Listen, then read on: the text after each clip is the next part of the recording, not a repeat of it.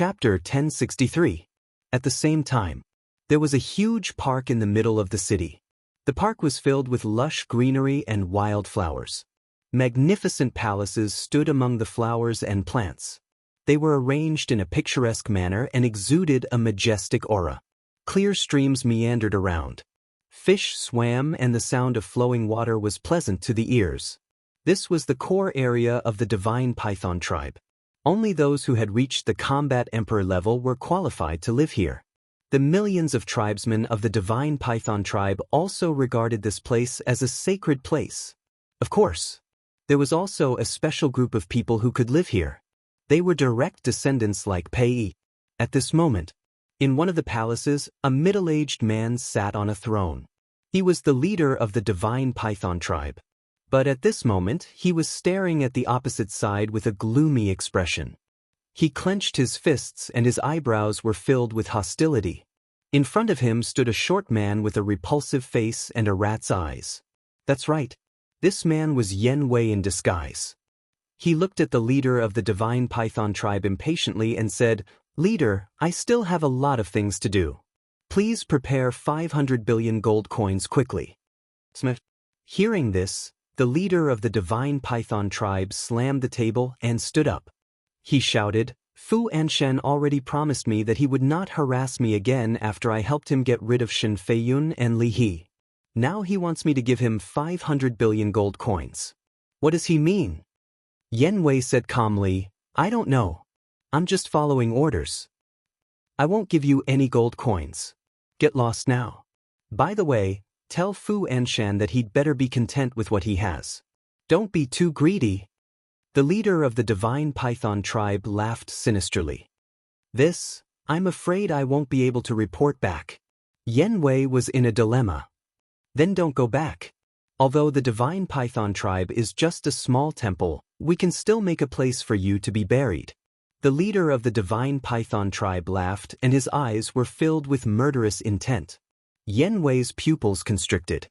In order to snatch the position of leader, this man even dared to murder his own brother, let alone an outsider like him. Dong. At this moment, there was a hurried knock on the door. "Come in." The chief of the divine python tribe raised his eyebrows and returned to his seat. He looked up at the door and said expressionlessly. A burly man pushed the door open and entered. He glanced at Yen Wei and ran to the leader of the divine python tribe. He whispered, "Leader, Ancestor Mu is here." What? The chief of the divine python tribe stood up abruptly, his face full of disbelief. "You're here so soon?" Yen Wei mumbled, his eyes flashing. The chief of the divine python tribe came back to his senses after a long while. He said angrily, "Isn't he dead?" The burly man said, "Yeah, but he really came. Pei was the one who brought him here. Are you sure you're not seeing things?" The chief of the divine python tribe said. The burly man nodded. The chief of the divine python tribe shook his head and said, "That's impossible. Why would it be like this? Is Pei Qin lying to me?" The man said, "Elder Qin wouldn't lie to you. Something must have happened." The leader of the divine python tribe nodded and asked, "Where is he now?" The burly man said, "Pei is showing him around our tribe." The chief of the divine python tribe waved his hand and said, "Got it. You may leave first." The burly man answered respectfully and turned to run out, closing the door behind him. The chief of the divine python tribe looked at Yen Wei and sneered. "Go back and tell Fu Anshan that things are different now. Although he has something on me, I have something on him too." "Huh?" Yen Wei was bewildered. The chief of the divine python tribe said with a sinister smile, "I don't mind telling you the truth. Li He and Shen Feiyun are not dead yet." What? Yen Wei turned pale with fright. "I've known Fu Anshan for so long. How can I not know what kind of person he is? That's why I held back when I killed Li He and Shen Feiyun." The chief of the divine python tribe sneered. Yen Wei asked in shock, "Where are Li He and Shen Feiyun now?" "Don't worry about this. Just tell Fu Anshan to stop stirring up trouble. Otherwise we'll just die together." The chief of the divine python tribe shouted. This, Yen Wei frowned. "I don't want to repeat myself. Get lost." The chief of the divine python tribe shouted. Okay. I'll tell him the truth. Yen Wei nodded and left through the portal. He knew that if he did not leave now, he would definitely be killed by the chief of the divine python tribe. It was not worth sacrificing his life for Fu Anshan. Fu Anshan, just you wait. Sooner or later, I'll let you know the consequences of going against me. After the portal disappeared, the chief of the divine python tribe smiled coldly. He sorted out his emotions and walked out with a bright smile. Back to Qin Feiyang. Under Pei Yi's lead, they were about to enter the central area of the city. The group of children continued to follow behind the two of them, chattering incessantly and making a lot of noise. Pei Yi pointed to the central area and introduced, Brother Mu, that's the core area of the divine python tribe. Ordinary people can't enter. Qin Feiyang looked up and said with a smile, Does that mean I'll be rejected too? Ha, I don't dare to say that for others, but I'm more than happy to welcome you to the divine python tribe. How can I reject you? A loud laugh was heard. The chief of the divine python tribe flew across the sky and landed in front of Qin Feiyang at lightning speed. Greetings, chief. The people on the street bowed to him.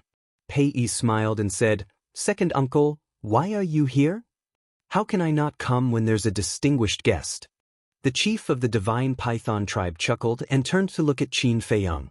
He said with a smile, Young friend, I've been looking forward to seeing you every day since we last met. Now you're finally here. Senior, you're too polite. I just hope I didn't disturb you. Qin Feiyang cupped his hands and said with a smile. Why would I? It's our honor to have you in our tribe. Let's go to the banquet hall. We must treat you well today. The chief of the divine python tribe was very enthusiastic. Like a kind elder, he pulled Qin Feiyang and flew to the central area. You guys go ahead and play. Brother Yi will come and find you when he's done. Pei Yi smiled and said to the group of children. Then he soared into the sky and chased after the two of them. A few moments later, the three of them entered a hall that was quite luxuriously decorated. There was a dazzling array of glass, agate, pearls, and jade. Come. Young friend, please take a seat. The chief of the divine python tribe welcomed Qin Feiyang and sat in front of a tea table made of jade. Then he yelled, Come, serve the tea. Not long after, two rather beautiful maidservants walked in with teacups and teapots in their hands. Young master, please have some tea. One of the maidservants placed a teacup in front of Qin Feiyang and said respectfully, Thank you. Qin Feiyang smiled and picked up the teacup. He tasted it and nodded with a smile. The fragrance is mellow and lingers in my mouth. It makes me feel like I'm in a sea of flowers. Goody. The chief of the divine python tribe smiled and said, Young friend, you really love tea. To tell you the truth, this is a flower tea specially made by our divine python tribe. The annual production is less than 500 grams. It tastes very good. If you like it, I'll give you a few kilograms before you leave. This is too precious. I can't accept it.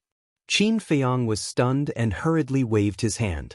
The chief of the divine python tribe said unhappily, Are you treating me like an outsider? You don't have to be polite with me at all. Just treat it as your own home. Qin Feiyang smiled and said, Then I'll accept your offer. That's more like it. The chief of the divine python tribe smiled and then sighed. Actually, to be honest, and I should thank you properly. If it weren't for you, my unfortunate elder brother might never be able to return to his roots. As he spoke, there was an indescribable sadness on his face. Pei Yi also lowered his head and fell silent. He could not hide his sadness. Qin Feiyang glanced at Pei Yi before looking at the leader of the divine python tribe. He said smilingly, Senior Pei Zhangfeng is indeed very unfortunate. The person who killed Senior Pei Zhangfeng is also a bastard who's worse than a beast. Hearing this, the chief of the divine python tribe looked very unnatural. However, he did not dare to show it and had to pretend to be indignant. He said, That's right. If I find out who did it, I won't let him off. Senior, have you found out the real culprit? Qin Feiyang asked.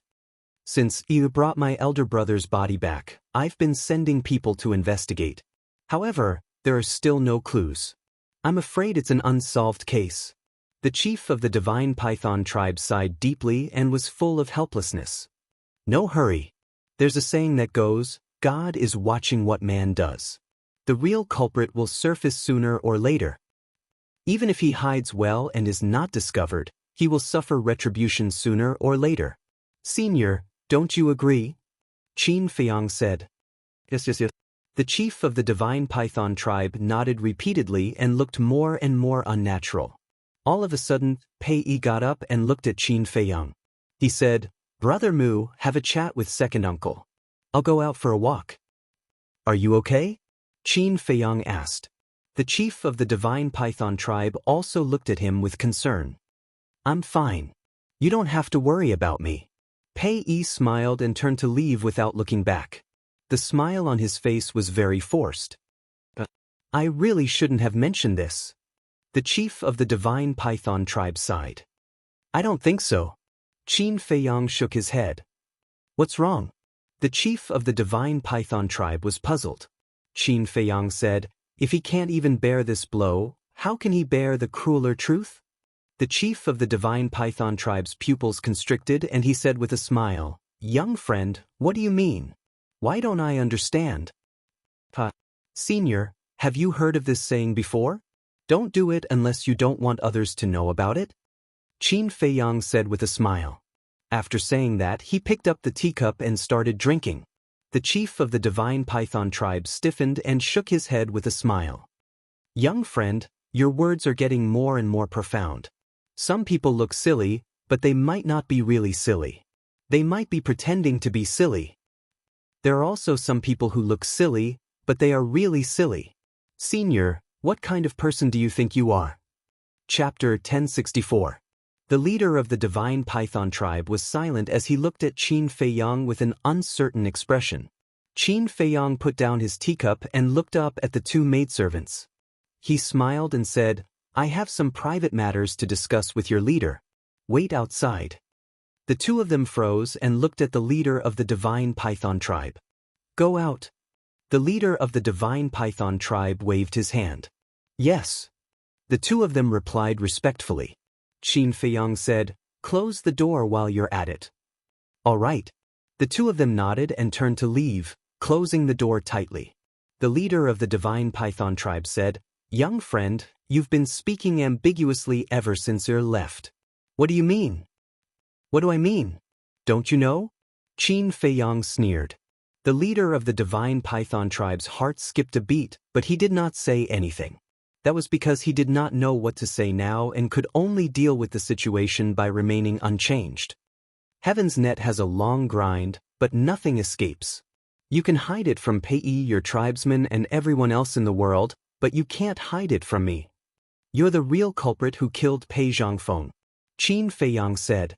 The leader of the divine python tribe stood up abruptly when he heard that, his eyes filled with shock. Are you curious as to how I know? Qin Feiyang said. The leader of the divine python tribe remained silent. Qin Feiyang took out the image crystal and played the video he obtained in the Black Lion tribe.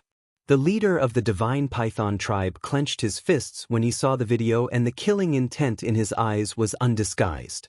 A moment later, the video ended. Qin Feiyang put away the image crystal and said with a smile, Did you see that? You thought that you were very secretive, but you've already been exposed. The leader of the divine python tribe said in a deep voice, Where did you get this video? Qin Feiyang chuckled. Do you think I'll tell you? What do you want? The leader of the divine python tribe asked. Qin Feiyang said, Simple. Give me an antidote. What antidote? The chief of the divine python tribe frowned. Qin Feiyang shook his head and said, I don't know what kind of antidote it is. I only know that it's a kind of poison concocted by Pei Qin. This kind of poison, even the detoxification pill can't remove it. The chief of the divine python tribe looked at Qin Feiyang in surprise and said, Are you poisoned? You want me to be poisoned, but it's a pity that I'm not the one poisoned. Let's cut the crap. I believe you must have the antidote on you. Give it to me. Qin Feiyang said lightly. I didn't. The chief of the divine python tribe shook his head. Don't joke around. With your cautious personality, how could you not have some antidote on you? Also, you have to understand that I'm not begging you now. If you don't give me the antidote, the video in my hand will soon spread to every corner of the divine city.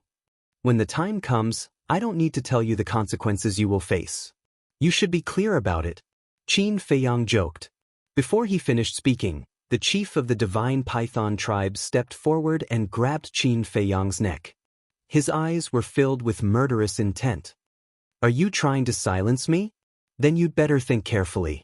After all, your tribesmen know that I came to your divine python tribe. Of course, you can also bribe your tribesmen. But even if you do that, it's meaningless. Because I'm not the only one who has this video. Qin Feiyang grinned. The chief of the divine python tribe's eyes trembled as he said in a low voice. Who knows? Anyway, as long as I don't return before nightfall, they will release this video to the world. Qin Feiyang said. The chief of the divine python tribe was livid. In the end, he let Qin Feiyang go. He took out a jade bottle from his Jianghu bag and said, "This should be the antidote you want. But I have a condition. You have to destroy that video. You don't have the right to negotiate. If you want to keep your current status and reputation, you have to give it to me." Qin Feiyang said. You win. The chief of the divine python tribe said coldly and threw the jade bottle to Qin Feiyang. Qin Feiyang caught it in his hand and looked at it carefully. He said, "You go out first. This is my territory. You should go out." The chief of the divine python tribe shouted. Qin Feiyang said lightly, "I don't want to say it again." The chief of the divine python tribe clenched his hands tightly. If looks could kill, Qin Feiyang would have died many times. But in the end, the chief of the divine python tribe compromised and went out with anger and grievance. After the door was closed, Qin Feiyang waved his hand and Viper immediately appeared out of thin air. Qin Feiyang handed the jade bottle to him and said, "Try it. Can't you?" Viper grabbed the jade bottle and couldn't wait to take a drop. Then he closed his eyes. After a dozen breaths, he suddenly opened his eyes and his face was full of ecstasy.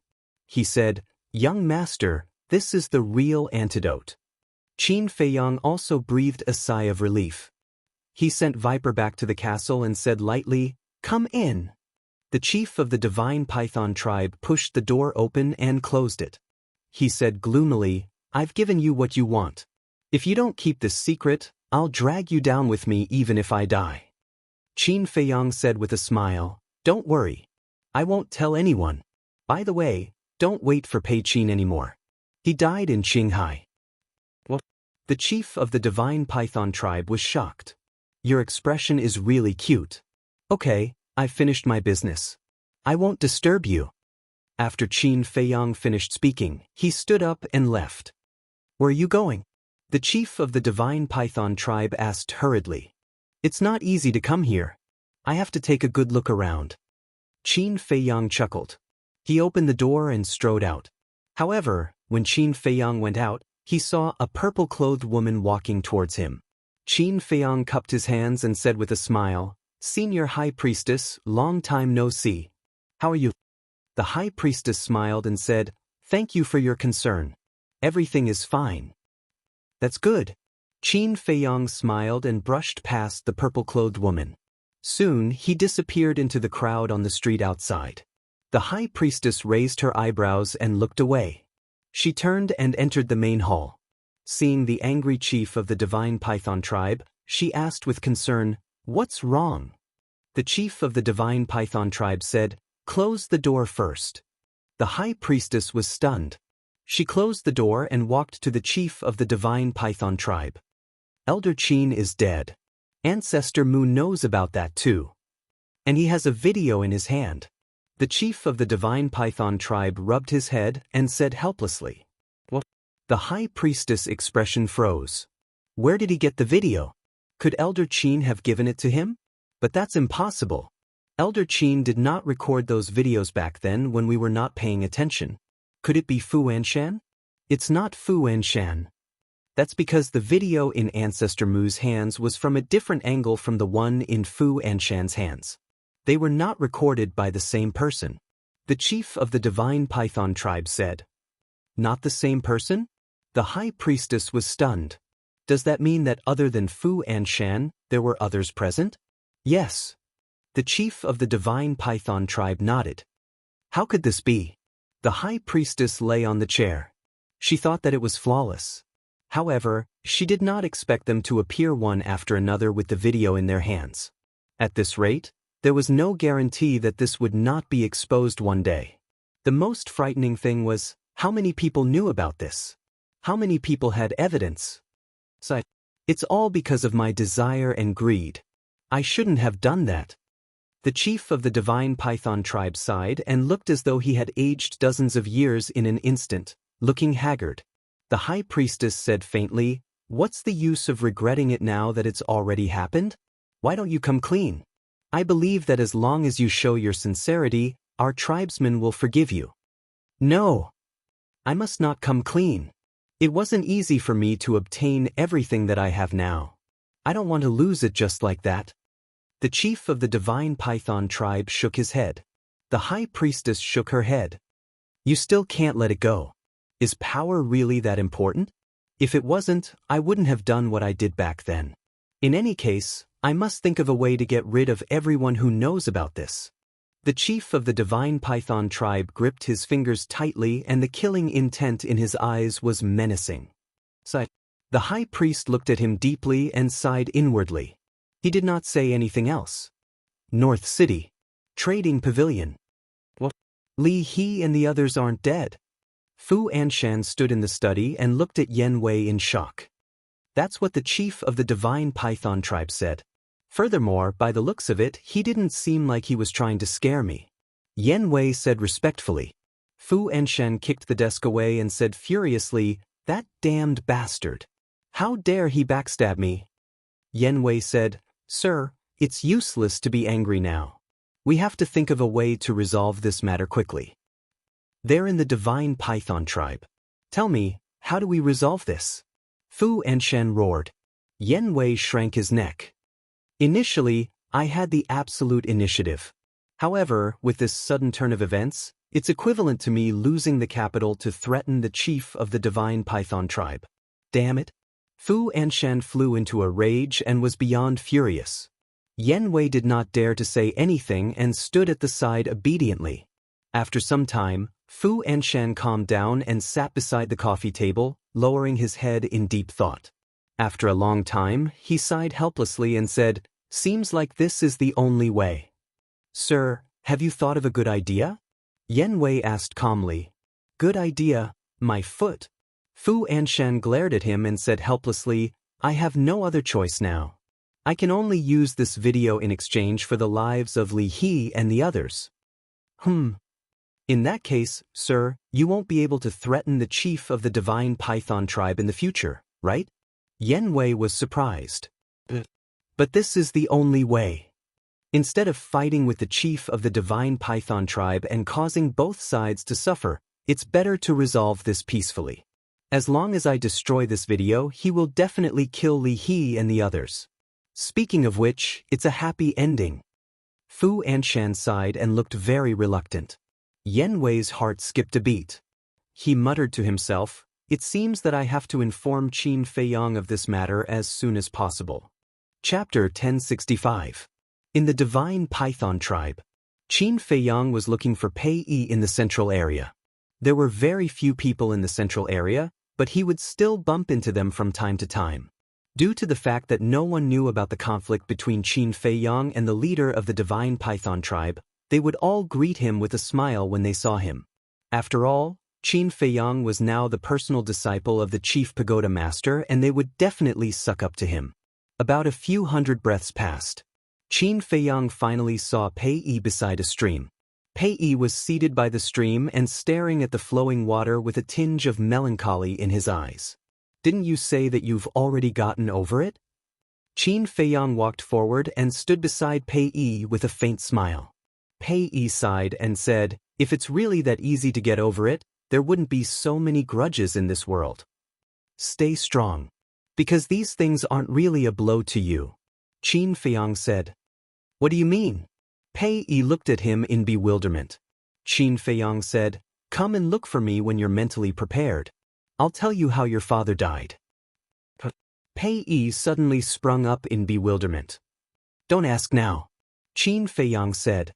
Pei Yi took a deep breath and turned to look at the stream. "I've seen countless people, but I really can't see through you."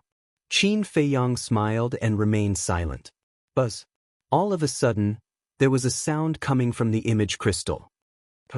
Qin Feiyong's eyes were filled with suspicion. Who was sending him a message? If it was Mr. Hao and the others, he wouldn't have to be wary of Pei Yi. However, if it was Wang Zicheng and the others, he couldn't let Pei Yi see it. He pondered for a while. Qin Feiyong looked at Pei Yi and said with a smile, "Wait a moment, I'll be back soon." He then opened the portal and appeared in the attic of the calming lake. He then took out the image crystal. Buzz. A short man with a hideous face appeared. "Yanwei?" Qin Feiyong was slightly taken aback. Yanwei shouted without hesitation, "Something bad has happened." "What is it?" Qin Feiyong was stunned. Yanwei said, "They want to harm Li He and Shen Feiyun." Qin Feiyong was stunned. What the hell was this? Didn't Li He and Shen Feiyun die long ago? Yanwei said, "Li He and the other two are not dead. They are currently imprisoned somewhere in the Divine Python tribe, but if you don't think of a way quickly, they will really die. Wait." Qin Feiyong raised his hand to interrupt Yanwei and asked in surprise, "You said they're not dead?" "Didn't I go to the Divine Python tribe before?" The chief of the Divine Python tribe said it himself. Yanwei said in a deep voice. This, Qin Feiyong was stunned. When he came back to his senses, he urged, "Tell me in detail." Yanwei nodded and recounted everything that had happened in detail. "I see." Only then did Qin Feiyong understand, and a sneer crept up in his eyes. These people were indeed not easy to deal with. Qin Feiyong said, "You don't have to worry about this. I will think of a way. You just have to keep an eye on Fu Anshan." After Yanwei said that, he turned off the image crystal. This is really an unexpected surprise. Qin Feiyong smiled coldly, took out the Phantom Snake Emperor, and said, "When the Divine Python tribe falls, you immediately go and monitor the chief and the high priest." "Understood." The Phantom Snake Emperor nodded, turned into a stream of light, and hid in Qin Feiyong's clothes. Qin Feiyong opened the portal again and appeared by the stream again. Pei Yi seemed to have calmed down a lot. He smiled and said, "Let's go, I will take you to walk around. Stay here for lunch. I will treat you to barbecue." But Qin Feiyong smiled. "Look at that rockery over there. I built it myself when I was young. Doesn't it look like a dragon?" Pei Yi pointed at a rockery not far away and smiled. Then he led Qin Feiyong to the rockery. The Phantom Snake Emperor climbed out of Qin Feiyong's clothes without anyone noticing. Then, it jumped into the grass and disappeared without a trace. Time passed little by little. Soon it was noon. Pei Yi opened the portal and led Qin Feiyong in. The two appeared at the city gate. There were many children playing on the grass. When they saw the two appear, they immediately rushed over. Qin Feiyong asked suspiciously, "Aren't you taking me to eat barbecue? Why are we out of the city?" "You'll find out later." Pei Yi smiled mysteriously and glanced at the group of children. "Do you guys want to eat barbecue?" "Yes." The group of children yelled. They seemed to be very happy and eager. "Let's go then." Pei Yi waved his hand and took the lead to walk towards the end of the plains. The group of children immediately followed him. Qin Feiyong was slightly stunned. He then shook his head and chuckled before following them slowly. He had already guessed where Pei Yi was going to treat him to barbecue. Not long after, the group of people entered the mountains outside the plains. Then, they took about an hour to enter a valley. In the valley, there were lush green weeds all over the ground. Wild flowers were blooming beautifully and the fragrance of the flowers wafted through the air. In the middle of the valley, there was a lake that was about 1,000 feet wide. The lake water was so clear that one could see the bottom. A 12-year-old boy tugged at Qin Feiyong's sleeve and said, "Big brother, do you know? Every time Big Brother Yi comes back, he will bring us here to eat barbecue." Qin Feiyong smiled and said, "Oh, I see. Doesn't that mean I'm basking in your glory?" "Of course. Let me tell you, the meat that Big Brother barbecued, be it rabbit meat or fish meat, is so fragrant. Just thinking about it makes me hungry. The boy wiped the saliva from the corner of his mouth and chuckled. Pei walked over and flicked the boy's head. Cut the crap. If you want to eat, hurry up and go catch some fish.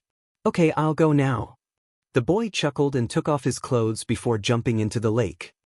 I'll go too. Apart from the girls, the other boys also rushed over. Qin Feiyang asked worriedly, there aren't any aquatic beasts in the lake, right? Pei smiled and said, don't worry, it's very safe here. Come and help too. It's good to experience the life of an ordinary person once in a while. My pleasure. Qin Feiyang chuckled. While the boys went to catch fish, the girls did not stay idle either. They scurried off to collect firewood. Qin Feiyang and Pei found plenty of small stones and built a bonfire. All of a sudden, everyone was extremely busy.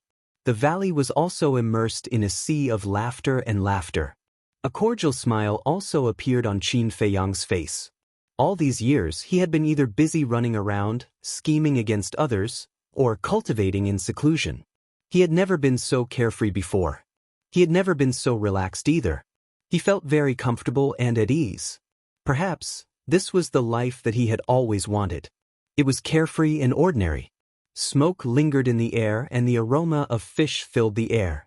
The group enjoyed a delightful lunch. Pei extinguished the bonfire and asked, Brother Mu, is there anywhere else you'd like to go? Qin Feiyang glanced at the children. He smiled and said, that's enough. Pei understood what Qin Feiyang meant. He said, I'll send them back first then. All right. Qin Feiyang nodded. Pei said loudly, children, hurry and say goodbye to Big Brother. Big Brother, goodbye. Come and play often when you're free. The group of children waved their hands and said with genuine smiles on their faces. We will. Go ahead. Qin Feiyang waved his hand. The group of children followed behind Pei and ran out of the valley, gradually disappearing from Qin Feiyang's sight. Thank you for letting me find that long-lost joy. Qin Feiyang muttered to himself. At this moment, the smile on his face was even brighter than the sun. It was something that had never happened before. Everyone's childhood was joyous. But when they grew up, it was difficult to feel this joy again. Hence, they had to cherish every minute and every second. Buzz. All of a sudden, the image crystal sounded. Qin Feiyang took out the image crystal and the shadow of the Phantom Serpent Emperor appeared. How is it? Qin Feiyang asked. The Phantom Serpent Emperor said, found it. They are locked in a secret chamber. Fu Anshan also personally sent a message to the leader of the Divine Python tribe not long ago to discuss this matter. What's the outcome? Qin Feiyang asked. The leader of the Divine Python tribe must have agreed. After all, this outcome is beneficial to both of them. But they are both afraid that the other party will play tricks, so they agreed to meet tomorrow morning at a place called Black Wind Mountain outside the Divine City to make the exchange in person. The Phantom Serpent Emperor said. Black Wind Mountain. Qin Feiyang pondered for a while and said, have you seen Li He and Shen Feiyun with your own eyes? Just now, the leader of the Divine Python tribe went to see them. I followed him secretly. Both of their cultivation were crippled and they looked very miserable. Even their tongues were cut off. They couldn't say a word and could only be bullied. The Phantom Serpent Emperor said, I got it. Come out and meet me first. I'm in a valley outside. Qin Feiyang gave the coordinates to the Phantom Serpent Emperor. Okay, I'll go right away. The Phantom Serpent Emperor nodded and the shadow dissipated. Qin Feiyang also put away the image crystal and lowered his head, deep in thought.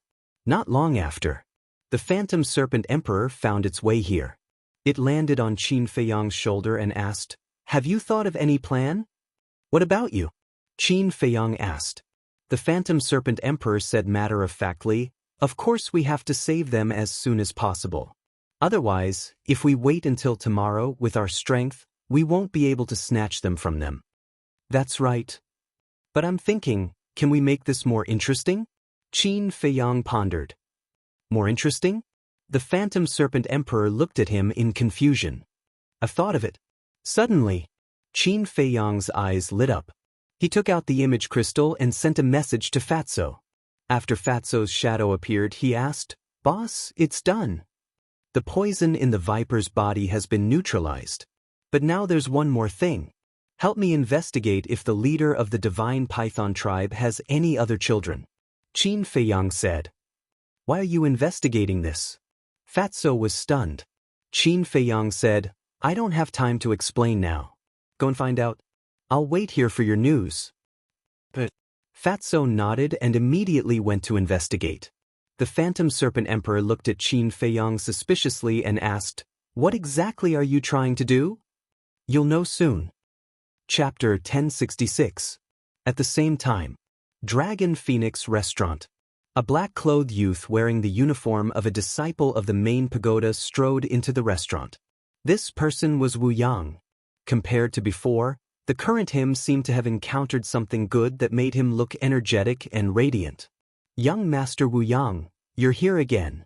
A waiter greeted him with a smile. Wu Yang nodded. "Same old place?" The waiter asked with a smile. "Yes." Wu Yang nodded again. "All right, please follow me." The waiter brought Wu Yang to the opposite corner. There was a window there, and beside it was a dining table. Sitting there, one could clearly see the pedestrians on the street outside through the window. When Wu Yang sat down, the waiter asked, "Young master, what would you like to drink today?" "2 jars of dragon wine. As for the rest, you can do as you deem fit." Wu Yang said. "All right, please wait a moment." The waiter shouted and turned around to run away. Wu Yang turned his head to look outside the window and chuckled. "It's really a joyous occasion. I haven't been so relaxed in a long time." At this time, a red-haired youth at the next table stood up and walked to the opposite side of Wu Yang. He sat down and said, "Wu Yang, you seem to be a little off recently." This person was also wearing the uniform of a disciple of the main pagoda. Wu Yang looked at the red-haired youth and said with a smile, "It's you, why am I off?" The red-haired youth said, "A while ago, it was very difficult for me to meet you here, but recently, I can see you every day. Tell me honestly, did something good happen?"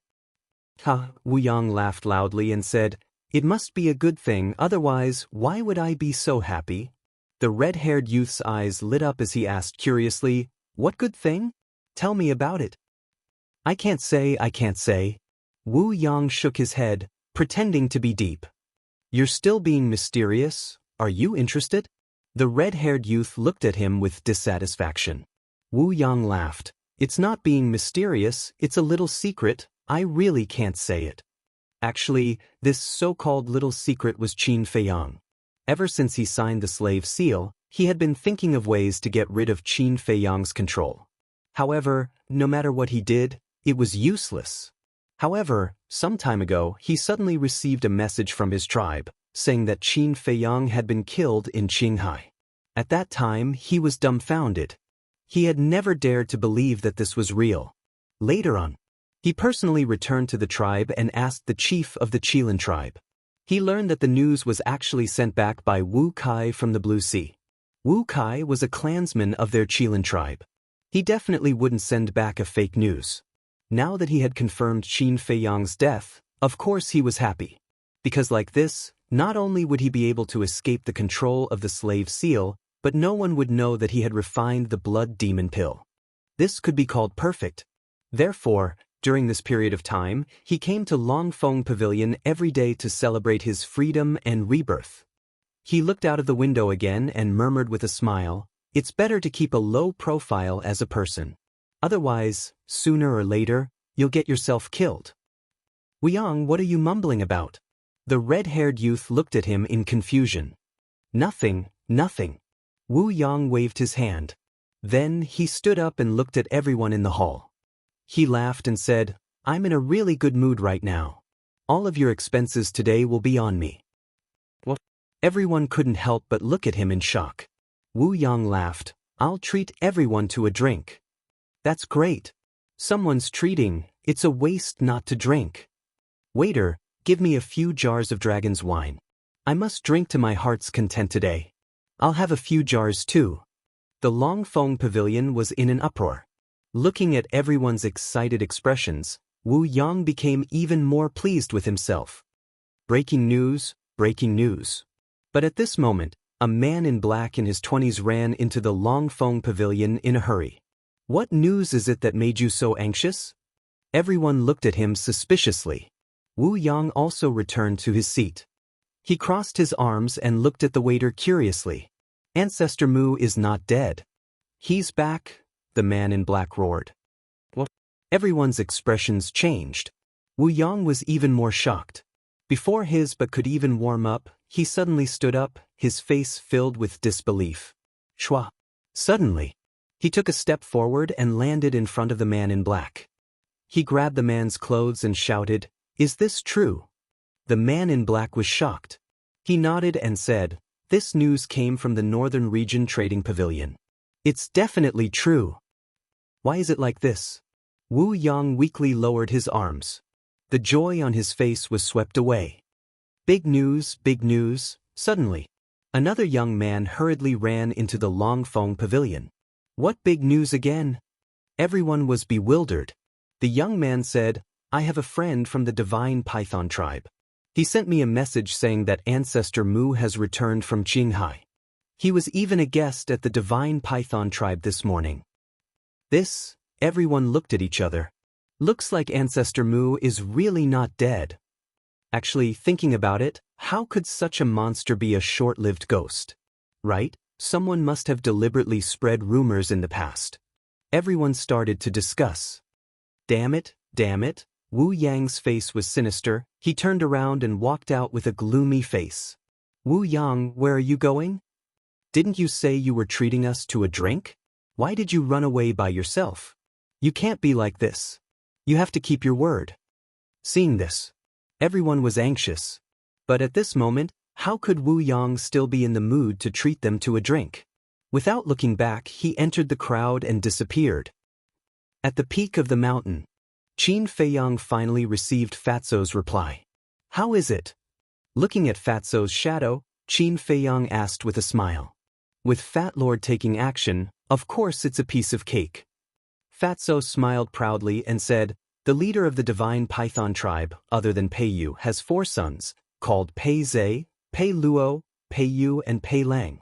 They are all in the martial artist mountain range, and their cultivation is between 5-star and 7-star War Master.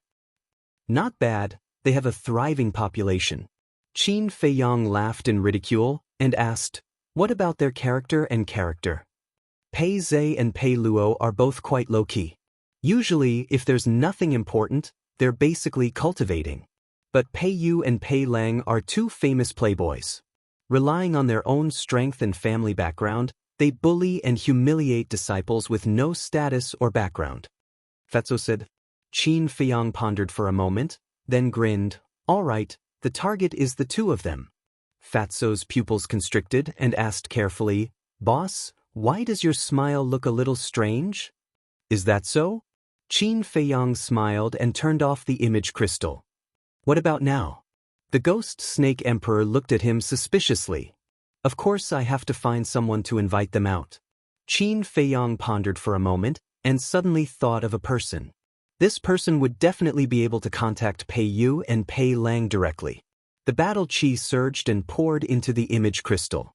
And then there was Wu Yang. He returned to the alchemy room in a daze and sat weakly beside the tea table. His eyes were filled with panic and his body was trembling. He was scared. Buzz.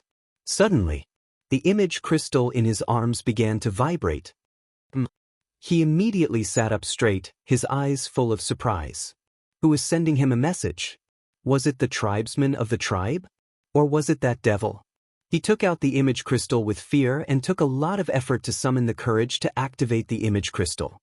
An illusory figure appeared. Immediately, his gaze trembled and he quickly stood up, his expression becoming incomparably respectful. "It's been a long time, did you miss me?" Qin Feiyang looked at him mockingly. "Miss you? I can't wait to kill you right now." Wu Yang secretly sneered, but he didn't dare to show the slightest difference on the surface. He smiled flatteringly. "Of course, you don't know how worried I was when I received the news of your death." "Really? Qin Feiyang asked. He knew what Wu Yang was thinking in his heart, but he didn't show it. Of course it's true.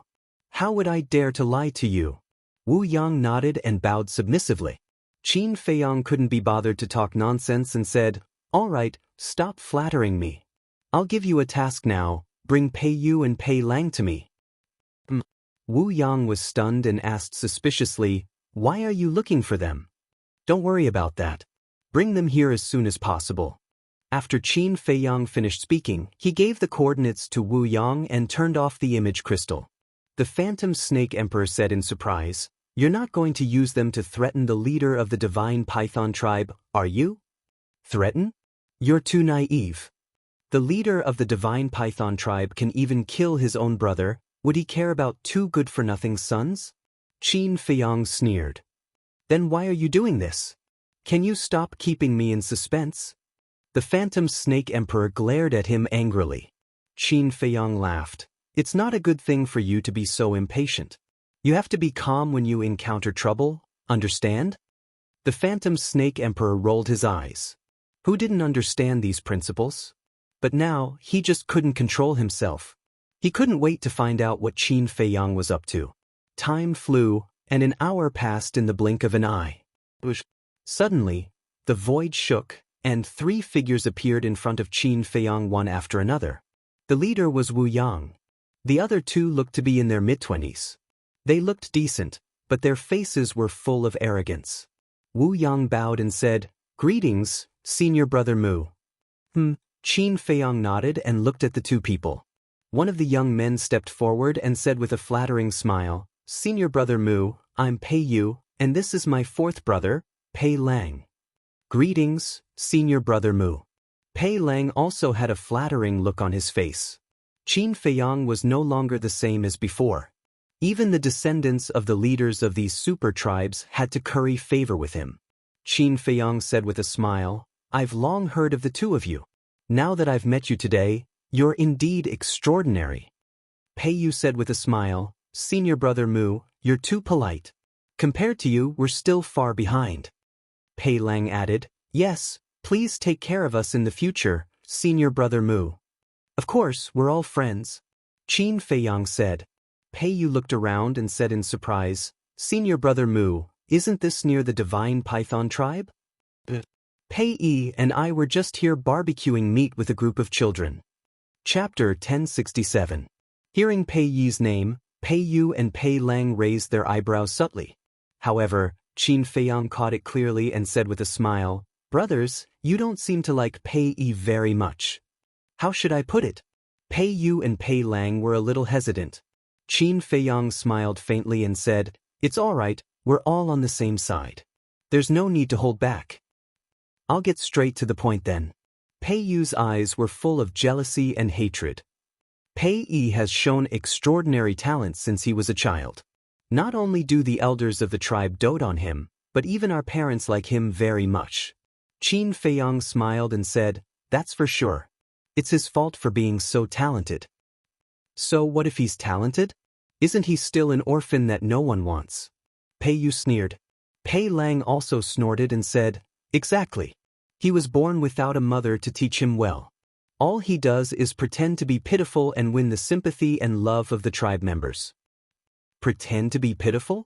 I've spent some time with him and he doesn't seem like such a person. Qin Feiyang said. Pei Yu said, Senior Brother Mu, don't be fooled by his appearance. He's not a good person. Stay away from him in the future. Yes. He's not on the same side as you at all. Pei Lang flattered. Qin Feiyang was stunned and he said mockingly, Then who should I be on the same side as? This, of course. Look, you're the disciple of the chief pagoda master. You have a noble status and no one can compare to you. Although the 2 of us can't compare to you, we're still the descendants of the leaders of the super tribes. We won't embarrass you if we're together, right? As for Pei Yi, he's just an orphan who no one wants. What right does he have to be your friend, right? The 2 of them smiled obsequiously. Qin Feiyang's eyes flashed with a cold light. The schemes of these 2 people were not simple at all. They were obviously trying to sow discord. Qin Feiyang chuckled and said, I like to hear the truth. From now on you're my friends." The two of them were overjoyed. Wu Yang, who was beside him, couldn't help but secretly mock him. Although he didn't know much about Qin Feiyang, he knew that he would never be friends with these two rich playboys. There must be some purpose behind it. Qin Feiyang glanced at Wu Yang before smiling at the two. "Since we're already friends, I have a favor to ask of the two of you. Senior Marshal Brother Mu, why are you being so polite? If there's anything you need, just tell us. We brothers will definitely do our best to help." Pei Yu patted his chest and said, "Yes, it's my duty." Pei Lang also looked very righteous. "Then I'll thank you in advance, brothers." Qin Feiyang said with a chuckle and took out 2 illusory form pills. What does that mean?" The two of them took the illusory form pill, their faces full of confusion. Qin Feiyang smiled and said, "I want you to disguise yourselves as 2 people." "Who is it?" the two of them asked. Qin Feiyang said, "Li He, Shen Feiyun." "Why do we have to disguise ourselves as them?" The two of them were surprised. Qin Feiyang smiled and said, "Disguise yourselves as them first, then I'll tell you." The two of them hesitated. Qin Feiyang's face showed a trace of displeasure, and he said indifferently, "Just now, the two of you said that it's my duty, and now you're changing your mind. It seems that the two of you don't treat me as a brother." Pei Yu's face changed, and he hurriedly waved his hand and said, "No, no, no, Senior Marshal Brother Mu, you've misunderstood. A real man's word is worth 9 tripods. Why would we change our mind?" Pei Lang nodded and said, "That's right. Senior Marshal Brother Mu's matter is our matter. Even if there's danger, we won't back down. Now, I'll disguise myself as Shen Feiyun." With that, Pei Lang threw the illusory form pill into his mouth and quickly changed into Shen Feiyun's appearance. Seeing that Pei Lang had already done it, Pei Yu didn't hesitate anymore. He took the illusory form pill and changed into Li He. Then, the two of them looked at Qin Feiyang and asked, "What's next?" "Next," Qin Feiyang chuckled, and killing intent suddenly surged in his eyes. Battle chi gushed out from his fingertips, and 2 scarlet sword chi entered the two's chi sea at lightning speed. The two of them immediately fell to the ground, clutching their lower abdomens and howling miserably. Wu Yang next to them was even more shocked. He glanced at the two of them, then looked up at Qin Feiyang and asked, "Senior Marshal Brother Mu, why are you doing this?" Qin Feiyang said expressionlessly, "You'd better not ask about my business." Yes. Wu Yang's face turned pale, and he nodded repeatedly. With a wave of his hand, Qin Feiyang collected the two's Jianghu bags. Then, he turned around and said to Wu Yang, "Cut off their tongues. While you're at it, search their bodies to see if they have any other hidden pills." What? Wu Yang's body trembled. Pei Yu and Wu Yang's faces were ashen. They knelt on the ground, kowtowing and begging for mercy. Seeing that Wu Yang didn't move, Qin Feiyang raised his eyebrows and shouted, "Didn't you hear me?" Wu Yang quivered and hurriedly took out a dagger. He looked at Pei Yu and Wu Yang and said, "I didn't want to do this, but I had to do it. I'm sorry." He stepped forward and pressed Pei Yu and Wu Yang. Swish, swish, swish, swish, swish. After a while, Wu Yang got up and walked to Qin Feiyang's side, and said respectfully, "I've searched them. They don't have any other pills." But Qin Feiyang nodded. He turned around and looked at the two of them lying on the ground in despair. He said coldly, "Do you know why I did this? Because this is how your father treated Shen Feiyun and Li He." Shen Feiyun and Li He's deaths are related to the leader of the divine python tribe. Wu Yang was surprised. Pei Yu and Wu Yang didn't realize it until now. Wu, they wanted to explain and ask, but their tongues had been cut off, so they couldn't open their mouths. They could only let out helpless whimpers. Qin Feiyang said, "Give them healing pills." After saying that, he sat cross-legged on the ground, glanced at the divine python tribe from afar, and closed his eyes to meditate. Wu Yang nodded, took out 2 healing pills without pill patterns, and stuffed them into their mouths. The healing pills could only have the effect of healing. They couldn't regenerate their tongues, nor could they repair their broken qi si. Wu Yang stood respectfully behind Qin Feiyang. Looking at the back of the figure in front of him, his eyes flickered. Time flew. In the middle of the night, Qin Feiyang finally opened his eyes. Looking at the dark night sky, he whispered, "It's finally dawn. I can activate the concealment technique." Dark clouds surged in the sky. A waning moon was faintly discernible. The nearby mountains and rivers were also dead silent. "It's time to describe it." 2 rays of light burst out of his eyes.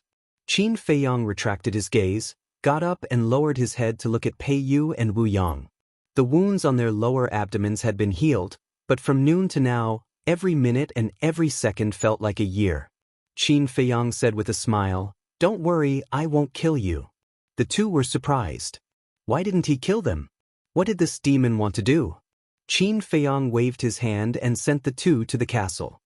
He turned to look at Wu Yang behind him and said playfully, "Are you interested in going with me?" Yes. Wu Yang nodded.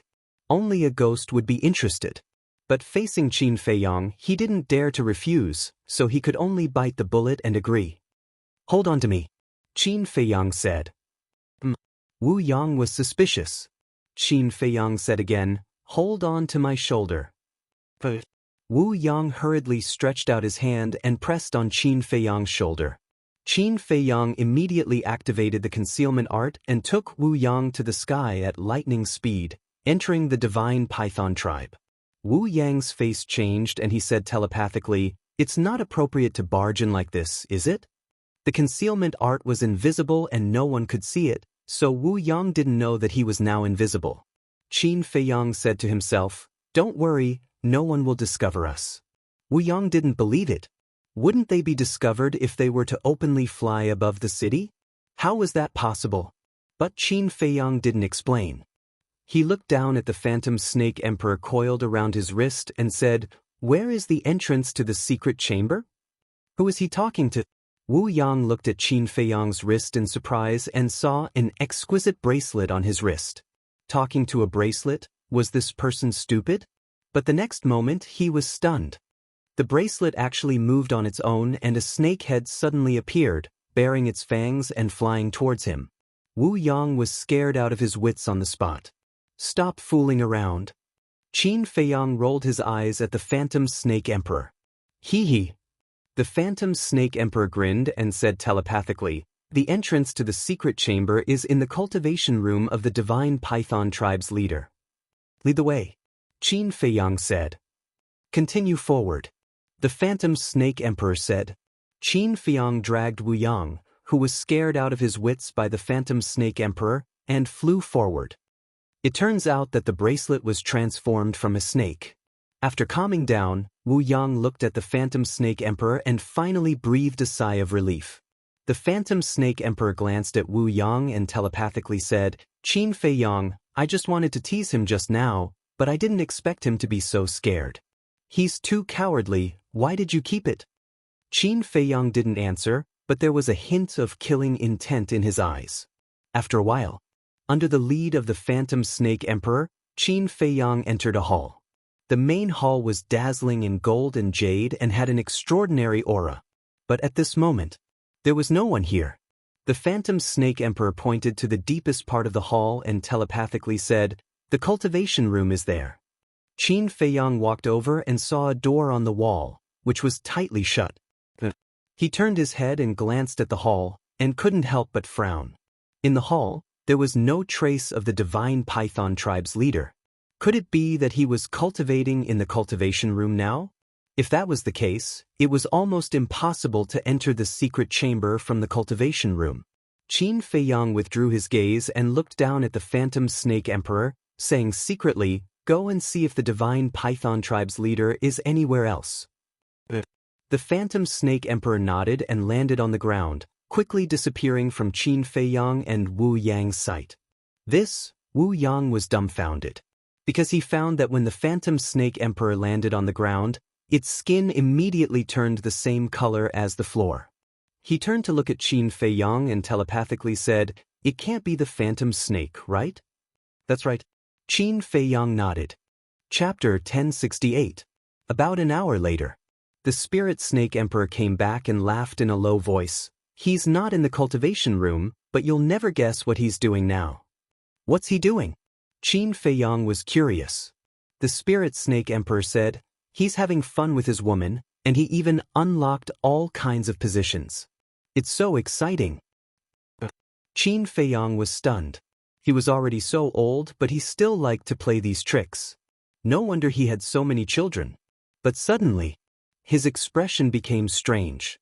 He looked at the Spirit Snake Emperor and asked, how do you know that they unlocked many positions? Could it be that you've been peeping for the past hour? The Spirit Snake Emperor laughed evilly. It's so exciting, of course I have to watch for a while more. Fuck. Didn't I teach you that it's not suitable for children? And you made me wait for so long. Qin Feiyang's face darkened. He directly gave it a slap on the head. When did you teach me that? Moreover, am I considered a child? To be honest, this emperor's age is something that even 10 of you can't compare to. The Spirit Snake Emperor rolled its eyes at Qin Feiyang. Cut the crap. You'd better not watch this kind of thing in the future. Qin Feiyang snorted, turned to look at the stone door, and asked, how do I open it? Aren't you very capable? Think of a way yourself. The Spirit Serpent Emperor harumphed, looking extremely displeased. Say that again? Qin Feiyang's eyes turned cold. The Spirit Snake Emperor smiled embarrassedly and quickly said, just open it directly, but do it gently and don't make too much noise. Qin Feiyang walked up and pushed lightly with his hand. The stone door slowly opened. The cultivation room behind the door was about 100 feet wide, but there was nothing. There was only an old futon in the center. Qin Feiyang walked in, glanced at the cultivation room, and asked, where's the entrance to the secret room? It's beside the futon. The Spirit Snake Emperor led the way. Close the door. Without looking back, Qin Feiyang ordered Wu Yang and strode towards the cattail hassock. After Wu Yang closed the stone door, he hurriedly followed. The Spirit Serpent Emperor stopped in front of the futon and pointed at the ground. Li He and Shen Feiyun are right below here. Qin Feiyang glanced at the ground and frowned. How do we open this entrance? There is a mechanism. The Spirit Serpent Emperor chuckled. It raised its little tail and lifted the praying mat, but there was nothing underneath it. The Spirit Snake Emperor crawled over and pressed its tail against a stone brick, causing it to cave in immediately. Meanwhile, the ground next to Qin Feiyang's feet cracked open, and then slowly opened to both sides. Under the crack, there was a faint light. When the crack was a foot wide, Qin Feiyang finally saw Li He and Shen Feiyun. The secret chamber below was only 5 or 6 meters wide. A luminous pearl hung on the wall, emitting a dim light. Li He and Shen Feiyun were sitting in the secret chamber with their backs against the wall. Their bodies were covered in blood, and their faces were as pale as paper. They had completely lost their previous elegance. Even their bodies were emitting a pungent stench. They are actually not dead. Wu Yang looked at the two of them with a face full of shock. He finally understood why Qin Feiyang sneaked into the divine python tribe in the middle of the night. At the same time, Li He and Shen Feiyun heard the noise and raised their heads, staring coldly at the entrance above.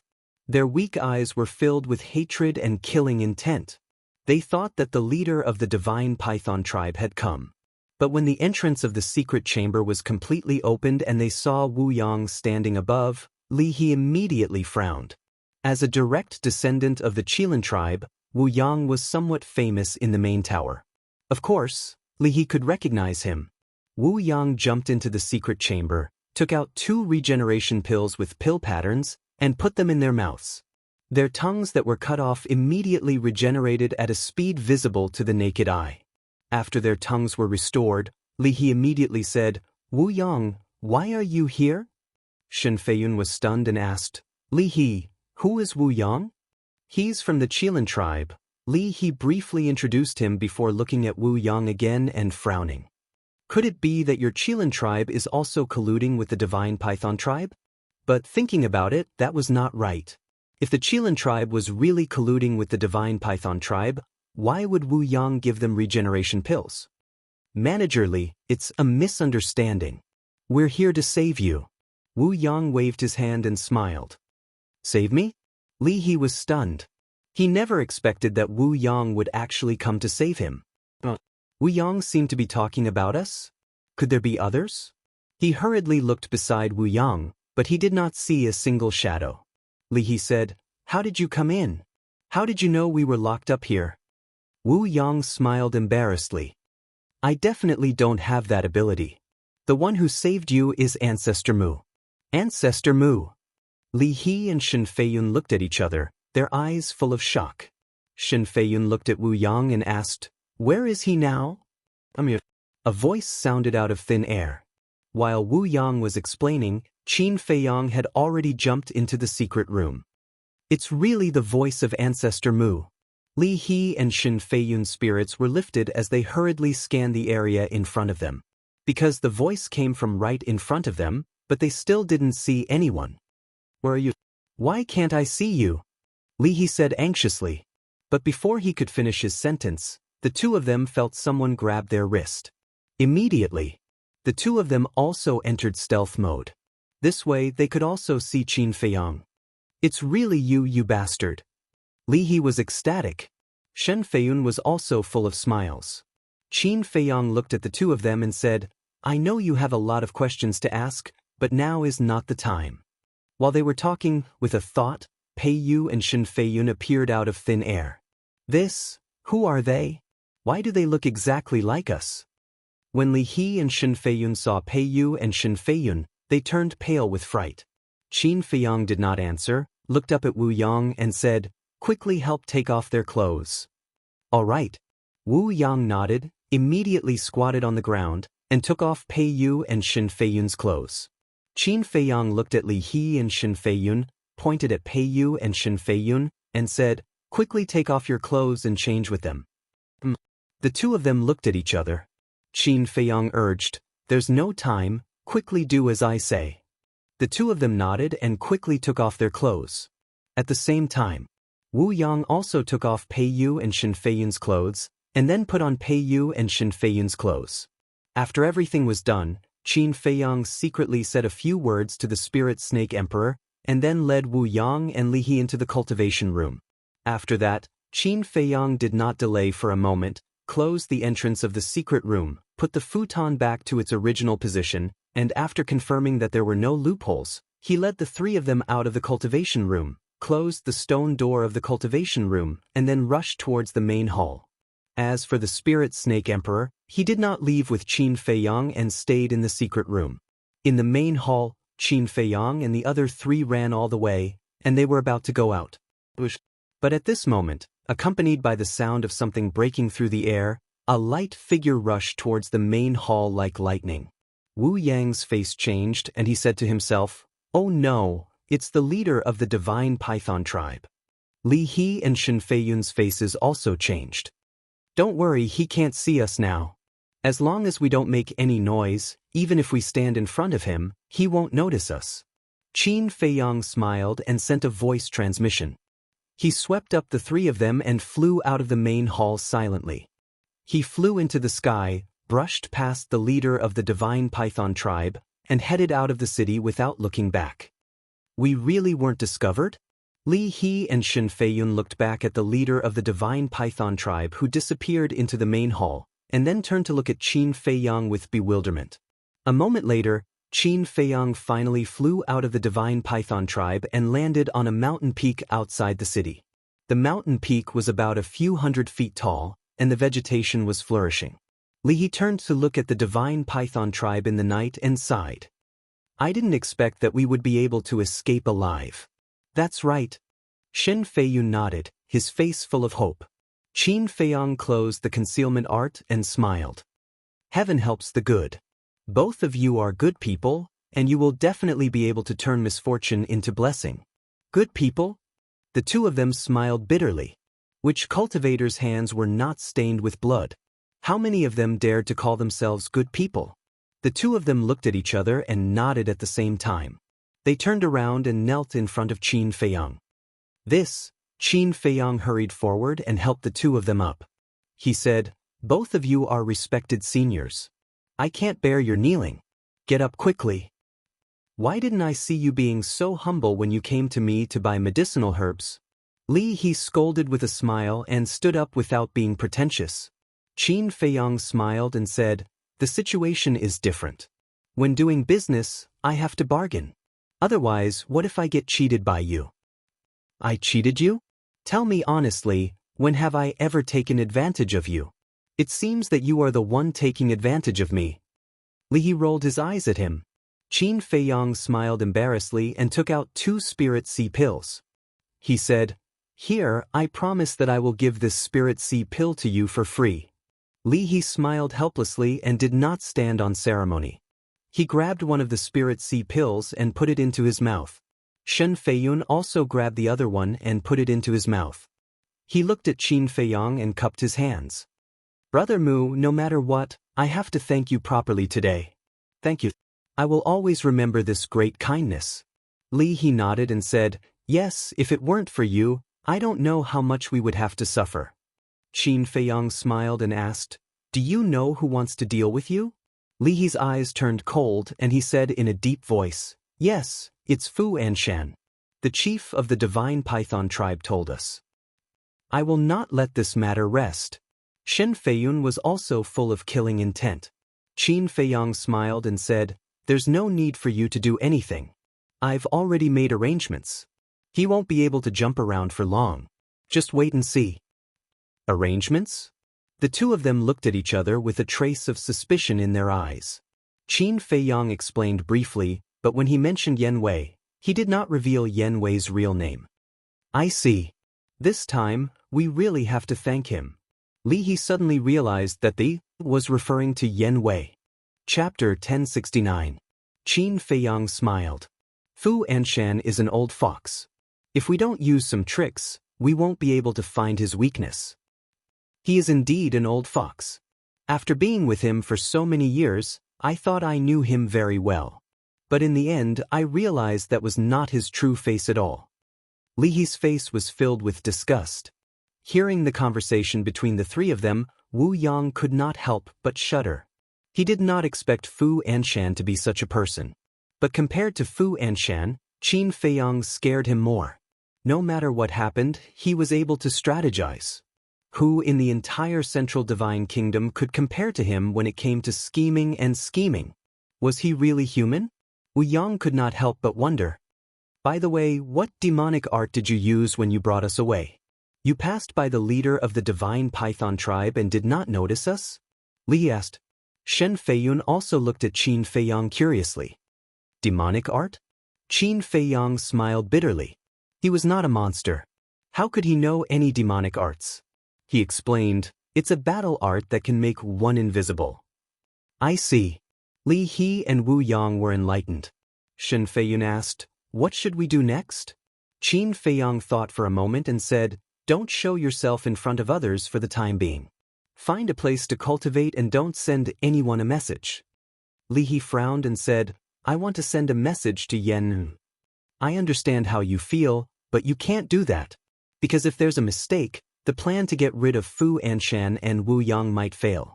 Qin Feiyang said sternly. Li He hesitated for a moment and nodded. "All right then. Yen thinks I'm dead anyway. It doesn't matter if I appear now or later." "It's good that you can think that way." Qin Feiyang smiled. "Oh no."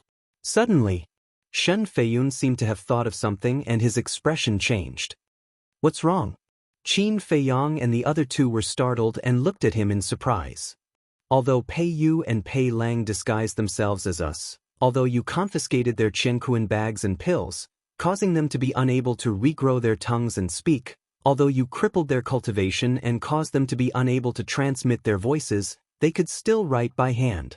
For example, if they used their own blood to write some words on the ground, wouldn't the divine python tribe's leader know that they are fake when he sees those words?" Shen Feiyun said. "Yeah." Li He's eyes trembled. He hurriedly looked at Qin Feiyang and said, "While it's still early, let's go there again." Qin Feiyang shook his head and said, "The concealment spell can only be used once a day. The leader of the divine python tribe has already returned to the main hall. It is almost impossible for him to return to the secret chamber." "Then what should we do?" Shen Feiyun asked. Li He suggested, "Why don't we go look for the chief tower master now?" Qin Feiyang smiled and said, "Seniors, Don't worry. How can I not be anxious? If he really finds out that we have escaped, he will definitely flee immediately. The Forgotten Continent is so big, and he is so strong.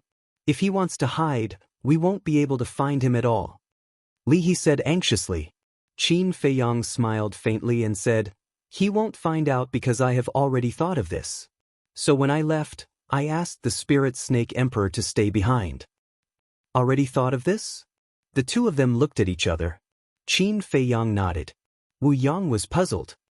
Then what can the Spirit Snake Emperor do by staying behind? Qin Feiyang smiled faintly and said, knock out Pei Yu and Shen Feiyun and keep them unconscious.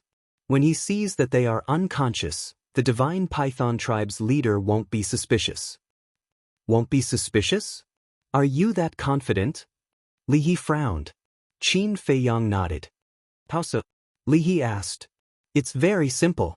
When you were imprisoned, you were tortured a lot by him, right? Your body was very weak to begin with, right? Qin Feiyang threw out a few questions in succession. Li He also nodded repeatedly. That's not right? You are so weak after being tortured by him. In his opinion, it's natural for you to be unconscious. Of course, if you are unconscious for too long, even a fool will be suspicious. But the problem is that when dawn comes, he will bring Pei Yu and Shen Feiyun to Black Wind Mountain to exchange with Fu Anshan. Tell me, will he be suspicious in such a short time? If it were you, would you be suspicious? Qin Feiyang smiled. Definitely not. Li He and Shen Feiyun replied without hesitation because there were only a few hours left before dawn. Qin Feiyang said again, moreover, even if the Divine Python tribe's leader finds out that they are fake, the Spirit Snake Emperor will inform me immediately. How can he escape? There is no chance at all. Li He and Shen Feiyun looked at each other, their faces full of shock. How amazing! He had even thought of this in advance. This brat's temperament was a little too terrifying. He simply didn't miss a single detail. Qin Feiyang smiled and said, let's go to Black Wind Mountain now and wait for the show to begin. You actually came up with such a bad idea. You are too bad. Li He rolled his eyes at him and added, but I like it. When the Divine Python tribe's leader finds out that it was his own son who was killed, his expression will be very interesting. After saying that, he could not help but laugh. Shen Feiyun was also full of smiles, but there was a hint of fear in his eyes when he looked at Qin Feiyang. This kid was not only meticulous, but his methods of torturing people were also hair-raising. Qin Feiyang asked, do any of you know the coordinates of Black Wind Mountain? I know. Black Wind Mountain is not far from the Divine City. After saying that, Li He gave the coordinates to Qin Feiyang. Qin Feiyang waved his hand, and a portal quickly opened. Can I go back first? Wu Yang asked. Qin Feiyang shook his head.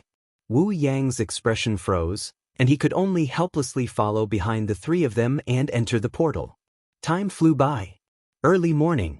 The sun gradually rose from the horizon. The red sunlight shone on the earth, causing all things to recover. On a mountain peak, Qin Feiyang and the other three sat cross-legged, absorbing the essence of heaven and earth, cultivating their bodies and minds. After a night of rest, Shen Feiyun and Li He's Sea of Qi had recovered, their injuries were healed, and their spirits were better. Buzz. Suddenly, a buzzing sound was heard. Qin Feiyang suddenly opened his eyes, and two rays of light burst out. He took out the image crystal. The phantom of the Spirit Snake Emperor quickly appeared.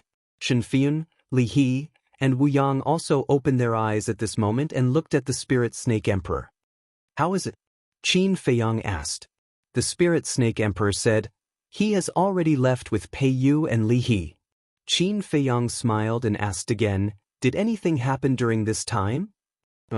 However, when the leader of the Divine Python tribe entered the secret chamber just now, he woke the two of them up. They immediately cried out, but the leader of the Divine Python tribe ignored them.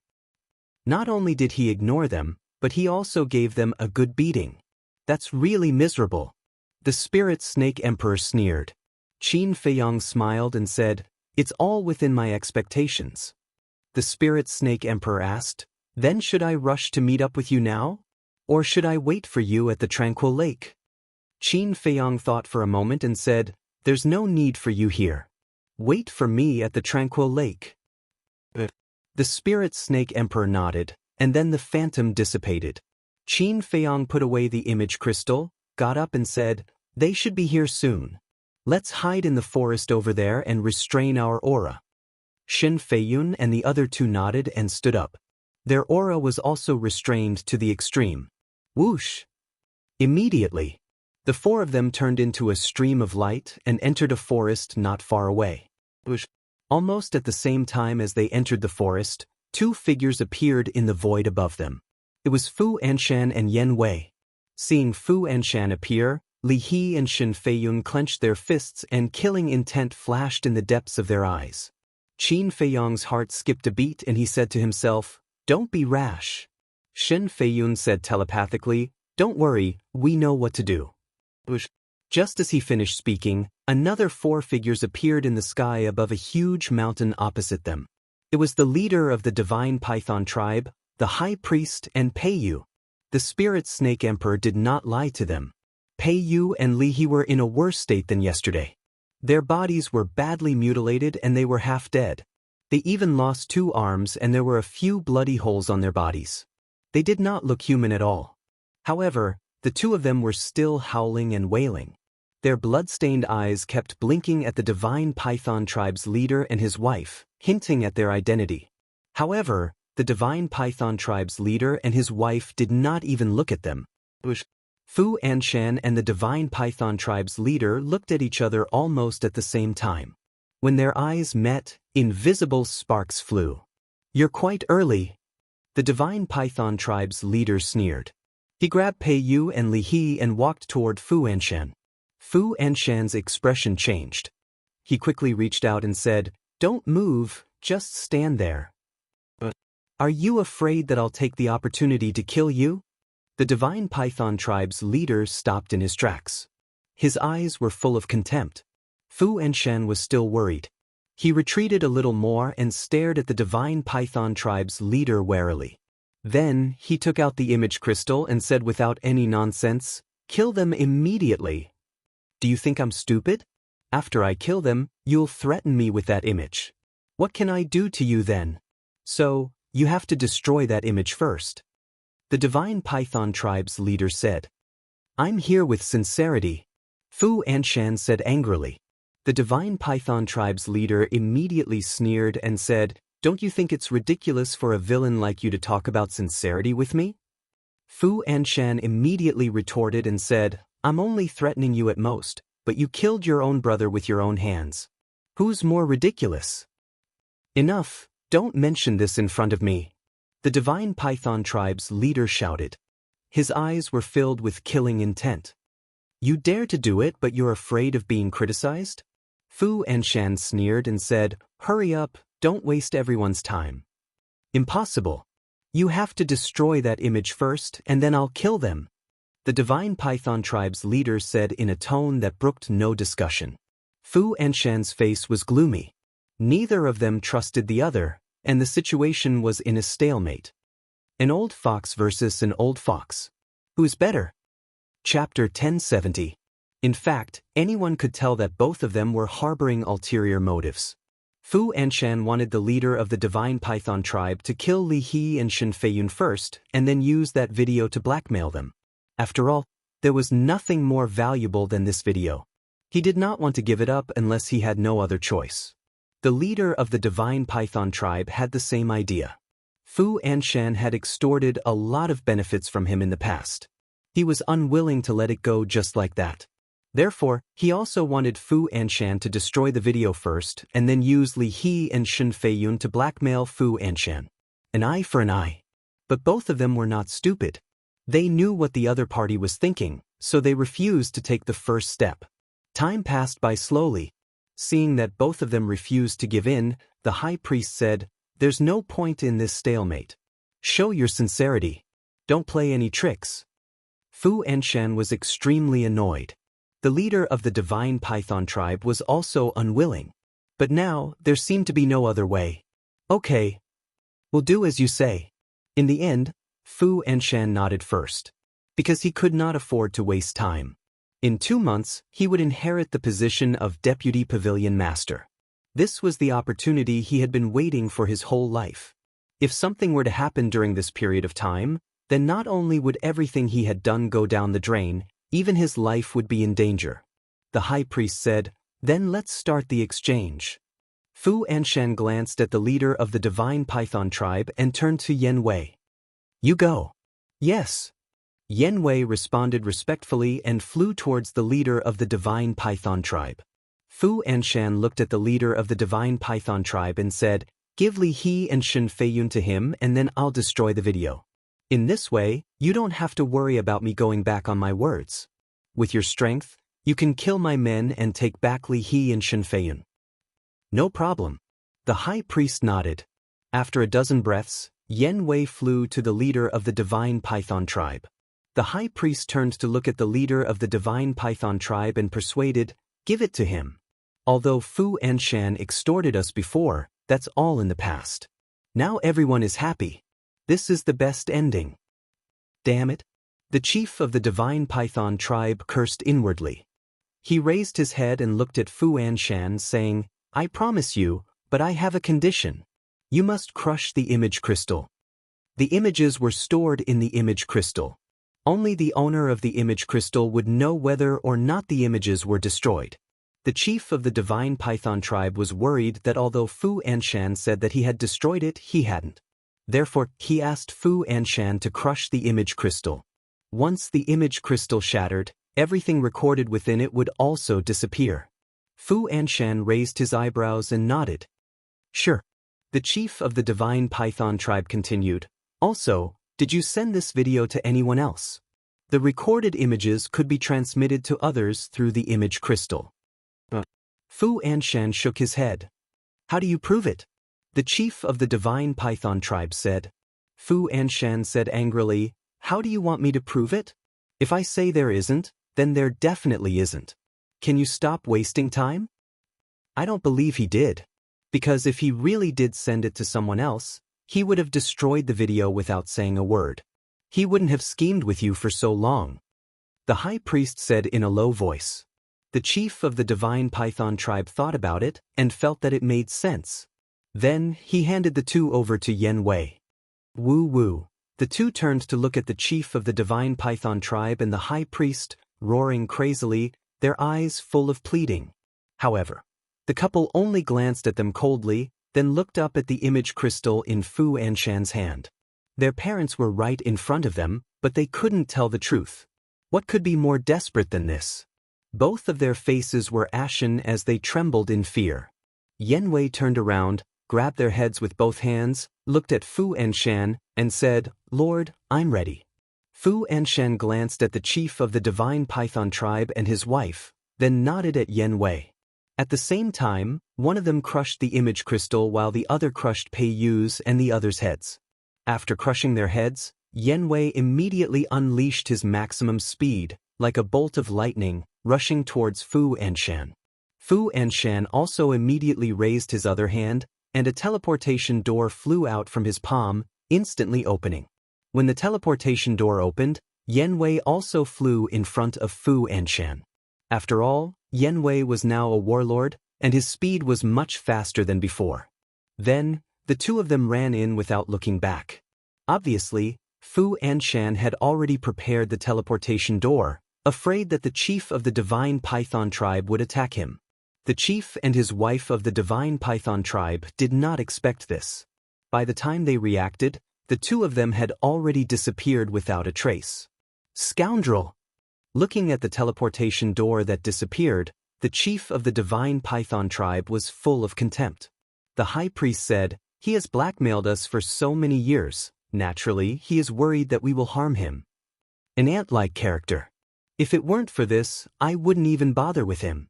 The chief of the Divine Python tribe said disdainfully. The high priest shook his head and laughed.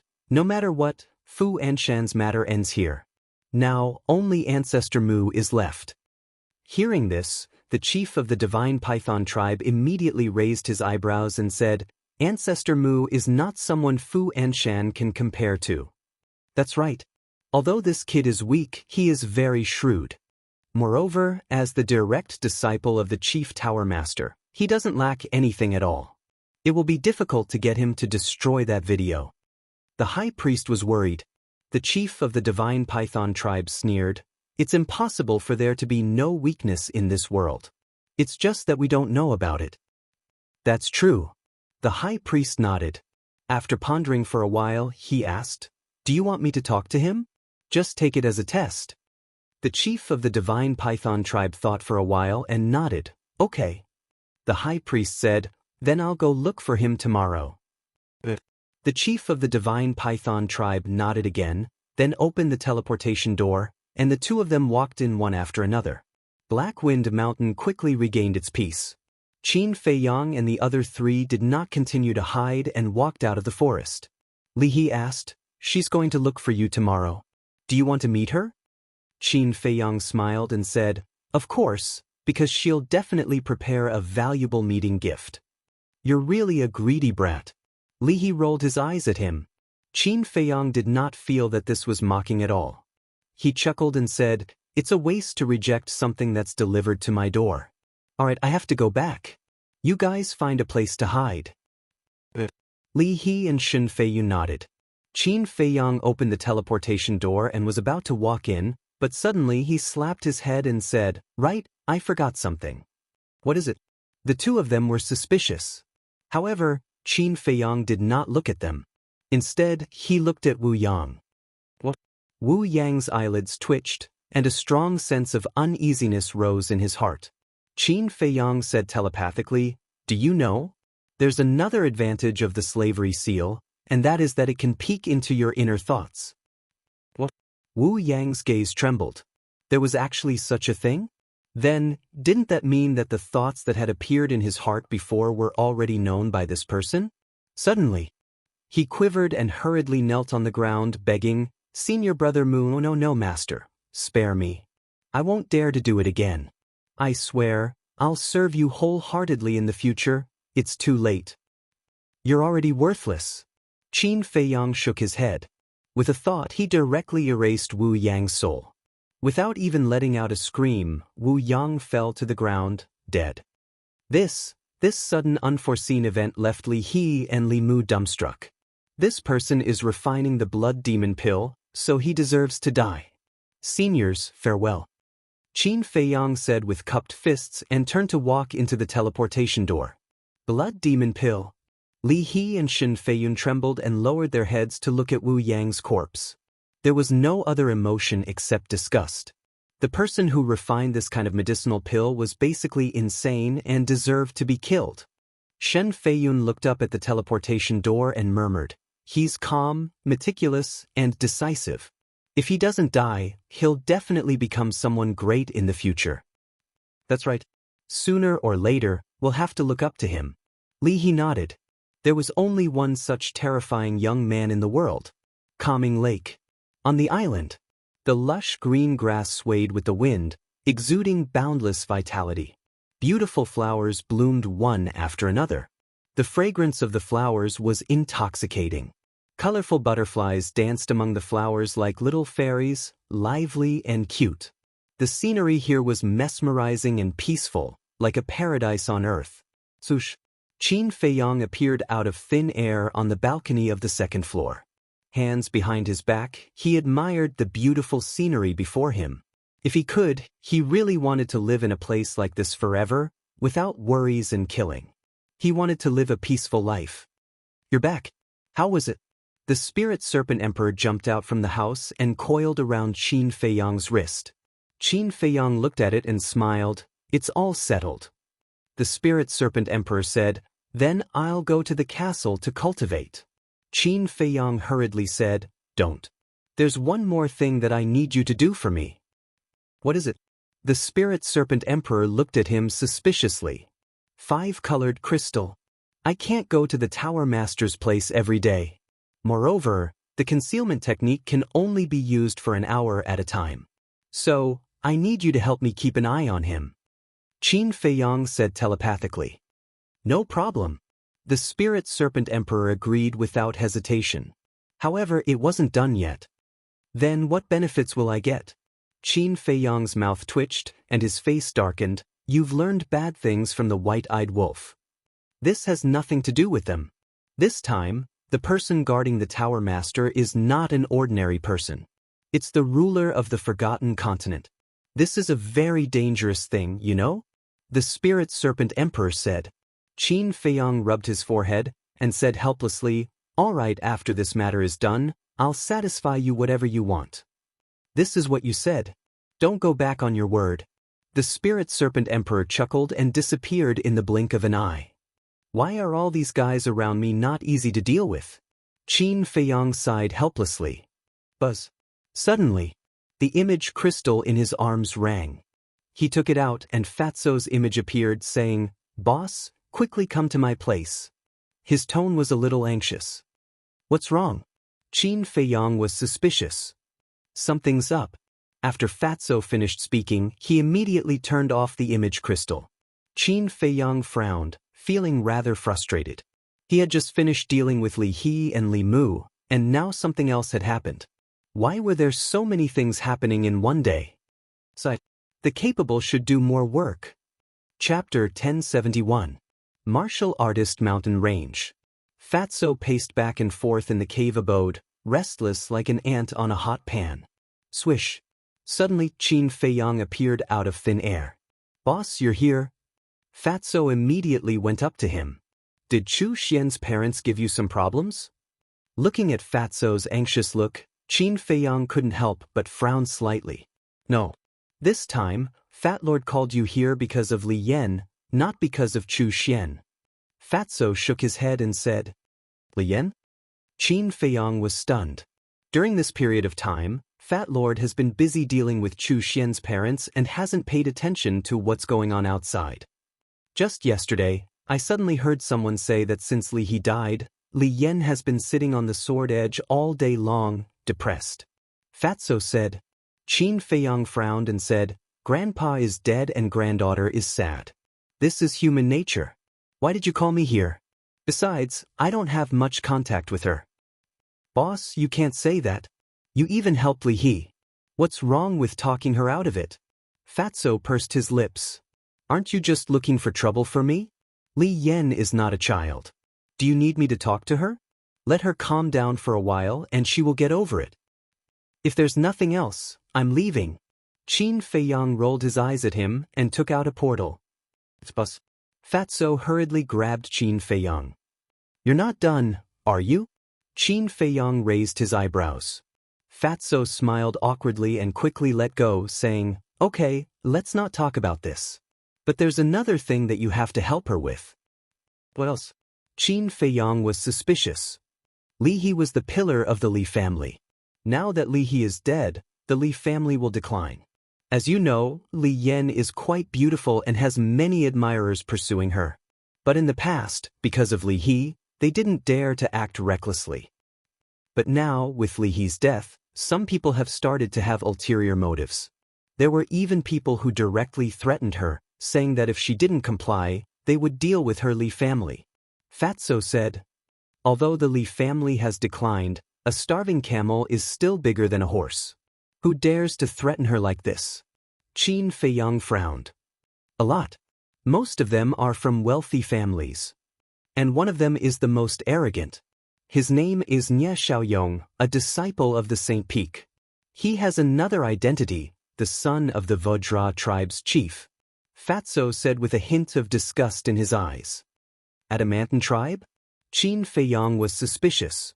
Don't look down on the Adamantine tribe, because the Adamantine tribe is also one of the 9 super tribes.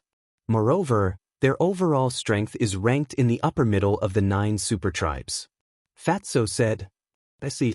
Qin Feiyang nodded in realization and said with a smile, "This is a good thing." "What the hell?" Fatso was stunned. As the son of a super tribe's chief, whether it is identity or status, Li Yan can't compare to him. If Li Yan can marry him, the Li family can be considered to have a meteoric rise. If this isn't a good thing, then what is? Qin Feiyang said with a smile. "Boss, how can you be like this? Where did your righteous heart go? Are you still the boss that I know?" Could it be that someone else is impersonating you? Fatso looked at Qin Feiyang in surprise. Scram. Qin Feiyang's face darkened and knocked Fatso's head hard, causing Fatso to grimace in pain. He endured the pain and said with a flattering smile, "Boss, please help her." Qin Feiyang looked at him with a strange expression and said, "Why do you care so much about her? Don't tell me that you like her." Damn. Is Fat Lord the kind of person who loves every woman he sees? Fatso glared at him. Qin Feiyang looked at him and shook his head. No, but there must be a reason. He knew Fatso's character too well. He would never beg him for a woman he had only seen a few times. Fatso's face was cloudy and uncertain. There really are other factors. Qin Feiyang raised the corner of his mouth and said lightly, "If you don't want to say, then I'll go back. You can go by yourself." "Don't." I'll say it. It's like this. Yesterday evening, I went to the Sword Peak to persuade her. After all, when Yen Wei and I were in the transaction pavilion, she took care of us a lot. When I arrived at the Sword Peak, I happened to see Nie Xiaoyong threatening her. I couldn't stand it, so I went to reason with him. In the end, Fatso couldn't continue. His face was full of embarrassment. In the end? Qin Feiyang was curious. This, that, the fatty stammered. When he saw Qin Feiyang take out another teleportation gate, he hurriedly said, "In the end, he didn't say anything and slapped me a few times. He even threatened to cripple me if I meddled in his business again." Qin Feiyang was stunned. Looking at Fatso's chubby face, he teased, "It's good to give you a few slaps. It'll help you lose weight." "Boss, you're my brother. Your brother was beaten and you still say such things. You're too much." Fatso grumbled discontentedly. "You deserve it. Is the disciple of the Saint Peak someone you can provoke? What's more, he's a direct descendant of a super tribe." Qin Feiyang said expressionlessly. But this was not the point. What angered him the most was that this damn Fatso actually tricked him. He said that he was helping Li Yan, but in fact, he was helping himself. "Boss, I was wrong. I shouldn't have tricked you. Please help me. If I don't vent my anger, I really can't feel at ease." Fatso looked at him pitifully.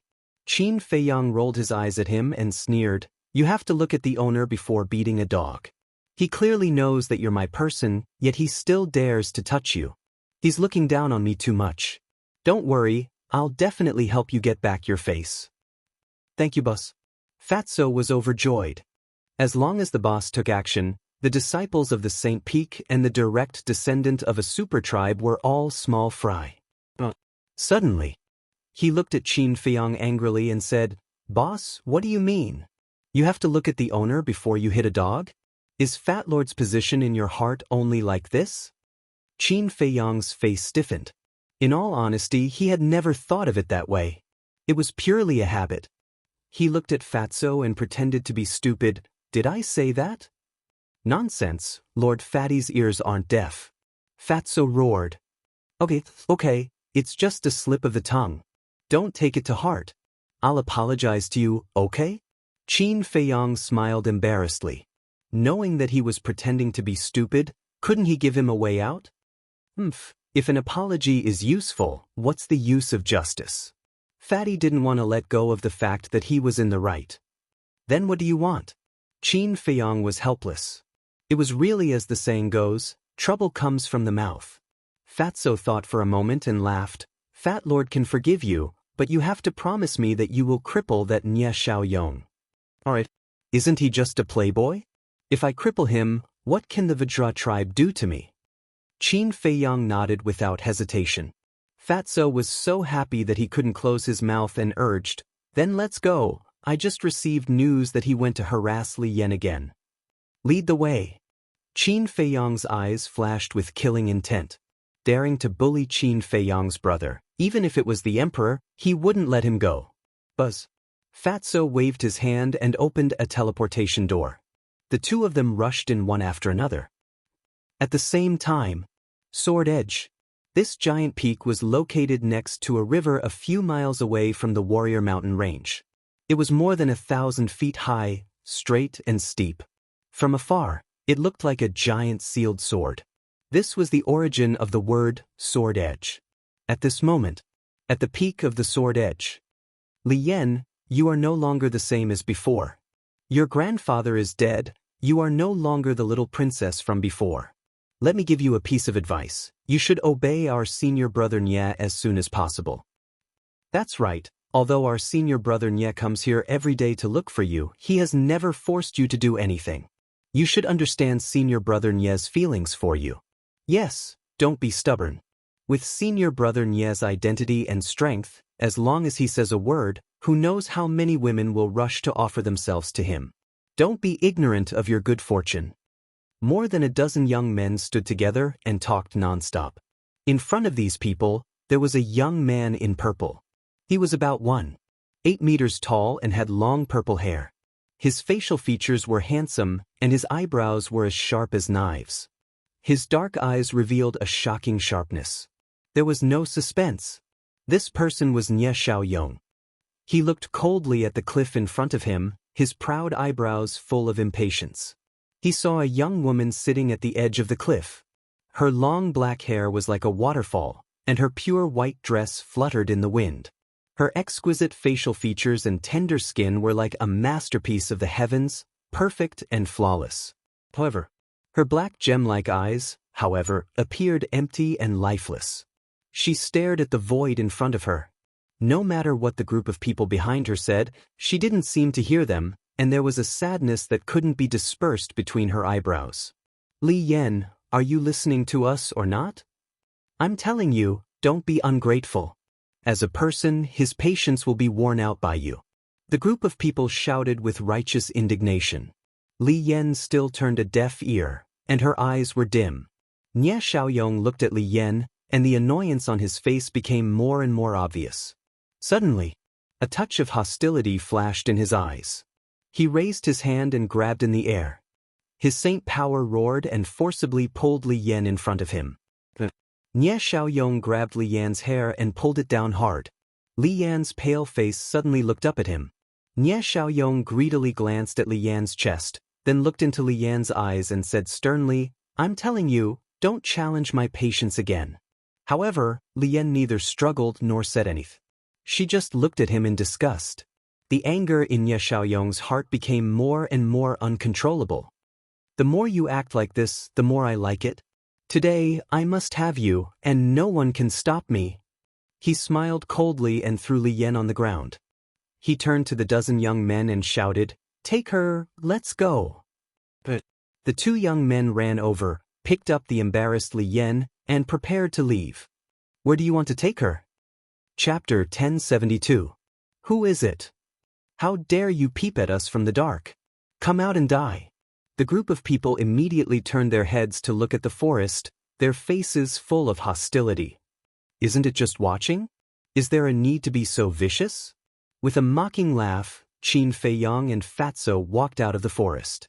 They had arrived long ago. They just didn't show up and wanted to see what these people were going to do. The result was far beyond their expectations. This Nye Xiaoyong actually planned to force himself on her. To be able to do such a dirty thing, he was really worthy of being a famous playboy. Ancestor Mu. At the same time, seeing that it was Qin Feiyang, Nye Xiaoyong and the others' pupils shrank, their fear could not be concealed. But Li Yan was still the same as before, there was no color in her eyes. What a pitiful girl. Qin Feiyang secretly sighed. He couldn't help but want to tell Li Yan the truth, but in the end, reason prevailed over impulse. Fatso stepped forward, stared at Nye Xiaoyong arrogantly and shouted, I didn't expect you to be such a scum. Let her go immediately for Fat Lord. With Qin Feiyang here, he was full of confidence. Nye Xiaoyong frowned and said in a deep voice, Let her go. The two young men who were holding Li Yan immediately let go of Li Yan and then hid behind Nye Xiaoyong, looking at Qin Feiyang warily. Fatso was proud and said contemptuously, You let her go just because I asked you to. Is this still the arrogant young Master Nye from yesterday? Nye Xiaoyong's eyes were cold as he looked at Qin Feiyang and said, Junior brother Mu, we have always minded our own business. Why are you meddling in other people's business today?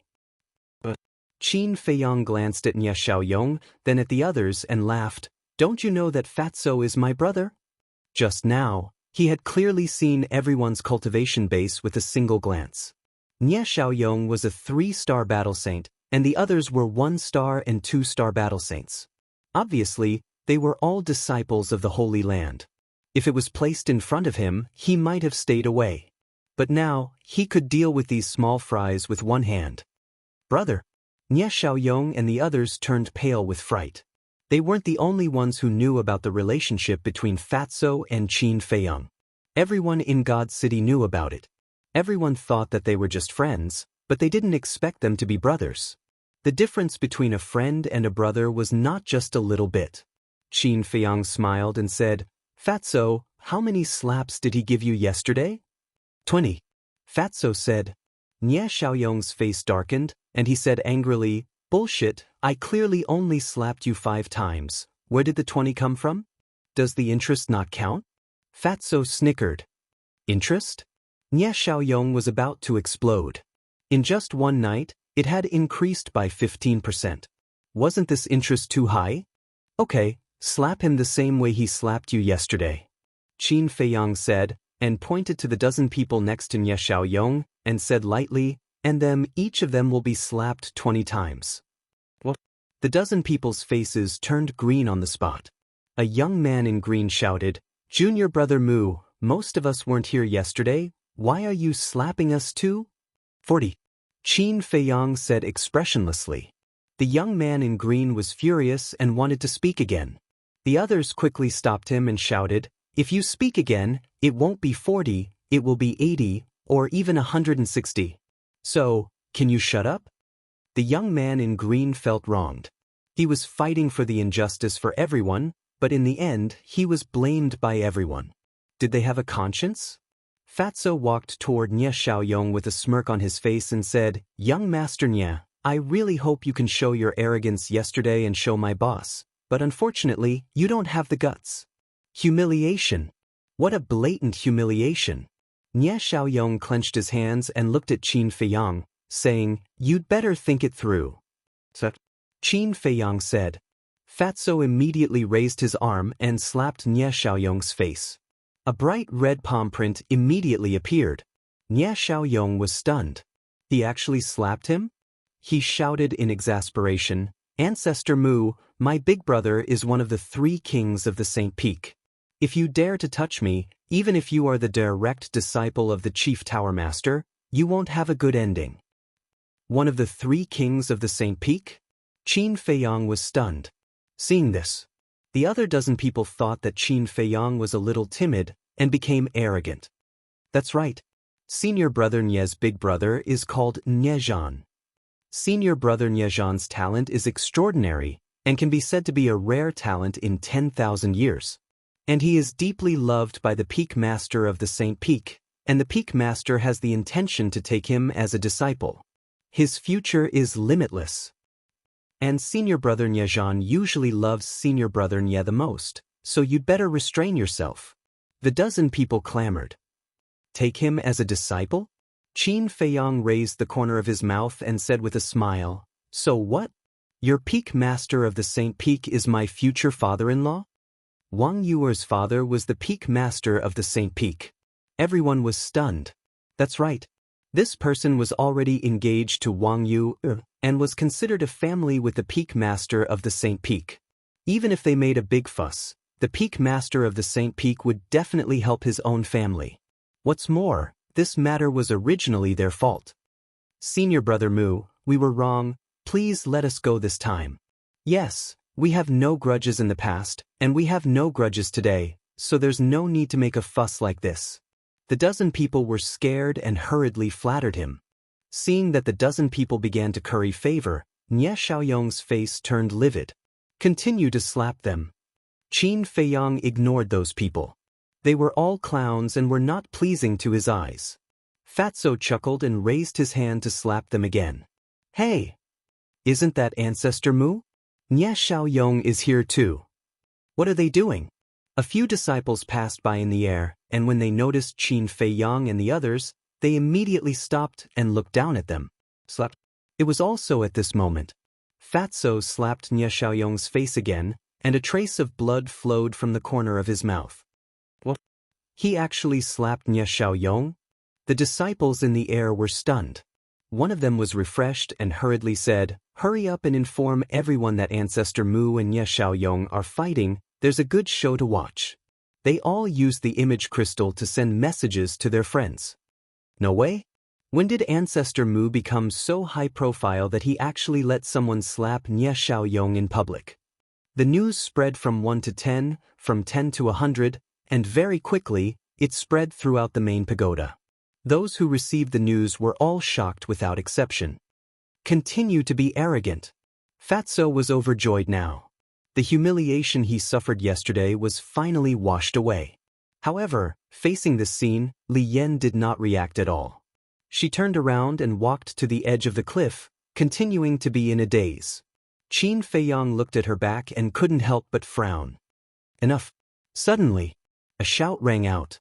Nie Xiaoyong grabbed Fatso's wrist and said in a deep voice, "I advise you to stop before you go too far." Fatso turned to look at Qin Feiyang and said, "Boss, he's threatening me again." Qin Feiyang looked at Nie Xiaoyong. Nie Xiaoyong also looked at Qin Feiyang, a trace of killing intent lurking in his eyes, and said, "If you have the ability, let's fight one-on-one, regardless of life and death." Qin Feiyang looked at him in surprise and suddenly laughed. This smile made Nie Xiaoyong's scalp go numb, and he began to regret saying that. Regardless of life and death? In other words, this is a duel of life and death? The few people in the sky looked at each other. It seemed that this matter had gotten out of hand. Fatso also looked at Nie Xiaoyong in shock and asked, "You really want to have a duel of life and death with boss?" Nie Xiaoyong's eyes darkened as he nodded and sneered, "Yes, but this young master is afraid that he doesn't dare." Fatso also laughed. Challenging Qin Feiyang? This was really borrowing courage from the heavens. However, even if he wanted to challenge, these 20 slaps couldn't be let go just like that. He suddenly raised his other arm and slapped towards Nie Xiaoyong's face again. "You're courting death." The killing intent in Nie Xiaoyong's eyes was no longer concealed. "You're the one who's courting death." At the same time, Qin Feiyang also moved. Like a ghost, he landed in front of Nie Xiaoyong. His palm was like a blade as battle qi gushed out and directly entered Nie Xiaoyong's lower abdomen. Nie Xiaoyong immediately knelt on the ground and screamed in pain. Qin Feiyang retracted his palm and shook off the blood on his hand. He turned to look at Fatso and said indifferently, "As you wish, you're crippled. Now you can do whatever you want. Boss is still the best." Fatso smiled flatteringly and stepped forward to punch and kick Nie Xiaoyong. "Ancestor Mu, you despicable person, you actually sneak attacked me when I wasn't paying attention." With his Qi crippled, even if Nie Xiaoyong was a 3-star battle saint, he had no power to resist. He could only let Fatso destroy him as he howled in pain. "Despicable person? You knew that I was here to cause trouble for you, yet you didn't take any precautions. Aren't you stupid? Also, fighting one-on-one with a hedonistic scum like you is purely a waste of time." Qin Feiyang shook his head and smiled. He walked to Li Yan's side and looked at her pale face. His lips moved, but in the end, he swallowed the words that were about to come out of his mouth and lowered his head to look at the river below. For a moment, only Fatso's arrogant voice and Nie Xiaoyong's screams could be heard. Swish! Figures continued to appear in the sky. They were all disciples of the main pagoda. Even some disciples of the Holy Lands came after hearing the news. He actually crippled Nie Xiaoyong's Qi? Isn't that too cruel? Yes, our main pagoda has a rule that disciples are not allowed to fight in private. Even if he is the direct disciple of the main pagoda lord, he can't violate it. Someone said with dissatisfaction. "I don't agree with this. If Nie Xiaoyong never harassed Li Yan, would this have happened? Speaking of which, he only has himself to blame for this." That's right. Senior brother Mu is punishing evil and upholding justice. We should support him. There were also people who supported Qin Feiyang. Aya, it's so lively. At this moment, accompanied by a strange laughter, a purple-clothed youth broke through the sky and landed beside Qin Feiyang. This voice. Chapter 1073. The purple-clothed youth snickered. I was worried that you would be alone in the main pagoda, isolated and helpless. That's why I came back to help you. Then shouldn't I thank you? Qin Feiyang sneered. The purple-clothed youth said, If you really want to thank me, I will accept it. Qin Feiyang coldly glanced at the purple-clothed youth, then continued to look at the river below, his eyes flickering. Awesome. At this time, Fatso finally stopped, looking at Nye Xiaoyong, who was like a dead dog. His fat face was full of pleasure. He looked at the other dozen people and shouted, Line up for me one by one. The group of people's faces were ashen. They were all disciples of the sacred land. Usually, in front of ordinary disciples, they were high and mighty monarchs, and no one dared to disobey them. But now, they had actually fallen to this point, being bullied by an ordinary disciple in public. How could they raise their heads in the main pagoda in the future? But they didn't dare to resist, because there was a fierce person watching from the side. They glanced at Qin Feiyang, and with a heart full of humiliation, they obediently lined up and went up one by one to be slapped in the face. Pa! Not long after, more than a dozen people's faces were swollen like pig heads. The people in the sky looked at each other in dismay. As the saying goes, don't hit people in the face. But this damn fatso, he didn't hit anywhere but the face. Wasn't this deliberately embarrassing the disciples of the sacred land? If you let me know in the future that you came to harass Li Yan, then it won't be as simple as today. Scram. Qin Feiyang said without turning his head. Yes. The group of people nodded repeatedly, terrified, and then took Nye Xiaoyong and left in a sorry state. The direct disciple of the chief pagoda master is indeed different. Isn't that so? If it were someone else causing trouble here, those law enforcement elders and deacon elders would have come long ago. Regardless of whether you are reasonable or not, they would beat you up first. But now look, which law enforcement elder is here.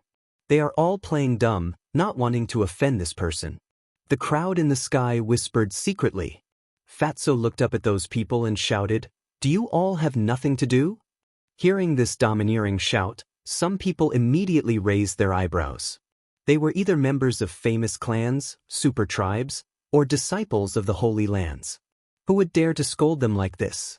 But when they saw Qin Feiyang standing at the edge of the cliff, they chose to swallow their anger and left.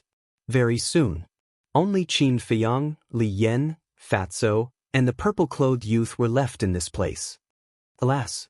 After a long time, Qin Feiyang sighed softly. He turned to Li Yan and said, I understand your current feelings, but what's the point of doing this? I'm sure your grandfather wouldn't want to see you like this. Then what should I do? Laughing heartlessly? I can't do it. Li Yan murmured. Qin Feiyang said, You need to have the courage to face it. If you can't even bear this blow, how can you face more brutal blows in the future? After all, life is unpredictable, and anything can happen. Li Yan was silent. Qin Feiyang looked at her for a while and simply ignored it.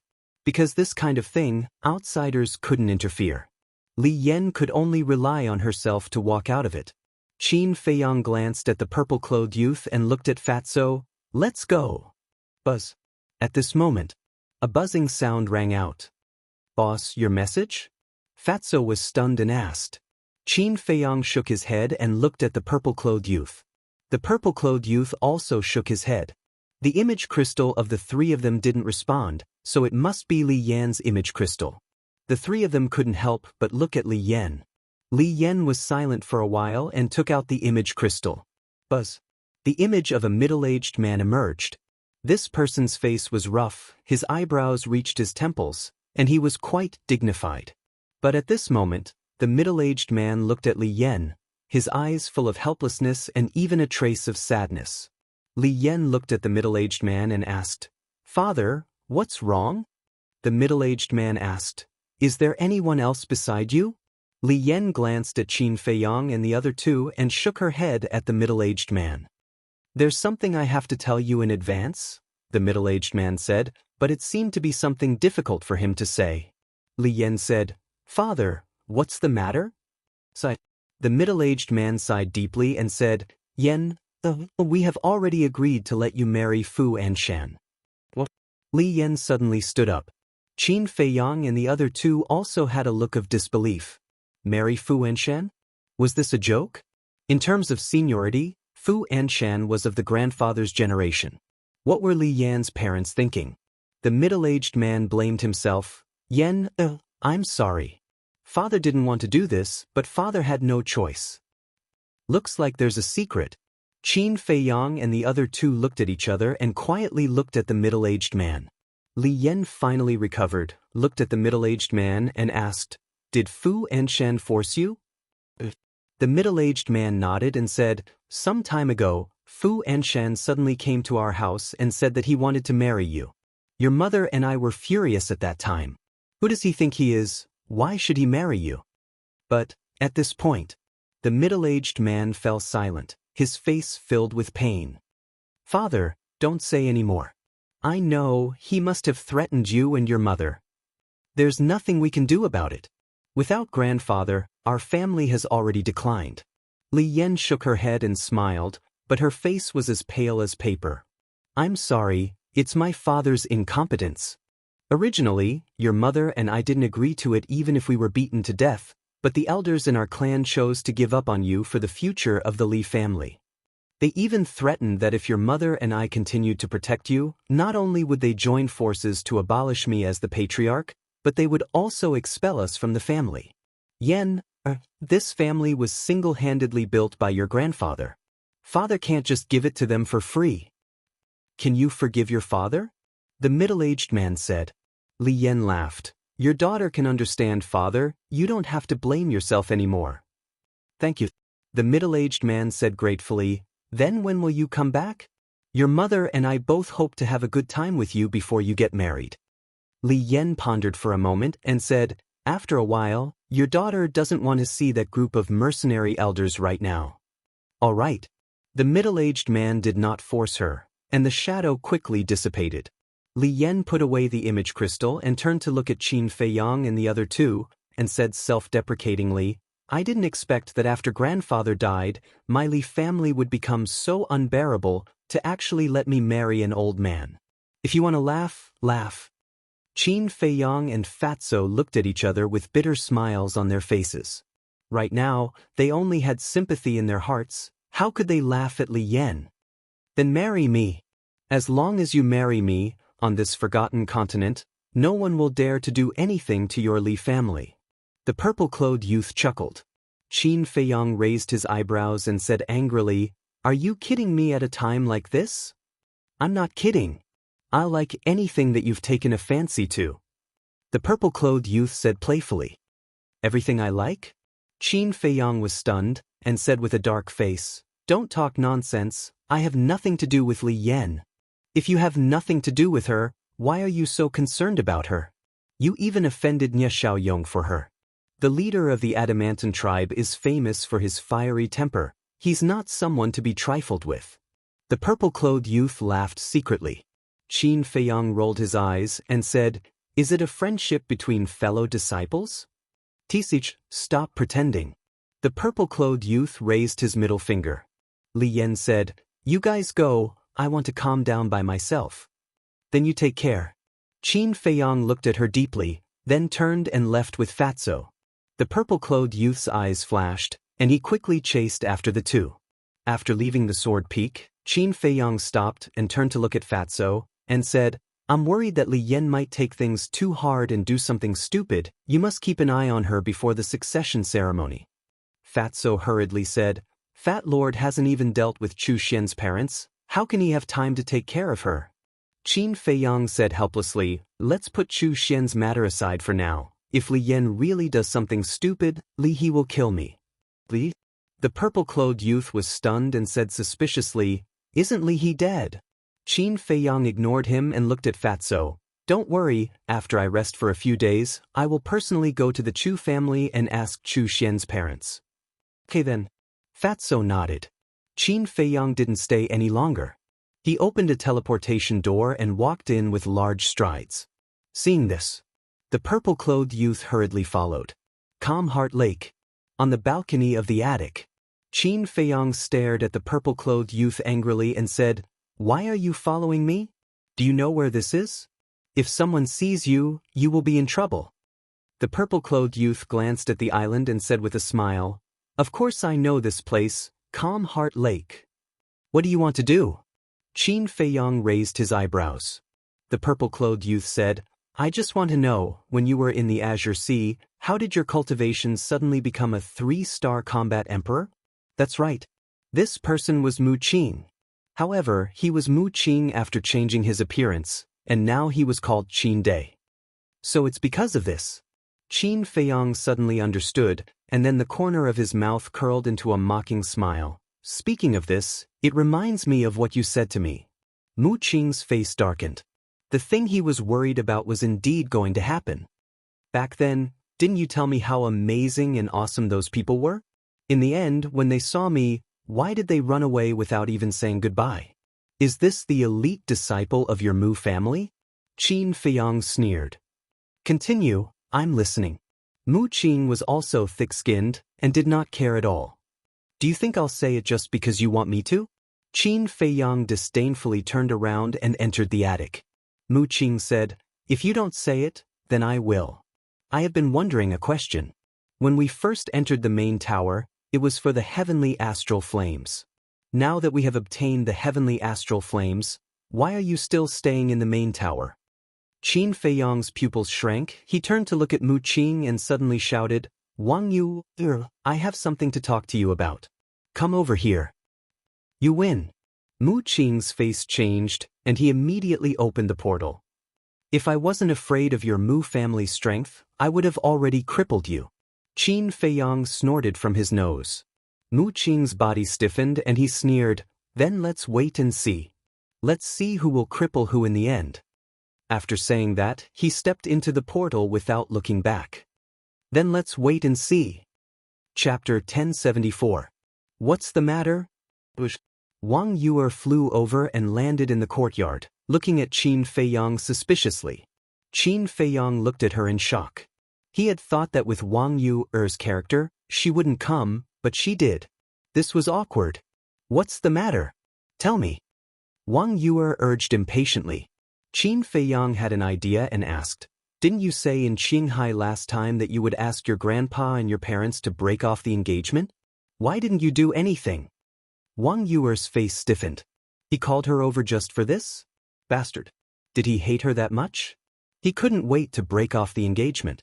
"I've told them, but they don't want to. There's nothing I can do. Go to them if you can." "If there's nothing else, I'll go back first," Wang Yuer said coldly, then turned around and flew back to the attic. Her face was colder than her tone. "Why are you angry? Don't you all want to break off the engagement?" Qin Feiyang looked at her in confusion. This woman's mind was indeed deeper than the bottom of the sea. Shaking his head, he turned around and entered the room. The next day, the news that Qin Feiyang was still alive had already spread to all the big and small cities and tribes.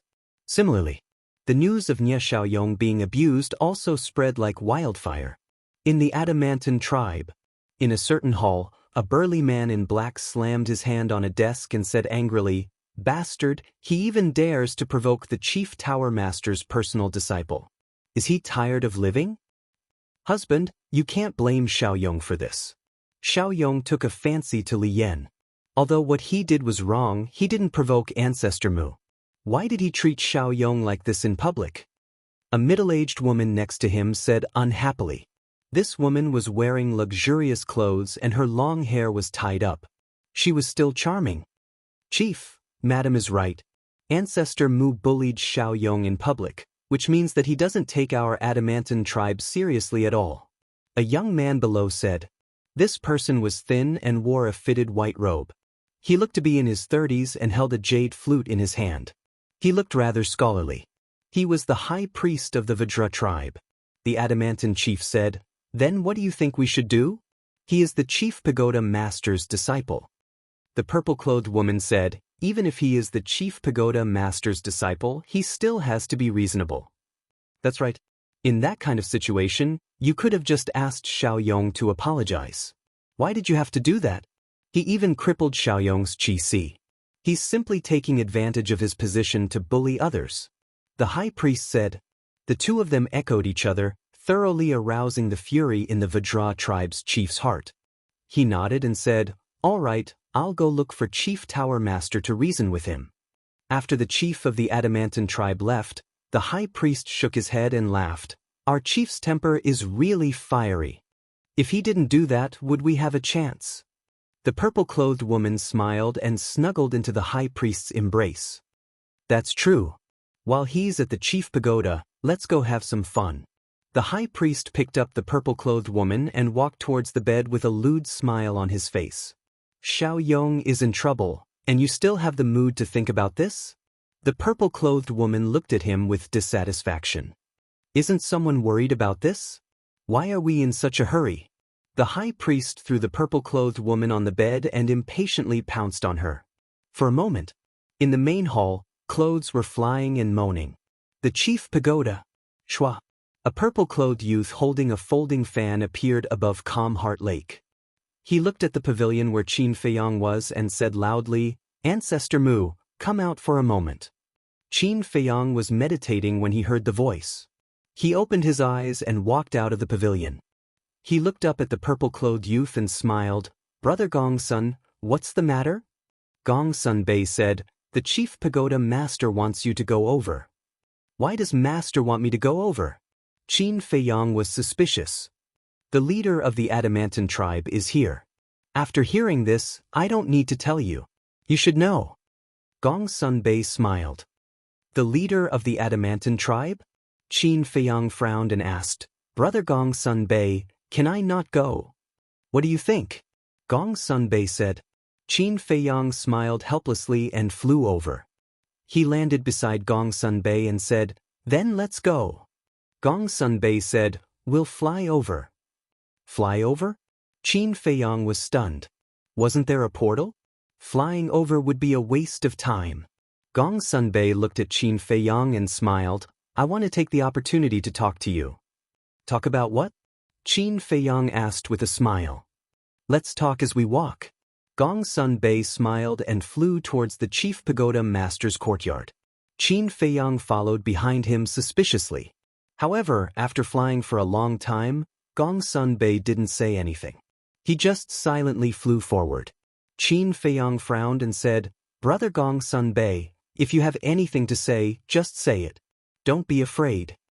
Gongsun Bei shook his head and smiled. "I'm not only the chief pagoda master's disciple, but also the temple master of the Oracle Temple. What's there to be afraid of?" "Then you," Qin Feiyang looked at him in confusion. Gongsun Bei said, "Did anything happen when you entered Qinghai?"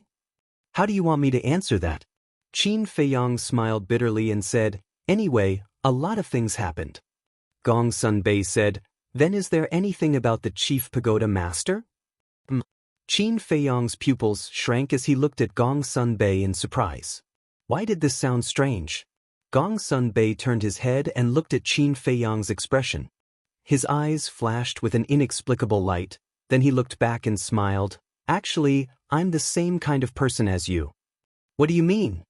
Qin Feiyang was even more surprised. However, Gongsun Bei didn't explain. He smiled faintly and said, "In the future, no matter what happens or who you meet, you have to be careful." Qin Feiyang's heart skipped a beat. What was this person hinting at? Gongsun Bei still didn't give any explanation. He said, "I have something to ask you. Do you know where your parents went? The day you came back from Qinghai, I went to look for them and found that they had already left." "I don't know. My parents are a pair of wild cranes. They never tell me where they go, and they won't stay in the same place for too long." Qin Feiyang shook his head. "Can you contact them?" Gongsun Bei asked. Qin Feiyang smiled bitterly and said, "I'm not afraid of Brother Gongsun laughing at me, but I didn't establish a contract with them." "But you're their family." Gongsun Bei was surprised. "Yes, family. But they always said that they don't want a good-for-nothing son like me. They also said that I'm not allowed to mention them outside, and I'm not allowed to ask them for help if I encounter any problems.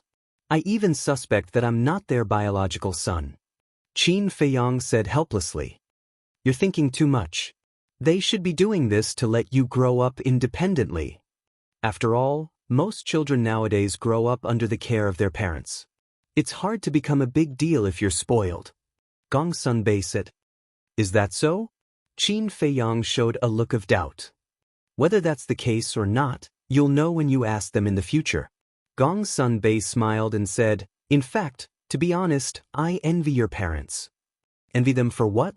Qin Feiyang asked. No one can restrain them. They can go wherever they want. It's easy and carefree. Gong Sunbei smiled with a trace of yearning in his eyes. Qin Feiyang said, Brother Gong Sunbei can do it too. Gong Sunbei shook his head and smiled. Some people, some things, once they take the first step, it's difficult to get away. In fact, it's better to live a simple life. Some people, some things. Qin Feiyang was silent. What was Gong Sunbei hinting at? What kind of secret was he hiding in his heart? Gong Sunbei had always given him the impression that he was a strong, smart, and capable person. But now he suddenly realized that there was another side to Gong Sunbei besides these things on the surface. Melancholy. Desire. Qin Feiyang said, Brother Gong Sunbei, I have a question that I've always wanted to ask you, but I don't know if I should ask. We're all on the same side. What's there to worry about? Just ask. Gong Sunbei said, You're also Master's disciple, but why have I never heard you call him Master? You always call him Lord? Qin Feiyang wondered. Haven't I already finished my apprenticeship? If I still call him Master, others will gossip behind his back. Gong Sunbei smiled. Is that so? Qin Feiyang was doubtful. Although Gong Sunbei had finished his apprenticeship, he was still a disciple of the Chief Tower Master. Besides, with Gong Sunbei's strength and status in the Chief Tower, who dared to gossip behind his back? However, Gong Sunbei did not continue to discuss this topic. He smiled and said, Tell me what happened in Qinghai. I'm very interested. Qin Feiyang nodded and told him one by one. But what he said was what young Master Hao and Wang Yu also knew. As for the other things, he chose to hide them. Unknowingly, the Chief Tower Master's courtyard came into their sight.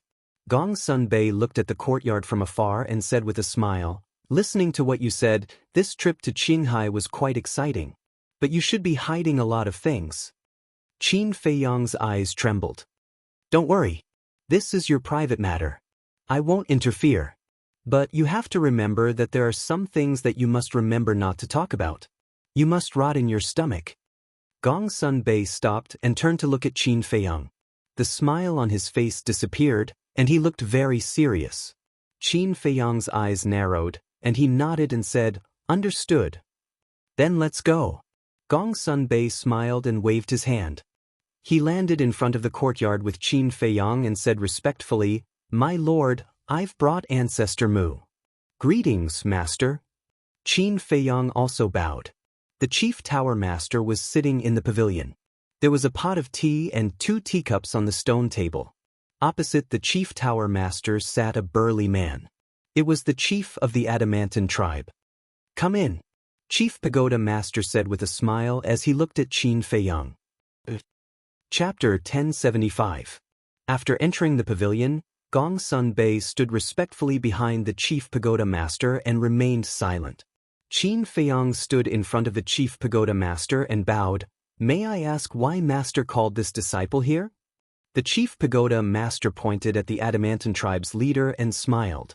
This is the leader of the Adamantine tribe. Qin Feiyang pretended to be surprised and looked at the Adamantine tribe's leader. He cupped his hands and said, Greetings, Senior. The Adamantine tribe's leader nodded expressionlessly. He seemed to be very dissatisfied with Qin Feiyang.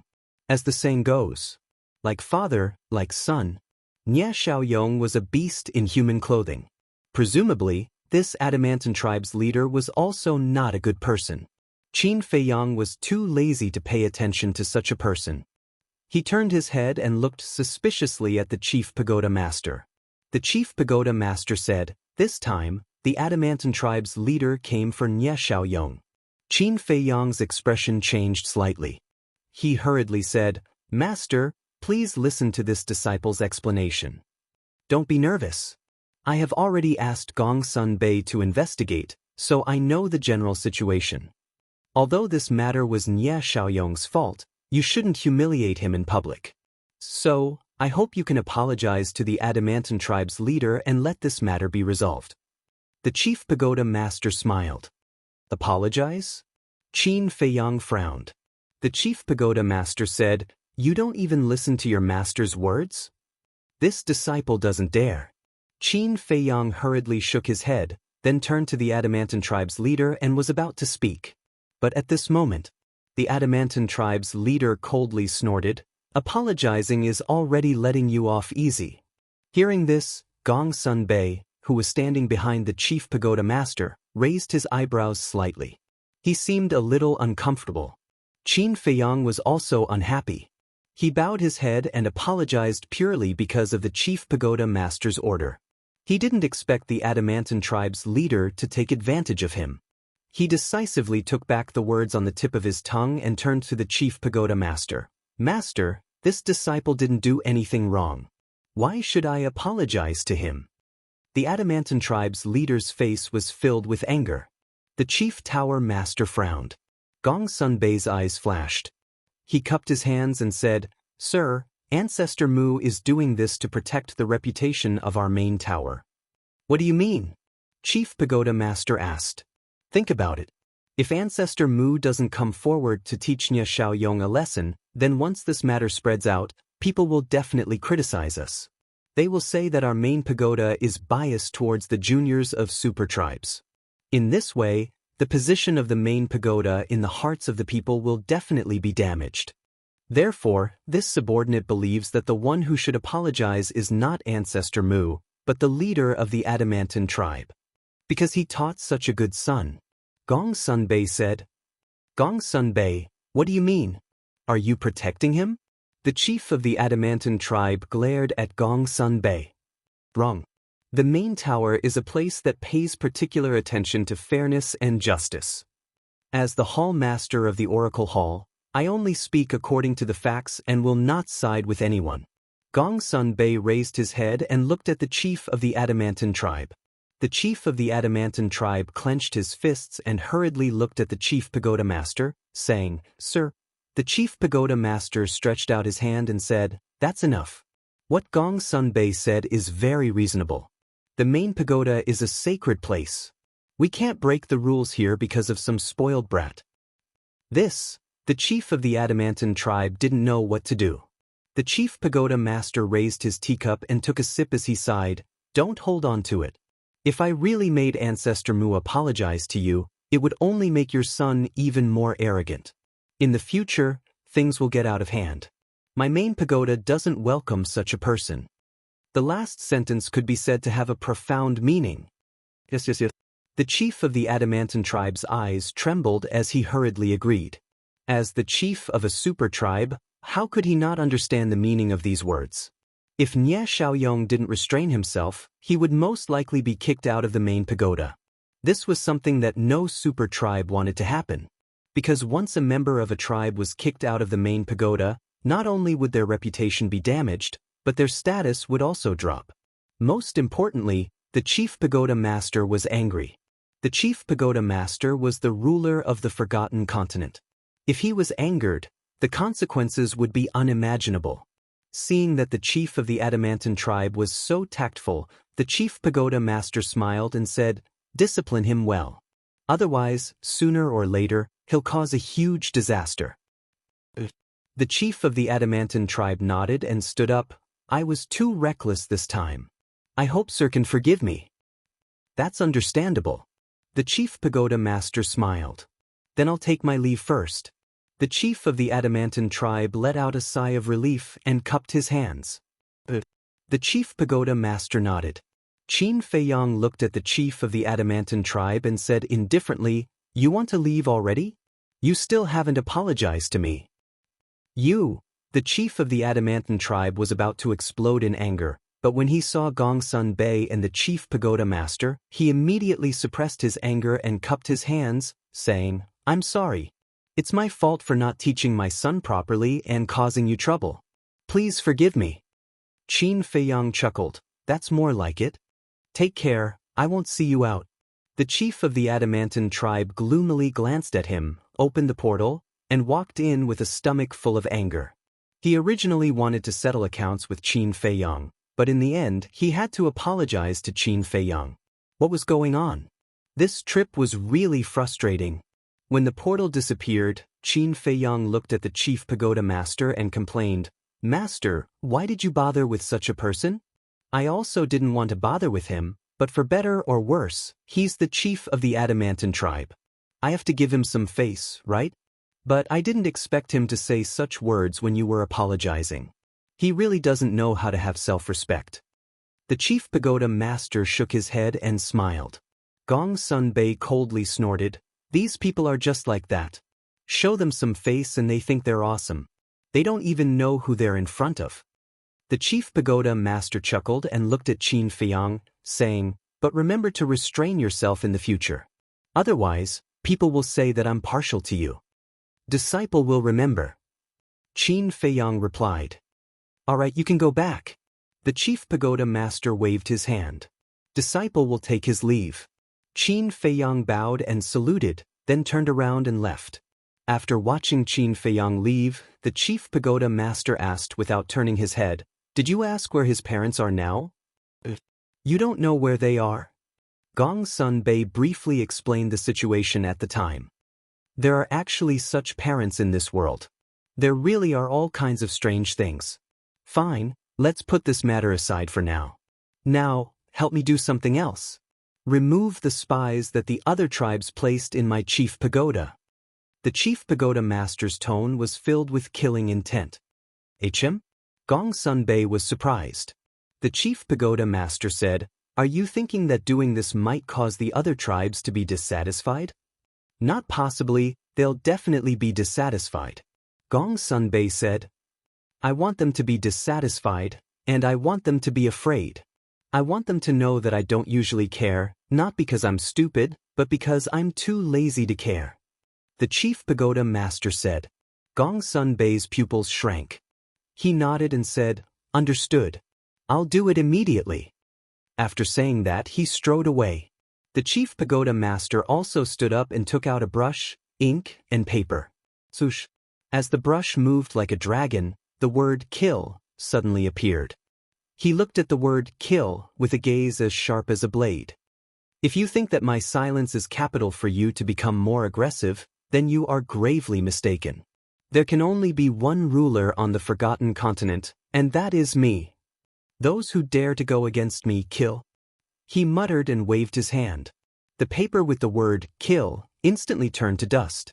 Back to Qin Feiyang. After returning to the soothing lake, he sat beside the tea table and kept thinking about what Gong Sun Bei said. He felt that Gong Sun Bei seemed to know something.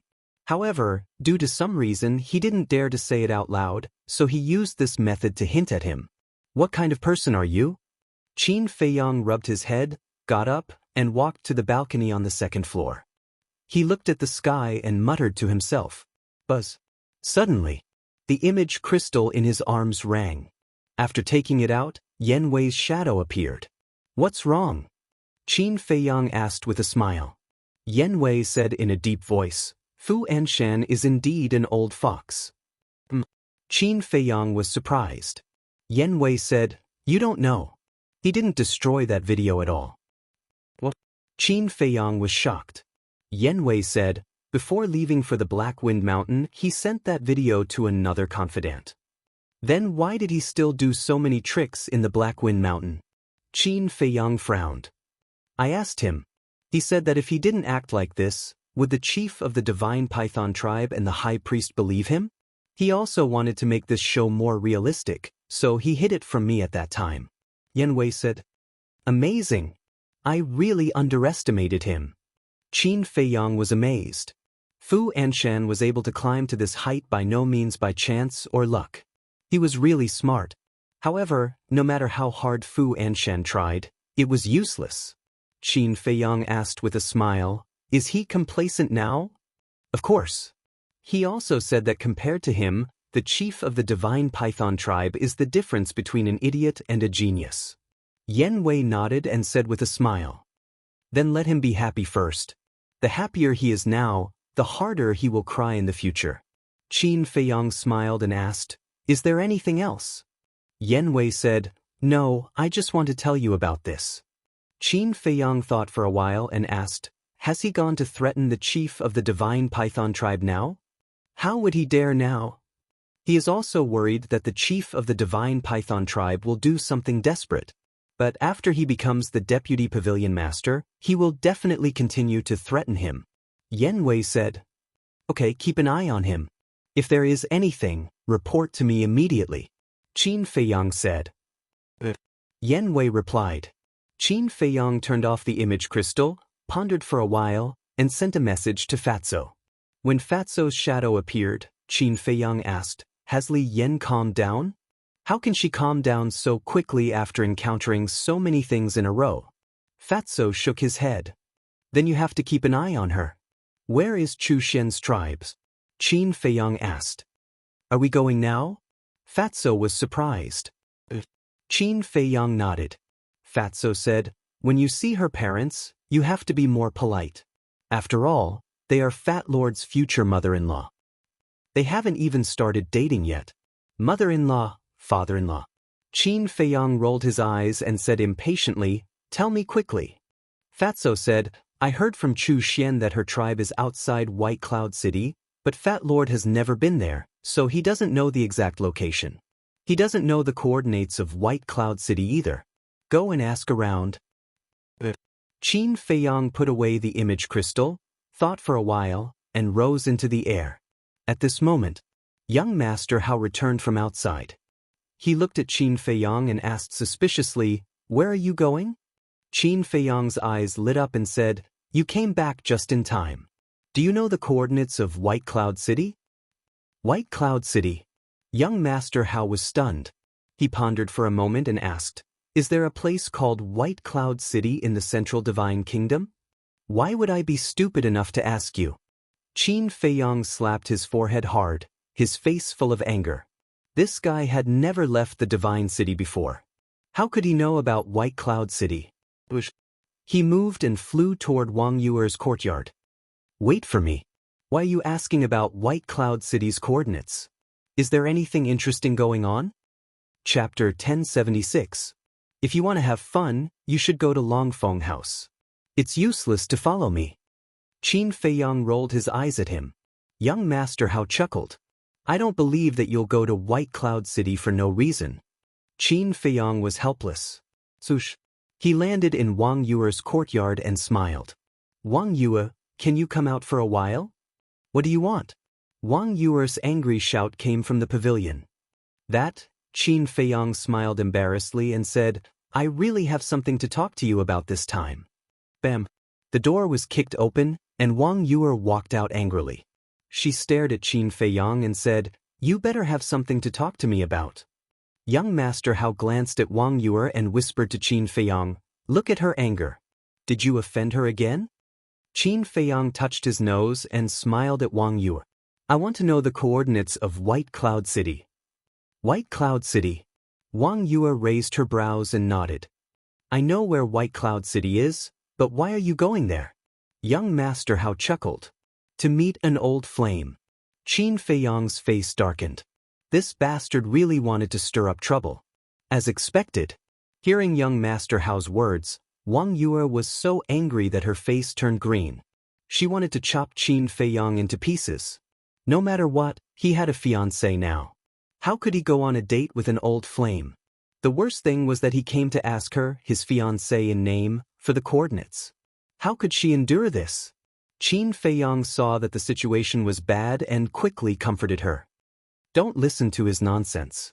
I'm just going there to do something. I'm not talking nonsense." Young Master Hao shrugged, but there was a sinister smile in his eyes. "You're not done?" Qin Feiyang's veins were popping. Was it not chaotic enough? Wang Yuer gritted her teeth and nodded. "All right, I'll tell you the coordinates of the White Cloud City, but you have to bring me along. I'd like to see how beautiful this old lover of yours that you're so obsessed with is." Qin Feiyang rubbed his forehead, looking distressed. "Brother Mu, don't tell me you still can't tell? I've already fallen in love with you." Looking at Qin Feiyang's expression, young Master Hao sighed inwardly and felt extremely helpless. "Actually, He was deliberately provoking Wang Yue in order to make Wang Yue jealous and then inadvertently reveal her care for Qin Feiyang. Obviously, he had achieved his goal. Wang Yue was very jealous now. However, what gave him a headache was that Qin Feiyang didn't realize it even though Wang Yue had made it so obvious. His EQ was worrying. Buzz. Wang Yue waved her hand and opened a portal. She said coldly, "Hurry up if you want to go. Don't waste time." Qin Feiyang glared at young Master Hao inside helplessly. He had no choice but to walk in. Wang Yue and young Master Hao quickly followed him. White Cloud City. It was a city that was neither too small nor too small. The buildings were located in a picturesque manner. The ancient city walls were like a giant python that surrounded the city, emitting a cold aura. Outside the city, on a wide road, 2 men and a woman walked side by side. The 3 of them looked like companions, but none of them spoke. The atmosphere was very unfriendly. It was Qin Feiyang and the other 2. However, they had all changed their appearances and concealed their cultivation level. As the White Cloud City was not as remote as Qinghai City and the 3 of them had extraordinary identities, they would be easily recognized and would definitely cause a commotion. Qin Feiyang had disguised himself as a muscular young man. He glanced at Wang Yue, whose face was as cold as ice, and felt a throbbing pain in his head. "Well, I'd like to explain." After hesitating for a while, he finally decided to tell Wang Yue the purpose of his trip to the White Cloud City this time to prevent the misunderstanding from worsening. "Who am I to you? Do you need to explain to me?" However, before Qin Feiyang could speak, Wang Yue said coldly, "All right, I'm too lazy to waste my breath." Qin Feiyang was also angry. Why was this woman so unreasonable? Sigh. Looking at the 2 of them arguing, young Master Hao shook his head helplessly. It seemed that he had helped them out of kindness this time. After a while, the 3 of them arrived at the city gate. In front of the city gate, there were 4 guards standing guard. Their cultivation levels were between 1-star and 2-star battle ancestors. Qin Feiyang cupped his hands and smiled. "Brothers, may I know how to get to the Chu family?" "Chu family?" The 4 of them looked at each other in confusion. One of them asked, "Which Chu family?" Qin Feiyang was stunned and asked suspiciously, "Are there many Chu families in the White Cloud City?" The guard smiled. "Brother, this is your first time in the White Cloud City, right?" Qin Feiyang nodded. "No wonder you don't know. There are a total of 2 Chu families in the White Cloud City. There is one in the city, which is a wealthy family. There is another outside the city, which is a tribe called the Heavenly Spiral Tribe." The guard said. "So that's the case." Qin Feiyang came to a realization and said with a smile, "I want to ask about the Heavenly Spiral Tribe." The Heavenly Spiral Tribe is in the east of the city, which is more than 200 miles away from the White Cloud City. However, forgive me for asking, why are you going to the Heavenly Spiral Tribe? The guard asked. Qin Feiyang said, "There are some things I need to settle." The guard nodded and said, "Then you must be careful. The Heavenly Spiral Tribe is not a friendly place." "Not a friendly place?" Qin Feiyang was stunned and asked, "Brother, what do you mean?" The guard said with disgust, "The Heavenly Spiral Tribe is a super tribe in our area. They are usually arrogant, self-righteous, and look down on others. In short, no one likes them in the White Cloud City." "It can't be." Qin Feiyang was stunned for a moment. He didn't expect the Heavenly Spiral Tribe to have such a bad reputation. "I'm not lying to you. In our White Cloud City, the Heavenly Spiral Tribe is famous for being overbearing. Some of the disciples in the tribe often bully men and women in the White Cloud City." The guard said. Young Master Hao raised his eyebrows and asked, "Does the White Cloud City not have a city lord?" "Of course. But our city lord doesn't dare to interfere." The guard sighed. But young Master Hao was suspicious, because the Heavenly Spiral Tribe's leader has a daughter called Chu Xian. She entered the main tower and is a disciple of the main tower. A disciple of the main tower has a noble status. How would our city lord dare to offend her? The guard shook his head. Young Master Hao was furious and said, "Just because a daughter entered the main tower, they dare to be so arrogant. They have no respect for the law. Little brother, you must be joking. Things like the law are only targeted at us, the weak. To the heavenly spiral tribe, their words are the law. The guard sneered. Young Master Hao clenched his fists. His eyes were extremely gloomy. Qin Feiyang glanced at young Master Hao and said inwardly, "Are you angry? This is the way of the world. Even though the forgotten continent is under your father's control, the heavens are high and the emperor is far away. Who would really listen to him?" Young Master Hao sighed deeply. The more he was involved in the world, the more he felt that this world was strange. It was completely different from what he imagined. Qin Feiyang looked at the 4 bodyguards and calmly asked, "Then, for big brothers, are you familiar with Chu Xian? What do you think of her as a person?" One of the guards said, "We were all born in the White Cloud City. Of course, we are familiar with Chu Xian. As for her, scram." Suddenly, a loud shout interrupted the guard's words. Qin Feiyang and the other 2 turned around and saw a purple-clothed youth of 18 or 19 years old riding a giant golden tiger on the main road in the distance. He was rushing towards them. His face was filled with an insufferably arrogant expression. Behind the purple-clothed youth was a group of burly men in tight robes. They were also riding giant black tigers. They looked ferocious and aggressive. "Oh no, they're here again." The 4 guards' expressions changed. Qin Feiyang looked at the 4 guards and frowned. "Who are they?" "That purple-clothed youth is called Chu Aotian. He's the son of the Heavenly Spiral Tribe's leader. This person is extremely arrogant because of the faction behind him. He doesn't take anyone seriously. He even dared to scold our city lord." The 4 guards said. Qin Feiyang raised his brows. The son of the Heavenly Spiral Tribe's leader. Wouldn't that make him Chu Xian's younger brother? In that case, he would be Fatso's brother-in-law in the future. Suddenly, a scream was heard. Qin Feiyang turned around and saw a passerby who did not dodge in time and was sent flying by the giant golden tiger under Chu Aotian. He spat out blood. Chu Aotian looked at the passerby and shouted at the giant golden tiger under him. The giant golden tiger let out a roar and immediately came to a halt. Seeing this, Qin Feiyang thought that Chu Aotian was going to apologize to the passerby. However, what he did not expect was that Chu Aotian did not apologize. Instead, he looked down at the passerby and shouted, "How dare you block my way?" The passerby's eyes trembled. He did not care about the injuries on his body and hurriedly knelt on the ground and begged, "Young Master Aotian, I was wrong. Please spare my life." "Do you think you can settle this with just, 'I was wrong'? Don't you know who this young master is? Kill him for this young master." Chu Aotian smiled contemptuously. As he snorted, a burly man behind him raised his hand and pointed in the air. A battle chi broke through the air and swept toward the passerby's forehead. He's trying to kill him? Qin Feiyang was stunned. Wasn't this person being too unreasonable? In the next moment, a cold light flashed in his eyes. He took a step forward and stood in front of the passerby. He raised his head and waved his hand gently. The battle chi that broke through the air disintegrated. Chu Aotian looked at Qin Feiyang in surprise.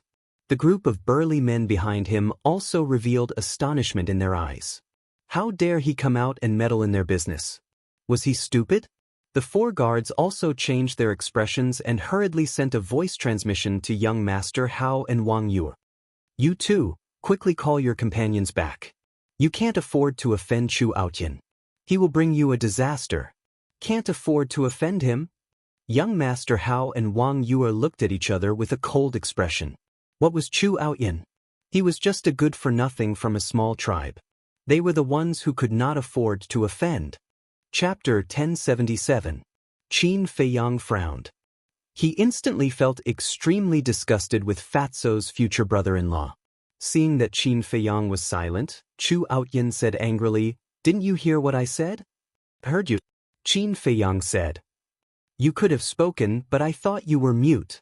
Now tell me, how are you going to compensate me for my loss?" Chu Aotian stared at him arrogantly. "Loss?" Qin Feiyang was stunned. He pointed at the passerby behind him and said, "Brother, What loss do you have? Chu Outyin said, You stopped my men from killing him in front of everyone and made me lose face. Isn't that a loss? Qin Feiyang was completely speechless. This person was no longer just a playboy. He was simply a malignant tumor. Everyone saw it. You were the one who drove your mount around and injured others.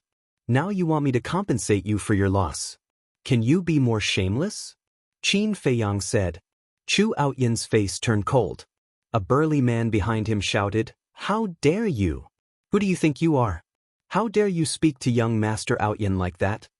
Qin Feiyang said indifferently, I don't know who I am, but I know that you people are worse than animals. How dare you?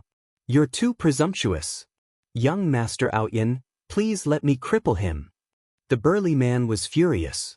His eyes flashed fiercely. Chu Outyin smiled mockingly and nodded. Okay, go cripple him, but don't kill him. I want to keep him alive and torture him. Understood. The burly man smiled sinisterly. He rode his black tiger and walked toward Qin Feiyang step by step. It's over. That kid is dead. Yes, no one who dares to go against Chu Outyin will live to see the sun tomorrow. More and more people gathered around. When they saw this scene, they could not help but whisper. Not only did these discussions enter Qin Feiyang's ears, they also entered the ears of Chu Outyin and the others. The group of people couldn't help but laugh proudly.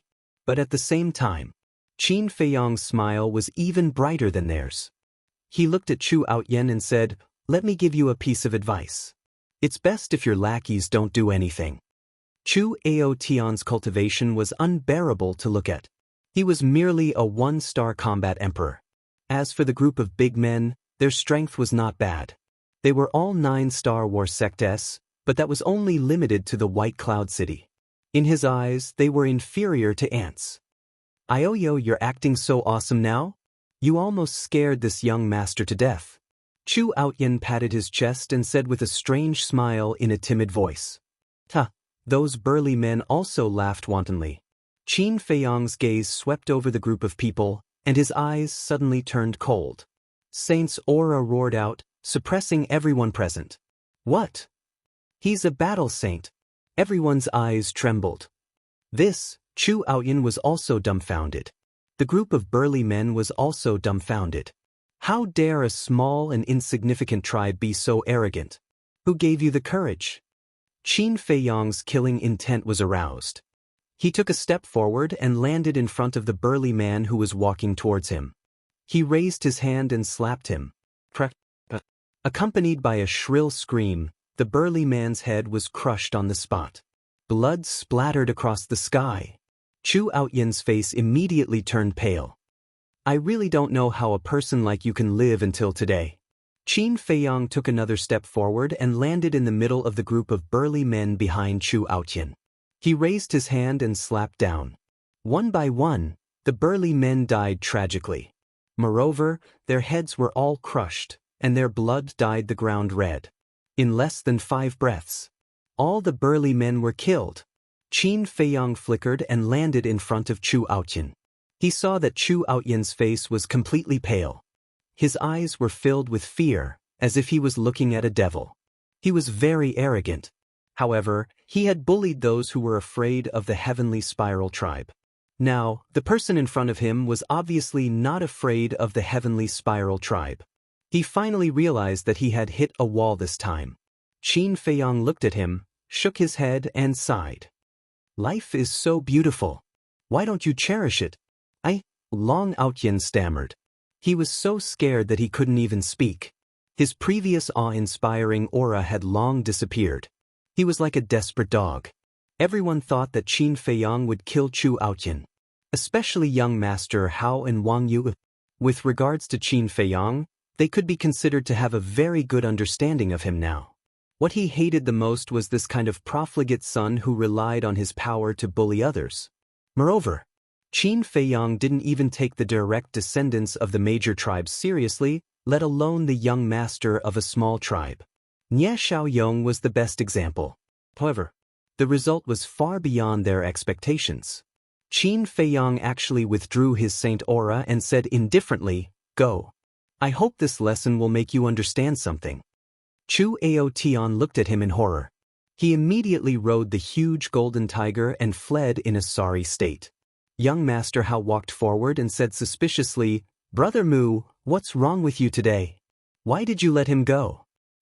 "I can't help it." Qin Feiyang shook his head helplessly. He had to do this for Fatso's happiness. Because once he killed Chu Outyen, he would completely fall out with the Chu family.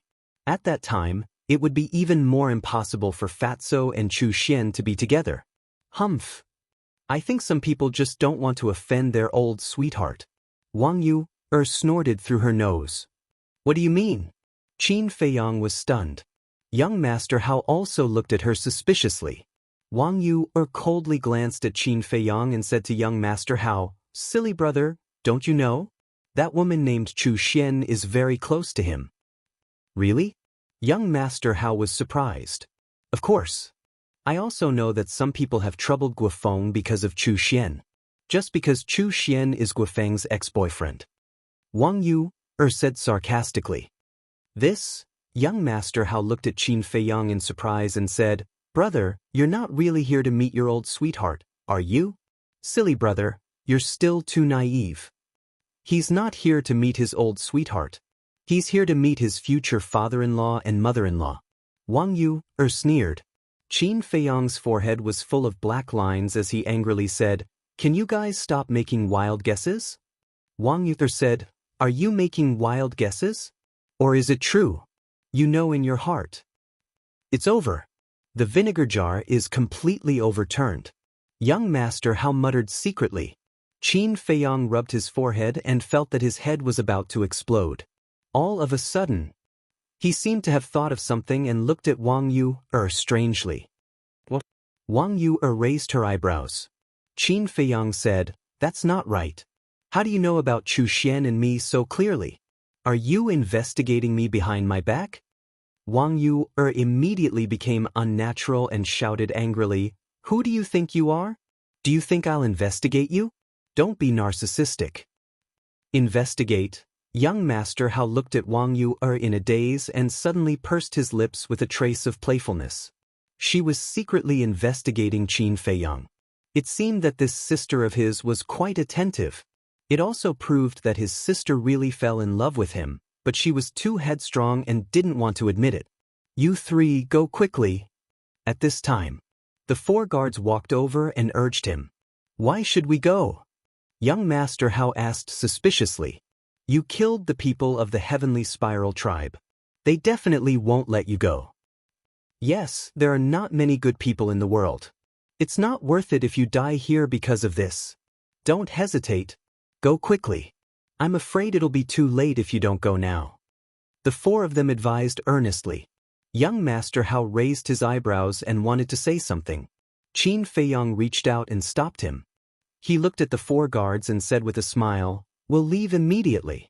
But you 4 haven't told me what kind of person Chu Xian is." "We don't know about the current Chu Xian, but the Chu Xian in the past was not a simple character." One of the guards said. "What do you mean?" Qin Feiyang was curious. "I'll tell you a real example. I remember that before Chu Xian entered the main tower, there was a man who liked her very much. He was even willing to sacrifice himself for her without hesitation. At that time, Chu Xian seemed to like him very much. However, after Chu Xian entered the main tower, the man went to find her again. In the end, not only did he not win her back, but he was also ruthlessly driven away by Chu Xian. It was said that there was another man beside Chu Xian at that time. He seemed to be a direct descendant of a big tribe. We don't know his name, but his surname seems to be Gua. In the end, after the man who was abandoned by Chu Xian returned to the White Cloud City, he drowned his sorrows in alcohol and was depressed. One day, while he was drunk, he ran to the Heavenly Spiral tribe to reason with Chu Xian's parents. Guess what happened? Chu Xian's father actually killed him on the spot. The guard said. What? Qin Feiyang's gaze trembled.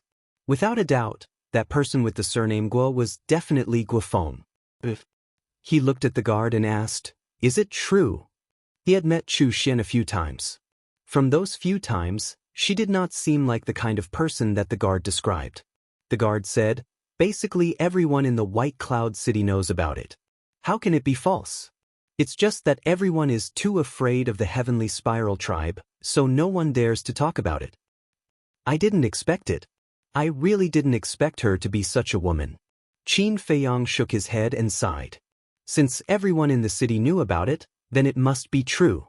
Wang Yuer glanced at him and secretly sneered, "Are you very disappointed?" Disappointed? Qin Feiyang shook his head and smiled. He was indeed a little disappointed, but most of all, he felt that it was not worth it for Fatso. In order to win Chu Xian's heart, Fatso could be said to have put in a lot of effort and put in a lot of effort. However, in the end, it was just an illusion. Thank you for telling me, brothers. I'll take my leave. Qin Feiyang cupped his hands and thanked the 4 guards before turning to leave. Wang Yuer and young Master Hao looked at each other and strode after him. Not long after the 3 of them left, a black-clothed old man and a dozen burly men descended above the city gate. Greetings, Butler Chu. The pupils of the 4 guards shrank, and they hurriedly bowed in salute. This was the butler of the Heavenly Spiral tribe. The black-clothed old man said sternly, "Where's the little bastard who killed my tribesmen?" "They've already left." The 4 guards said. "Which direction did they go?" The black-clothed old man's eyes flashed with killing intent as he asked. "That way." The 4 guards pointed in the opposite direction of Qin Feiyang's group. The onlookers didn't make a sound. "You're dreaming if you think you can just walk away after killing someone from my Heavenly Spiral tribe." The black-clothed old man smiled coldly and led the dozen burly men away at lightning speed. After the black-clothed old man and his group disappeared, the 4 guards looked at each other and smiled. They looked at the surrounding crowd and waved their hands. "Hurry up and disperse, lest you attract trouble." The crowd immediately dispersed. Chapter 1078. At the same time, White Cloud City.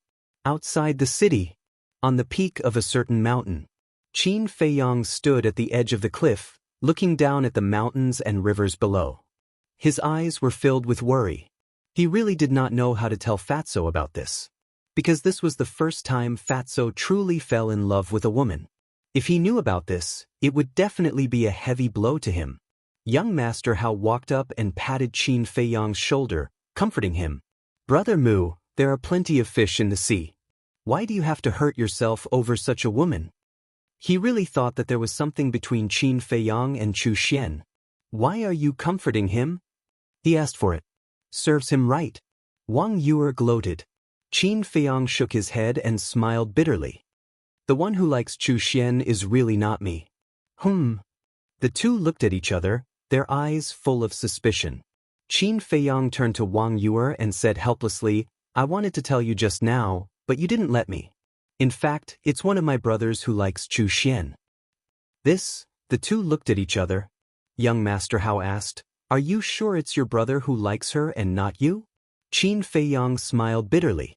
"Do I need to lie to you about this?" Young Master Hao said, "Of course.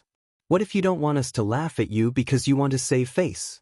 That's why you came up with such a lousy excuse? With your imagination, it's a pity that you don't become a scriptwriter." Qin Feiyang rolled his eyes and said, "You should have heard of my brother.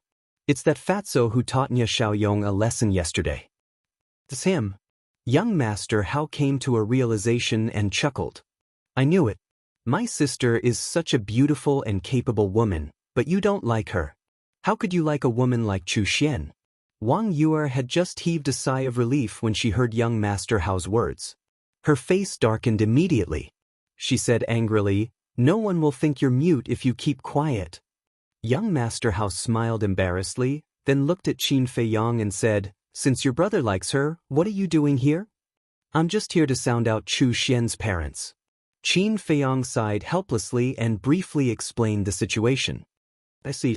Then this brother of yours really has no foresight." Young Master Hao shook his head. "You can't blame him for not having a good eye. Chu Xian hid it so well that even I didn't notice it. The problem now is that I don't dare to tell him these things because he will definitely break down." Qin Feiyang rubbed his temples, his face full of worry. Wang Yuer said, "You'd better not hesitate about this. Tell him as soon as possible so that he won't fall deeper and deeper. As for whether he will collapse or not, it depends on his endurance. Qin Feiyang glanced at her, exhaled deeply, and took out an image crystal. Very soon, Fatty's silhouette floated out. Seeing that it was Qin Feiyang, Fatso immediately asked expectantly, "Boss, how is it?" "You'd better not expect too much," Qin Feiyang said. Fatso's face fell immediately and he said, "They still don't agree?" Qin Feiyang sighed and said, "I haven't gone to see them yet, but I've heard some things in White Cloud City. You'd better be mentally prepared." "You didn't go?" Fatso was stunned, and he rolled his eyes at Qin Feiyang, speechless. "You almost scared me to death. Tell me, what did you hear?" "Chu Xian is not the kind of person you think." Qin Feiyang told Fatso everything he heard in detail. There was no suspense. Hearing this, Fatso felt as if he was struck by lightning. "I don't believe it. You must be lying to me." "Yes, you're lying to me. She's definitely not that kind of person." After a moment of silence, Fatso exploded, and he shook his head frantically, his face full of disbelief. "Calm down," Qin Feiyang shouted. "I can't calm down. I'm going to ask her face to face," Fatso shouted hysterically. "Enough. If you continue like this, I'll be angry," Qin Feiyang shouted. Fatso quivered, and he looked at Qin Feiyang and said, "Boss, you don't understand how I feel now. I understand. It's because I understand that I hesitated for a long time whether to tell you." Qin Feiyang sighed. Fatso said anxiously, "But I can't believe it. I've been with her for so long, and she's not that kind of person." All right. I know that no matter what I say now, you won't believe it. Wait for me, I'll confirm it for you. And before I confirm it, don't go looking for her again. If I find out that you secretly went to look for her, then don't blame me for being hostile." After Qin Feiyang finished speaking, he turned off the image crystal. Young Master Hao sighed, "This brother of yours is very affectionate." Qin Feiyang smiled faintly. "After all, it's the first time." "Then how many times are you?" Wang Yuer asked without warning. Qin Feiyang instinctively wanted to answer, but fortunately he was alert and reacted. He squinted at Wang Yuer and said indifferently, "What does it have to do with you how many times I've done it?" Young Master Hao patted Qin Feiyang's shoulder and laughed. "Brother, don't pretend, I think you haven't even done it once." "So you're still a chick?" Wang Yuer covered her mouth and laughed. Qin Feiyang stared at young Master Hao in dissatisfaction. Why did this guy always undermine him? Professional demolition business? He looked at Wang Yuer and said jokingly, "You're so good at talking. Then tell me, how many men did you have before?" "Get lost." Wang Yuer immediately shouted coldly. He made it sound like she was a fickle woman. Although she did like to rape some stinky men before, she was still very pure, okay? And she had never done anything out of line. "Only you can say it, but not me. Is there a person as reasonable as you?" Qin Feiyang snorted coldly. "You're a man, okay? Is that all you can do?" Wang Yuer said angrily. "Men are also human beings. Why must they be bullied by you women?" Qin Feiyang glanced at her indifferently. Wang Yuer was furious. "But you start quarreling without saying a word. I really admire you." Young Master Hao rolled his eyes at the two of them, looked at Qin Feiyang and said, "How do you want to prove it? You know, Chu Xian will never admit this kind of thing in person." "I don't know either." Qin Feiyang shook his head and felt a headache coming on. Wang Yuer said, "In my opinion, Chu Xian just treats your brother as a spare tire." "Spare tire?" Qin Feiyang looked at her suspiciously. "To be honest, your brother is really not good looking. With Chu Xian's taste, it would be strange if she fell in love with him. I guess that Chu Xian may have seen that he has a good relationship with you, so she hasn't rejected him." Wang Yuer said. Qin Feiyang was stunned and said, "Now that you mention it, it reminds me of something Fatso said to me." "What is it?" Wang Yuer asked. Qin Feiyang said, "Fatso said that Chu Xian was neither close nor distant to him, and she seemed to be playing hard to get." "That's right. I'm a woman and I know women." Chu Xian must value your relationship with Fatso. I can guarantee that once someone better than Fatso appears, she will dump Fatso without hesitation. There's another possibility. She's using Fatso to find an opportunity to get close to you. After all, you're now the Chief Tower Master's disciple. As long as she hooks up with you, the Heavenly Spiral tribe will definitely soar. Wang Yuer speculated. Young Master Hao frowned and said, if that's the case, then she's too much. If that's the case, I'll make her regret it for the rest of her life. Qin Feiyang's eyes flashed coldly. He looked at the two of them and said, I want to make a trip to the Heavenly Spiral tribe. Do you want to go back first? Young Master Hao smiled and said, since we're already here, let's go together. Wang Yuer said, I also want to see what kind of people this tribe is. You really like to join in the fun. Qin Feiyang shook his head and laughed. He then jumped down and disappeared into the mountains below. Young Master Hao looked at Qin Feiyang's back and turned to Wang Yuer. He smiled and said, Sister, you can rest assured now. Rest assured about what? Wang Yuer said indifferently.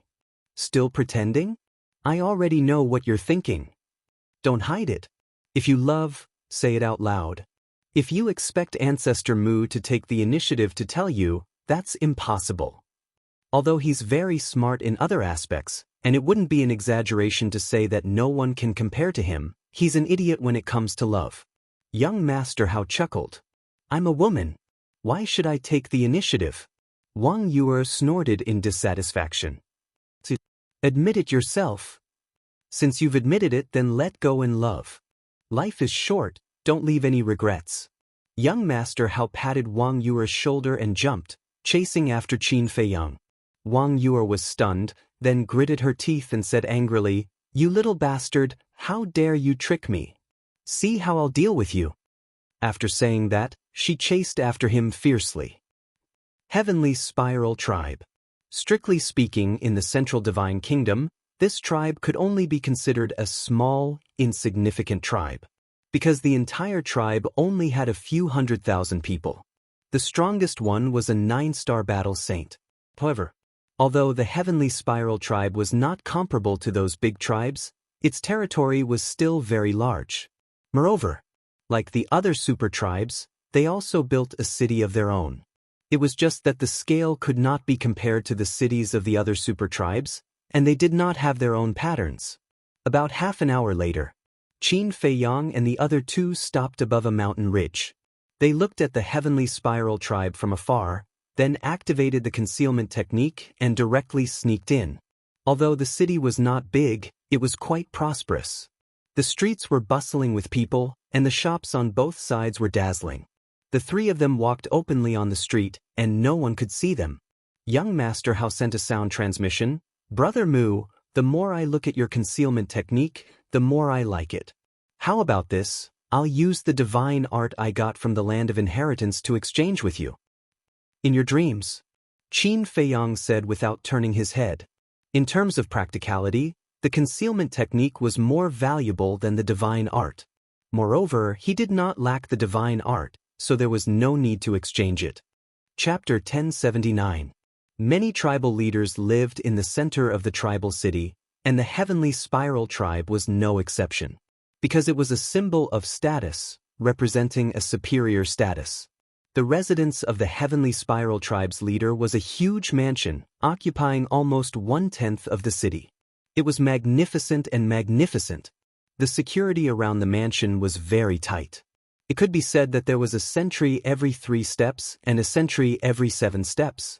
And the people guarding the mansion were basically burly men, whose cultivation was between 5-star and 9-star battle masters. If it was an ordinary person, it would be very difficult to break in. But Qin Feiyang swaggered in with young Master Hao and the other two. In a garden, young Master Hao glanced around and frowned. The mansion is so big, where are we going to find the leader of the Heavenly Spiral tribe? There shouldn't be many 9-star battle saints in the Heavenly Spiral tribe. Let me sense. Wang Yuer said and then closed her eyes. No need. Qin Feiyang waved his hand and looked up at the sky above the mansion. Wang Yuer opened her eyes and looked up suspiciously, only to see an old figure appear out of thin air. It was the housekeeper who had chased them before. Seeing the housekeeper appear, young Master Hao's eyes lit up and he said with a smile, "He will definitely report to the leader of the Heavenly Spiral Tribe as soon as he comes back. We just need to follow him." Qin Feiyang nodded, waved his arm, and took young Master Hao and the other two into the sky. At the same time, the housekeeper glanced at the mansion and rushed to a courtyard below. Qin Feiyang and the other two followed behind him. The four of them entered the courtyard one after another. The size of the courtyard was about 500 or 600 meters. In addition to an exquisite attic, there was also a small garden with hundreds of flowers in full bloom, attracting bees and butterflies. After the housekeeper landed in the courtyard, he went straight to the attic. The attic was richly ornamented and had an ancient charm. The door was half closed and no sound could be heard. The housekeeper walked to the door and bowed.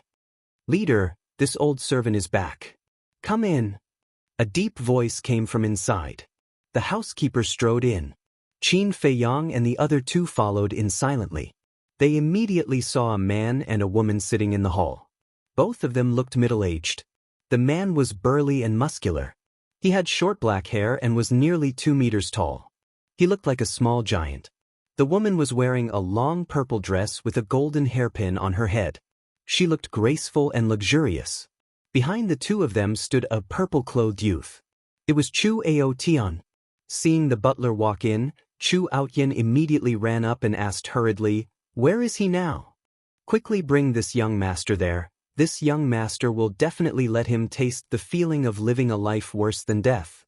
The butler's expression turned ugly. "What is it?" Chu Outyin frowned. The butler sighed deeply and bowed. "Young master, this old servant is incompetent and couldn't find him." What? Chu Outyin was furious.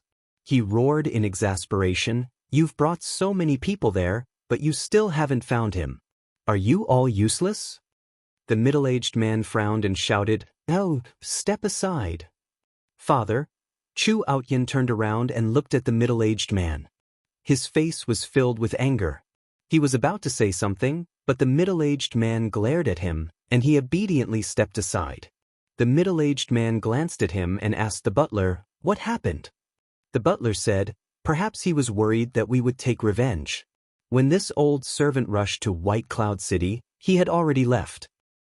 "You didn't chase after him?" the middle-aged man asked. "But we didn't see him even after a few hundred miles," the butler said. "What about the others?" the middle-aged man asked. The butler said, "We're still tracking." The middle-aged man nodded and said with a murderous aura, "If he's alive, I want to see him. If he's dead, I want to see his corpse." "Understood." The butler responded respectfully and turned to leave. The purple-clothed woman looked at the middle-aged man and asked, "Husband, should we inform little Xian?" "Inform her for what?" The middle-aged man looked at her in confusion. This person knew Outyen's identity, but he still dared to kill the people around him in public. This is enough to show that he's not afraid of our Heavenly Spiral Tribe at all. Moreover, I've never seen this face before. He shouldn't be from this area, the purple-clothed woman said.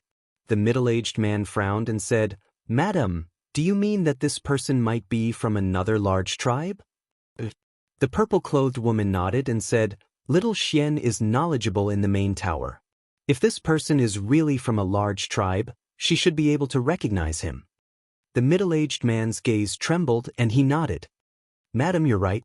We do need to ask little Xian, lest we provoke someone we shouldn't." After saying that, he took out the image crystal. Young Master Hao laughed secretly. "He even knows to inquire about your identity first. It seems that although this leader of the Heavenly Spiral Tribe is domineering, he still has some awareness." Qin Feiyang said, "If he didn't have some awareness, how could the Heavenly Spiral Tribe have survived until today? I'm afraid they would have been wiped out long ago." Young Master Hao smiled. Buzz. A moment later, Chu Xian's image appeared. The middle-aged man stood up and smiled. "Little Xian, how have you been?" His tone and attitude actually had a hint of flattery. However, facing the middle-aged man's attitude, Chu Xian didn't resist at all. Instead, she seemed to enjoy it. "I'm fine. Why did you send me a message?" Even her tone was very cold, as if she was a high and mighty empress. There's a small matter. Not long ago, your brother brought people to White Cloud City. In the end, he was blocked by a reckless person and killed many of our people. I just want to ask, do you know him? The middle-aged man waved his hand and his battle aura surged, condensing into Qin Feiyang's disguised appearance. Chu Xian sized up the image and shook her head. I've never seen him before. He shouldn't be anyone famous. That's good. The middle-aged man heaved a sigh of relief and said, Is that fatso still harassing you? Qin Feiyang's eyes flashed and he took out the image crystal. At the same time, Chu Xian frowned slightly and said, Speaking of this, I'm quite puzzled. What's wrong? The middle-aged man asked. Chu Xian said, In the past, he would come to me on time every morning to please me. But these 2 days, he hasn't come to me even once. Fatso had been watching Li Yan these 2 days. Of course, it was impossible for him to go to her. Why is that? Has he given up? The middle-aged man was suspicious. It shouldn't be possible. Because if he had given up, he would have done so long ago. There's no need to pester me for so long. But it doesn't matter. Anyway, my goal is to admire my ancestor. If it weren't for his good relationship with my ancestor, I wouldn't have bothered with him. Chu Xian snorted coldly. That's right. He should look in the mirror and see what kind of person he is. He still wants to eat swan meat. How ridiculous. The middle-aged man also laughed. Sure enough, I guessed right. Wang Yu muttered. This woman is not simple. She was with Guofeng before. She must have coveted Guofeng's family background. Young Master Hao sighed. This woman's scheming was simply terrifying. At the same time, Qin Feiyang's eyes were also surging with cold light. Who Chu Xian was had nothing to do with him. But since she dared to use fatso, she could never be forgiven. Chu Xian looked at the middle-aged man and said, Is there anything else? The middle-aged man shook his head. Before his voice died away, Chu Xian's virtual image dissipated. She didn't even say a word of farewell, looking extremely arrogant and indifferent. Wang Yu said in disgust, This woman is really disgusting. Although this family wasn't anything good, as children, shouldn't they respect their parents? But she couldn't find the slightest respect on Chu Xian's face. She even treated her own parents like this, let alone outsiders. She was very bad. Young Master Hao turned to look at Qin Feiyang and asked, What are you going to do? Let them despair and regret. Qin Feiyang's eyes flickered. He put away the image crystal and left with young Master Hao and Wang Yu. The main tower. Soothing Lake. Qin Feiyang and the other two sat at the tea table, drinking tea silently. Next to them, Fatso raised his head and stared at the image transmitted by the image crystal. His hands were tightly clenched together, and his face was full of pain. Ever since Qin Feiyang sent him a message, he had been praying that this was a misunderstanding. However, the truth beat him mercilessly. So you were just using me. I like you so much. Why did you do this to me? You're too ruthless. He muttered to himself, and tears came out uncontrollably. Qin Feiyang couldn't bear it. He put down the teacup, got up and patted him heavily on the shoulder, saying, A man bleeds but not tears. Fatso wiped away his tears, turned to look at Qin Feiyang, and said, Boss, I want the Heavenly Spiral tribe to disappear. Every word was sonorous and powerful, containing an undispersible murderous intent. Qin Feiyang nodded and said, The Heavenly Spiral tribe will disappear, and it won't be too late. Leave this matter to me. Young Master Hao got up and smiled. Wang Yu frowned and said angrily, What are you doing? This young master also doesn't like them. Young Master Hao shrugged. Qin Feiyang turned to look at young Master Hao, cupped his hands and said with a smile, Thank you. We're family, what's there to be polite about? Young Master Hao rolled his eyes at him, looked at Fatso and said, Don't worry, this young master will make that woman suffer so much that she'll beg you to marry her. I'm no longer interested in such a woman. However, if I can see her in pain and despair, it's also pleasing to the eye. Fatso sneered. After suffering such a blow, you can still calm down so quickly. Your psychological quality is quite good. Originally, we were still worried that when you found out about this, you would seek death. Young Master Hao laughed. What a joke, after following boss for so many years, how can my psychological quality not be strong? This little blow, at most, will only make me sad for a while. Seek death? That doesn't exist. Fatso shook his head and said. Young Master Hao gave him a thumbs up and said, I admire you. The fatty said, I also quite admire you. You turned from a hedonistic son of rich parents to a young and promising man in such a short time. Young Master Hao was stunned and said speechlessly, when was I a playboy? Moreover, even if I'm a playboy, I'm much better than that Chu Aotian. Fatso nodded seriously and said, yes, not as good as the best, but better than the worst. Young Master Hao's face darkened and he said angrily, why are you so annoying? Can't help it, I was born to be annoying. Fatso touched his chin and chuckled. Seeing that Fatso was not ashamed but proud, young Master Hao was speechless for a moment and could only helplessly shake his head. Chapter 1080. After chatting for a while, Fatso got up and left, continuing to keep an eye on Li Yan. Young Master Hao and Wang Yu are also left. Heavenly Spiral Tribe, Chu Xian. A cold glint flashed in Qin Feiyang's eyes. He walked up to the second floor, sat on the balcony, took a battle chi pill, and closed his eyes to cultivate. Time passed in the blink of an eye, and night fell. Heavenly Spiral Tribe. The Heavenly Spiral Tribe's leader sat on a throne made of gold, looking down at the stewards standing below. He said angrily, it's been a day, and you still haven't found him. What's the point of me keeping you? Leader, please calm down. I've really tried my best. The steward quickly knelt on the ground, his face full of fear. The Heavenly Spiral Tribe's leader said, don't say I didn't give you a chance. I'll give you one more night. If you still haven't found that person's whereabouts by tomorrow morning, you can come back with your head. The steward's eyes were also burning with anger. He looked up at the Heavenly Spiral Tribe's leader and said, then you'd better kill me now. How dare you? The Heavenly Spiral Tribe's leader was furious. The steward said, I'm not being presumptuous. I just don't want to do something meaningless. The Heavenly Spiral Tribe's leader shouted, he killed our tribesman, and I asked you to find him. You call that meaningless? That's right. I also want to find him and avenge our dead tribesman. But we don't know who he is, nor do we know his name. We don't even know where he came from. How do you expect me to find him? The steward said. Is that your excuse? The Heavenly Spiral Tribe's leader's face was dark. The steward shook his head and said, I'm not looking for an excuse. I'm just stating the truth. How dare you talk back to me? The Heavenly Spiral Tribe's leader suddenly stood up and landed in front of the steward. He grabbed the steward's neck and twisted it. He said with a sinister smile, do you really think I don't dare to kill you? It's my honor to die in the leader's hands. But before I die, I'd like to give you a piece of advice. This advice is something I've always wanted to say but didn't dare to say. Don't be so domineering and spoiling young Master Aotian, or our Heavenly Spiral Tribe will be destroyed by you sooner or later. The butler said expressionlessly.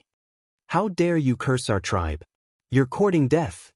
The leader of the Heavenly Spiral Tribe gritted his teeth as killing intent shot out from his eyes.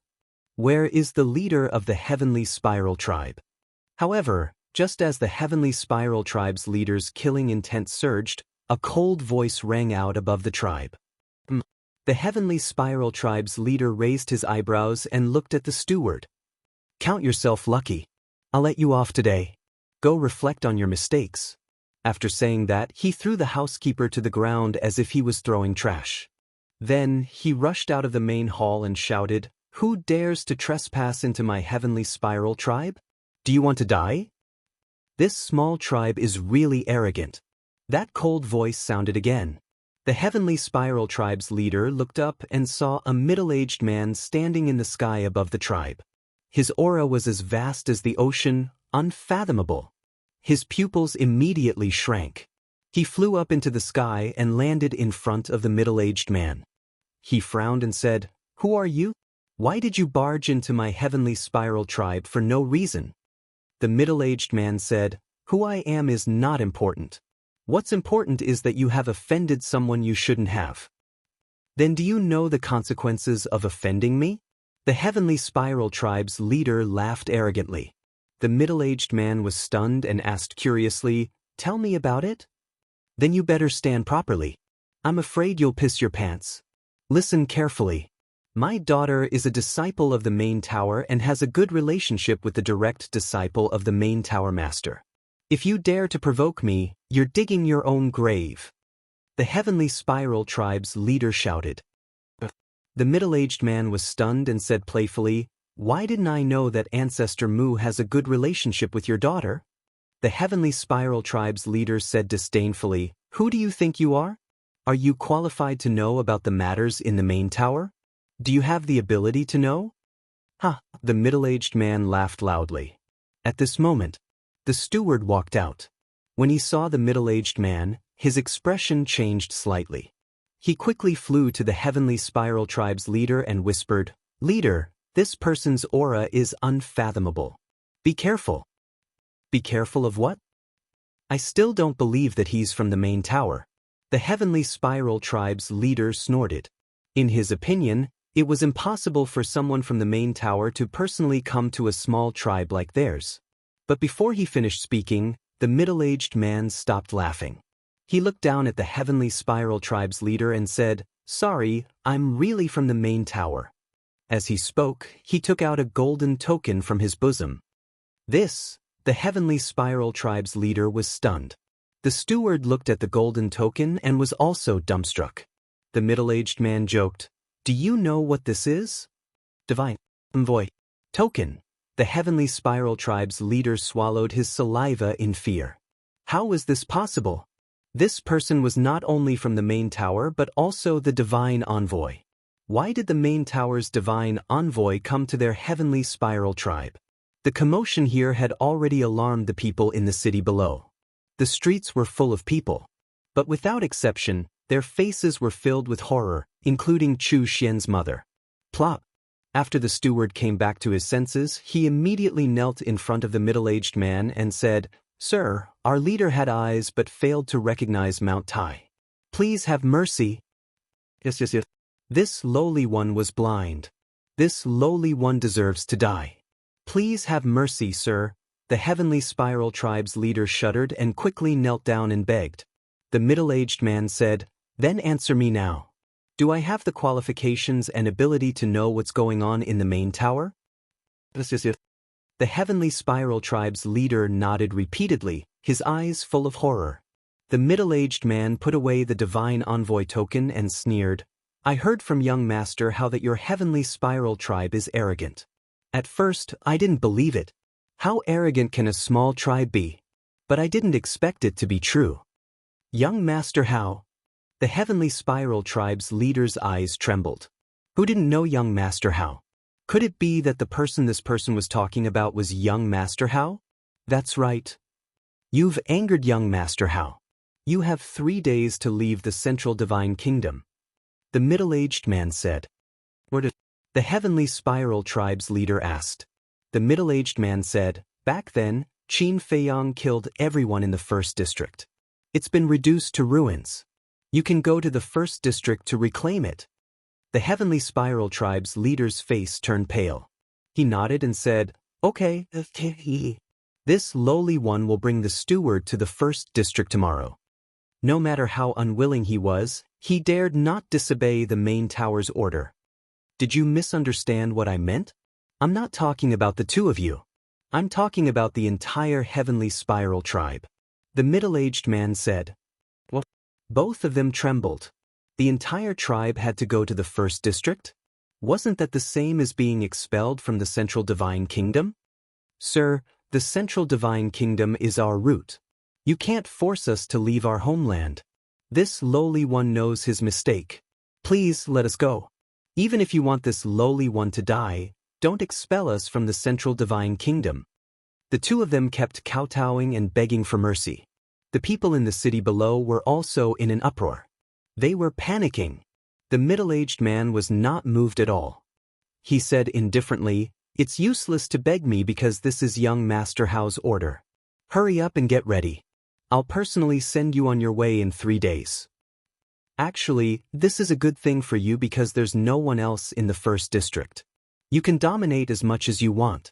The middle-aged man sneered, opened the portal, and left without looking back. The two of them watched the portal disappear and collapsed powerlessly.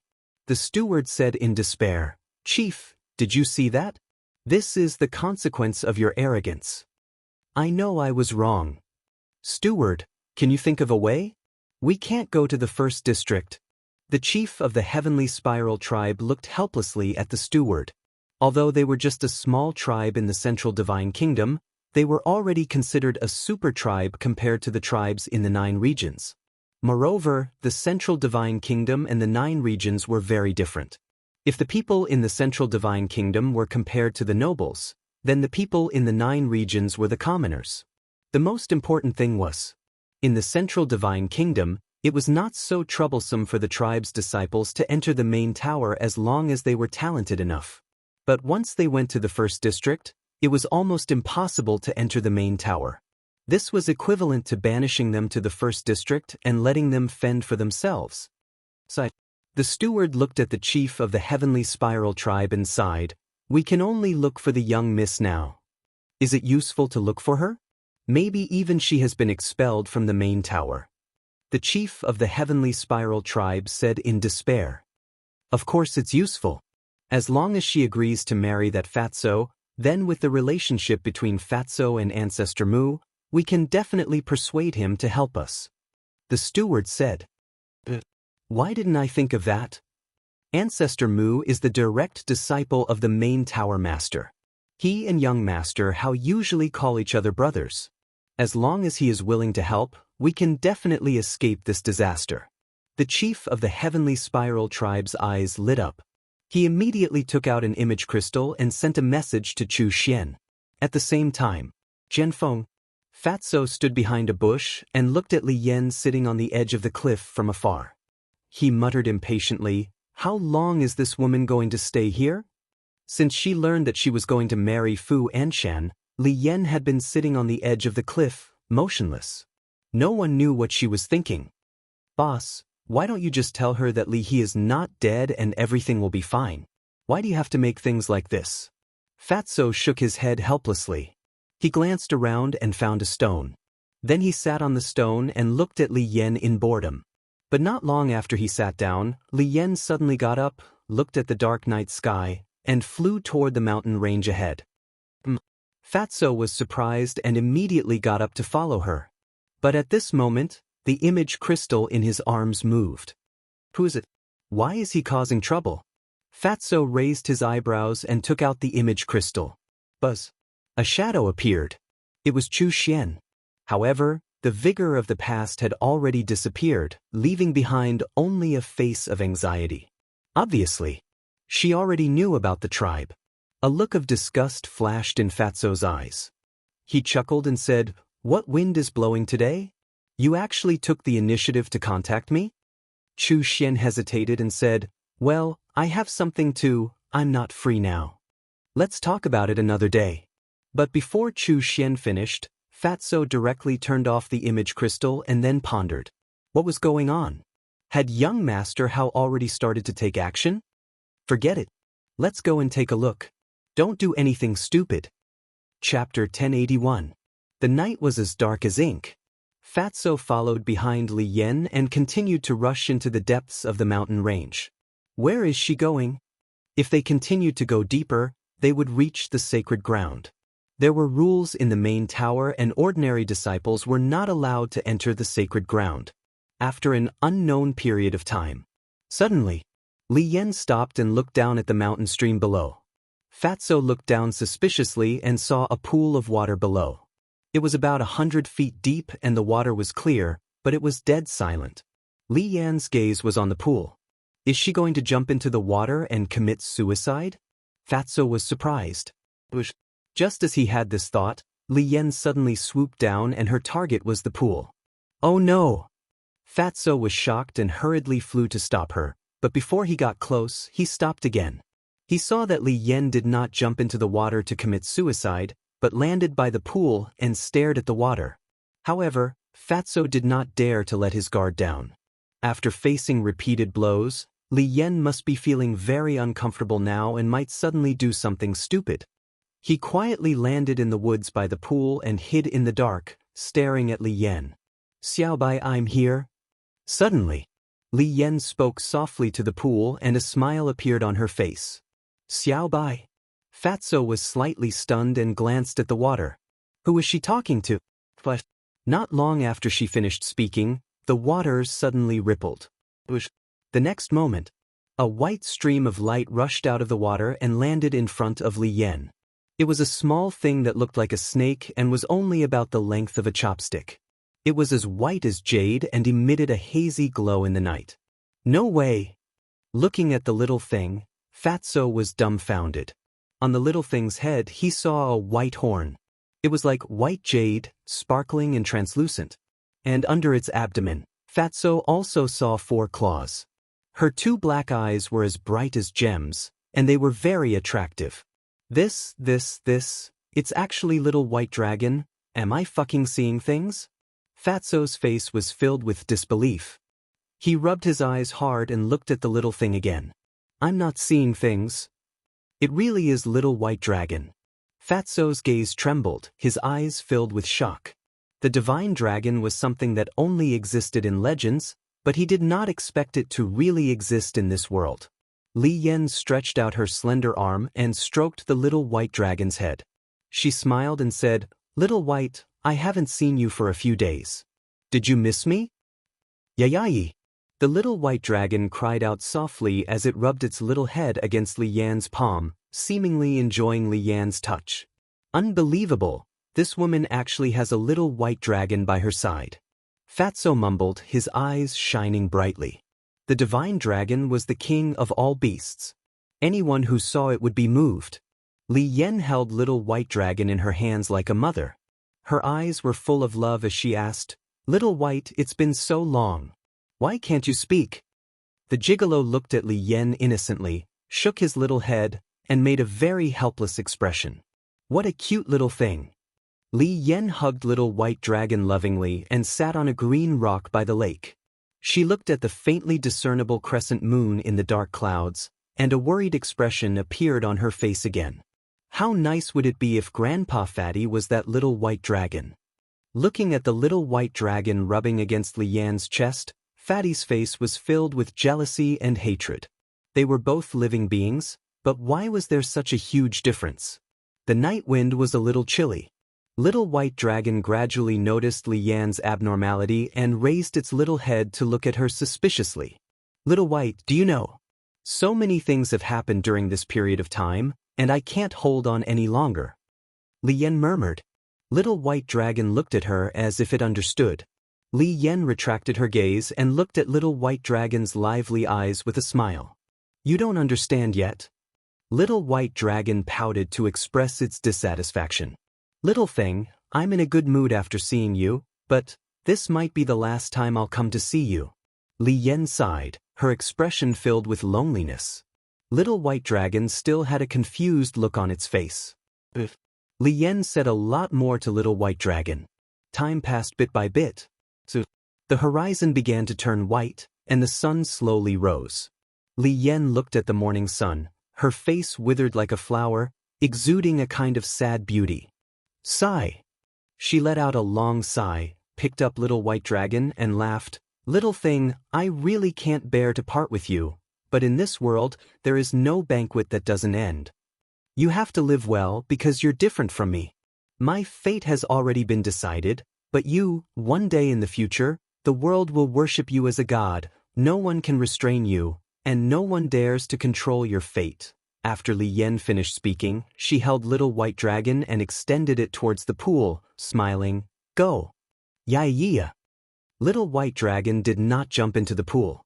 It waved its claws as if it was trying to express something. Li Yan said, "Are you saying that we will go to the outside world together in the future?" Little White Dragon nodded repeatedly. Li Yan's expression was slightly gloomy, but then she smiled and nodded. "All right, I'll wait for you." Little White Dragon cried out excitedly a few times, then intimately stuck out its tongue and licked Li Yan's palm, then turned around and jumped into the pool, disappearing. The surface of the water quickly calmed down. It's finally time to leave. That night, the most boring person was Fatso. He couldn't do anything and just kept squatting there. He was about to get sick from holding it in. However, he stood there looking at Li Yan, only to see that Li Yan had not left. What else do you want to do? Fatso gradually frowned. Suddenly, Li Yan took out a dagger from her cosmos bag. Fatso's pupils shrank, and he immediately became alert. Father, mother, I'm sorry. I can't marry an old man. Grandfather, Yan is here to accompany you. Li Yan muttered to herself, held the dagger, and stabbed it towards her heart. Damn it, I really did something stupid. Fatso's face changed. Like an ape, he jumped out and instantly landed in front of Li Yan, and then grabbed Li Yan's wrist. The dagger had already cut through Li Yan's clothes and almost pierced her heart. Fortunately, I made it in time, otherwise I would have been scolded to death by the boss. Fatso wiped his cold sweat, grabbed Li Yan's dagger, and said angrily, "Why are you so stupid? What's in it for you?" Fatso's sudden appearance surprised Li Yan. Fatso said helplessly, "I have been watching you in secret, afraid that you would do something stupid." Li Yan was stunned, then shook her head and said self-deprecatingly, "I didn't expect that there would be someone in this world who cares about me. You asked me what's in it for me, and I told you that I can be free by doing this." Fatso said, "Isn't it just some trivial matter? Do you need to be so pessimistic? My grandfather who loved me the most is dead. Father wants me to marry an old man. Is this still a small matter?" Li Yan stood up and stared at Fatso angrily, roaring, "What's the big deal? Who doesn't have any setbacks in their life? If everyone is like you, committing suicide when they encounter something, then wouldn't the world become extinct?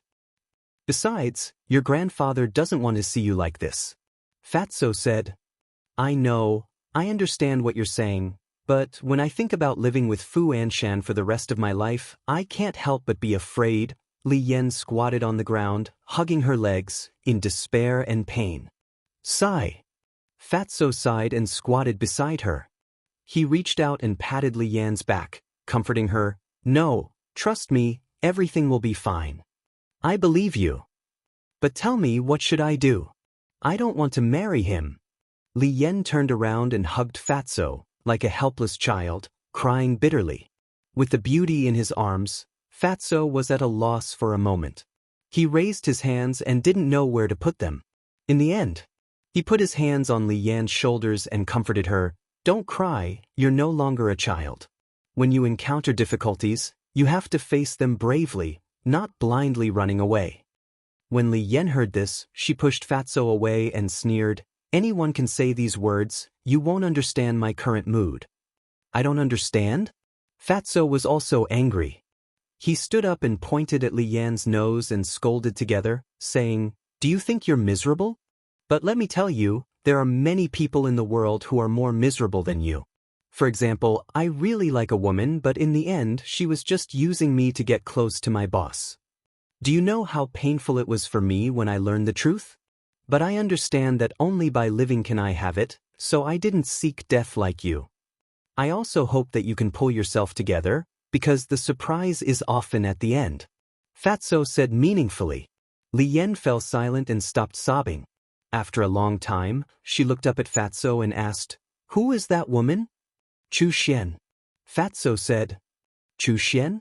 Li Yan thought carefully for a moment and said, "I've heard of this woman. It seems that she and Guofeng."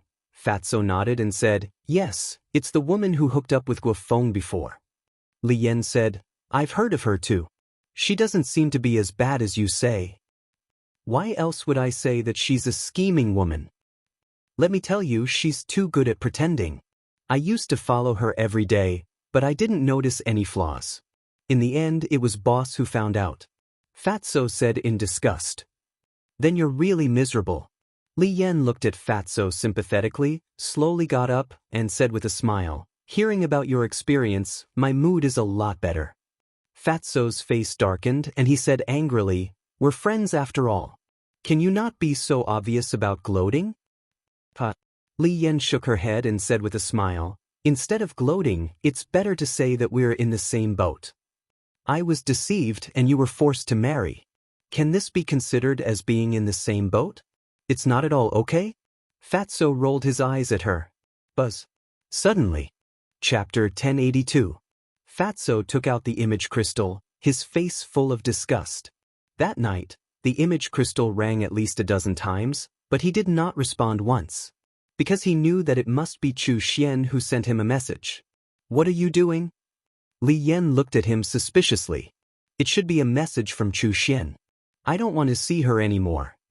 After Fatso finished speaking, he put away the image crystal. Li Yan said suspiciously, since she is using you, why did she take the initiative to send you a message? What happened between you two? Fatso's heart skipped a beat. If he told Li Yan about him, he might be able to distract her. He coughed dryly and asked, do you really want to know?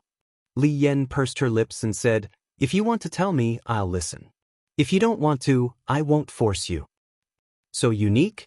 Fatso was stunned and shook his head with a wry smile. It's like this. Just as Fatso was telling Li Yan, on the other side of the martial artist mountain range, Chu Xian was walking back and forth in her cave abode, her face full of anxiety. What's going on with this disgusting fat pig? I've sent him so many messages, but he didn't respond to me? She didn't realize that Fatso had seen through her conspiracy and still had an unapproachable attitude. I don't believe that he can really ignore my existence. She took out the image crystal again and sent a message to Fatso. Beside the pool. Fatso finished the whole story in a few words. After listening, Li Yan suddenly realized and said, in that case, young Master Hao has already set out to deal with the Heavenly Jade tribe. Now Chu Xian is looking for you, not because she has changed her mind, but because she wants you to help her. That's right. Fatso nodded. Li Yan shook her head and sighed. This woman's scheming is indeed a little scary, but she's also caught in her own trap. Buzz. At this moment, Fatso's image crystal rang again.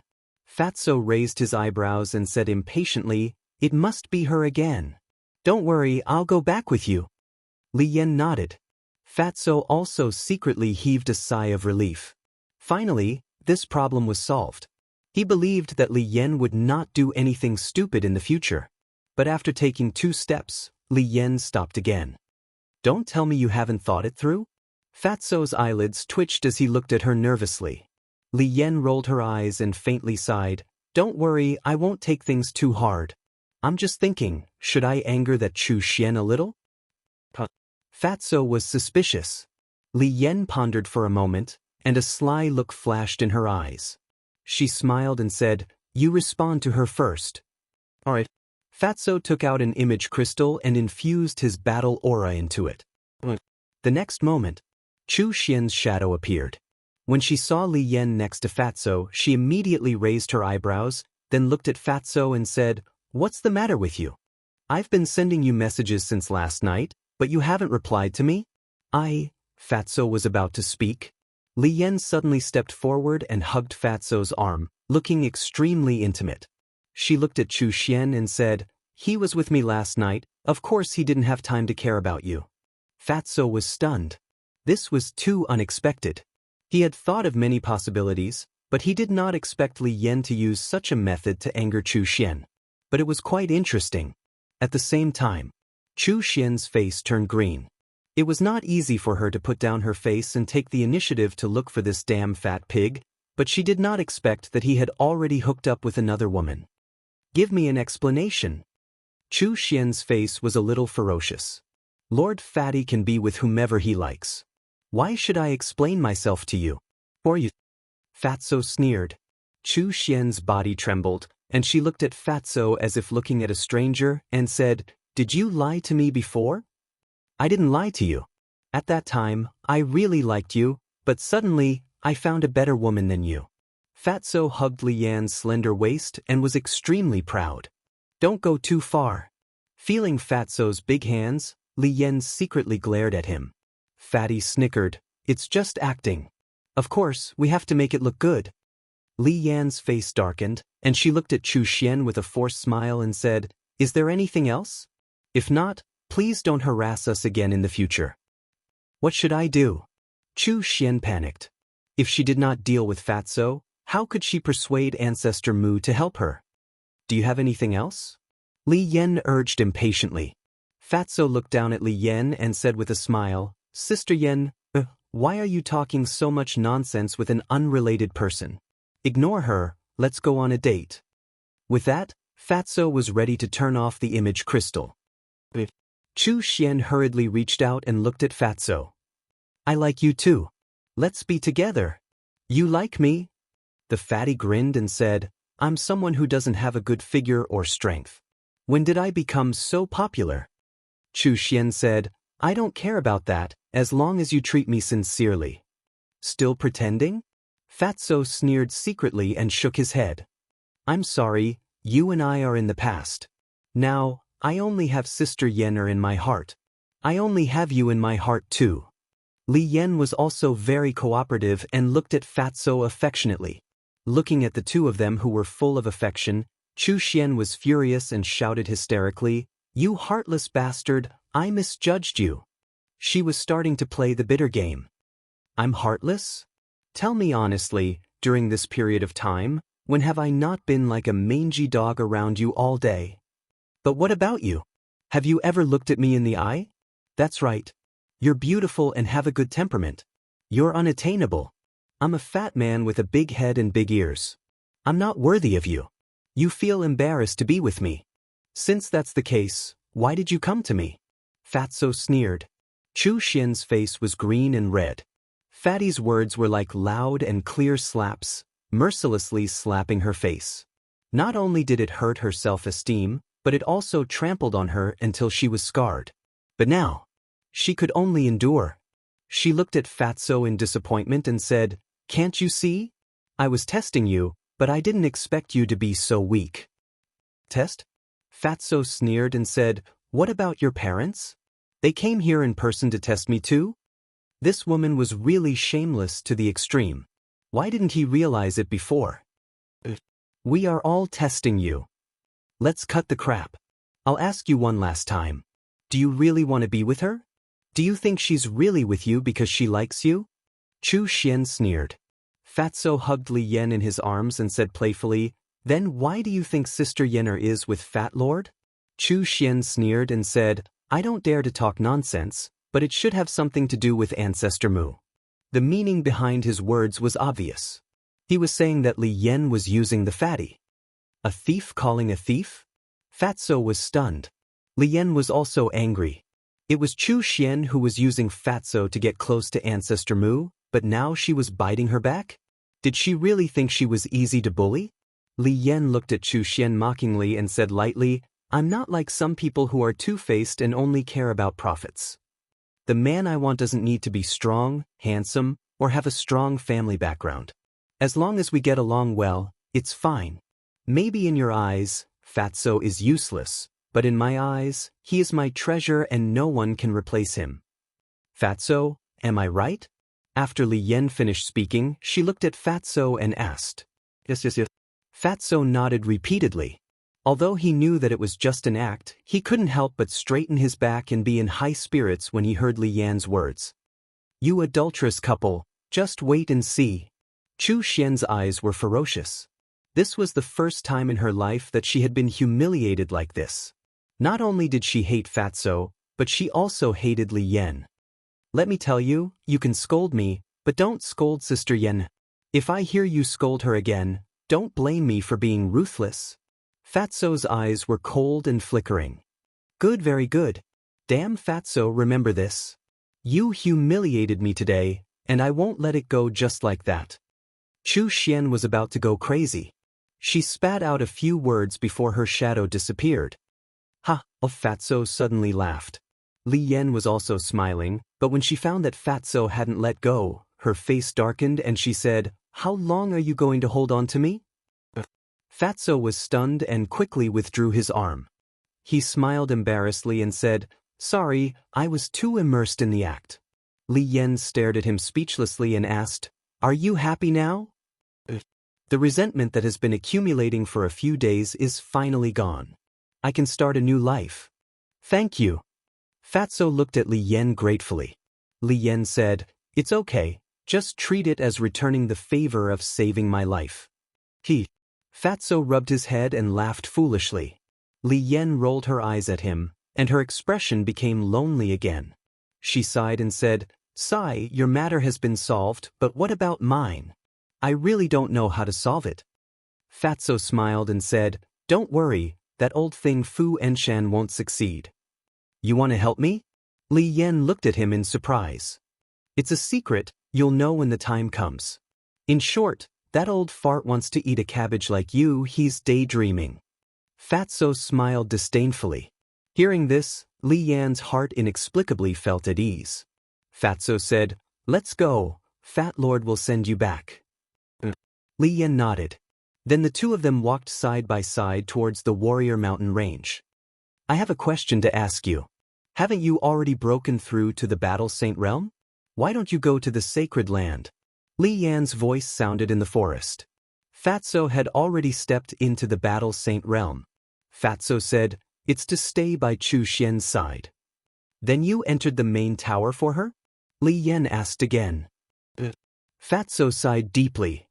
"Then you're really stupid." Li Yan despised him. "How would I know that she's such a person?" Fatso said helplessly. Chapter 1083. Time flew by. There was only one day left before the Heavenly Spiral tribe would be expelled. This morning, Chu Xian came to Soothing Lake and stood by the lake. Looking at the small island in the middle of the lake, she gritted her teeth and flew towards the small island. Roar! However, just as she flew up, a huge beast roared out of the lake. Chu Xian was so scared that her face turned pale. Because it was a sacred beast. The beast stood above the lake like a beast god. It looked at Chu Xian coldly and shouted, "The main tower is a forbidden area. Please leave immediately." Chu Xian quickly said, "I am a friend of Ancestor Mu. I have something to discuss with him. Please make an exception." The beast said, "Since you are a friend of Ancestor Mu, why don't you send him a message directly?" Chu Xian said, "I haven't had the time to establish a contract with him."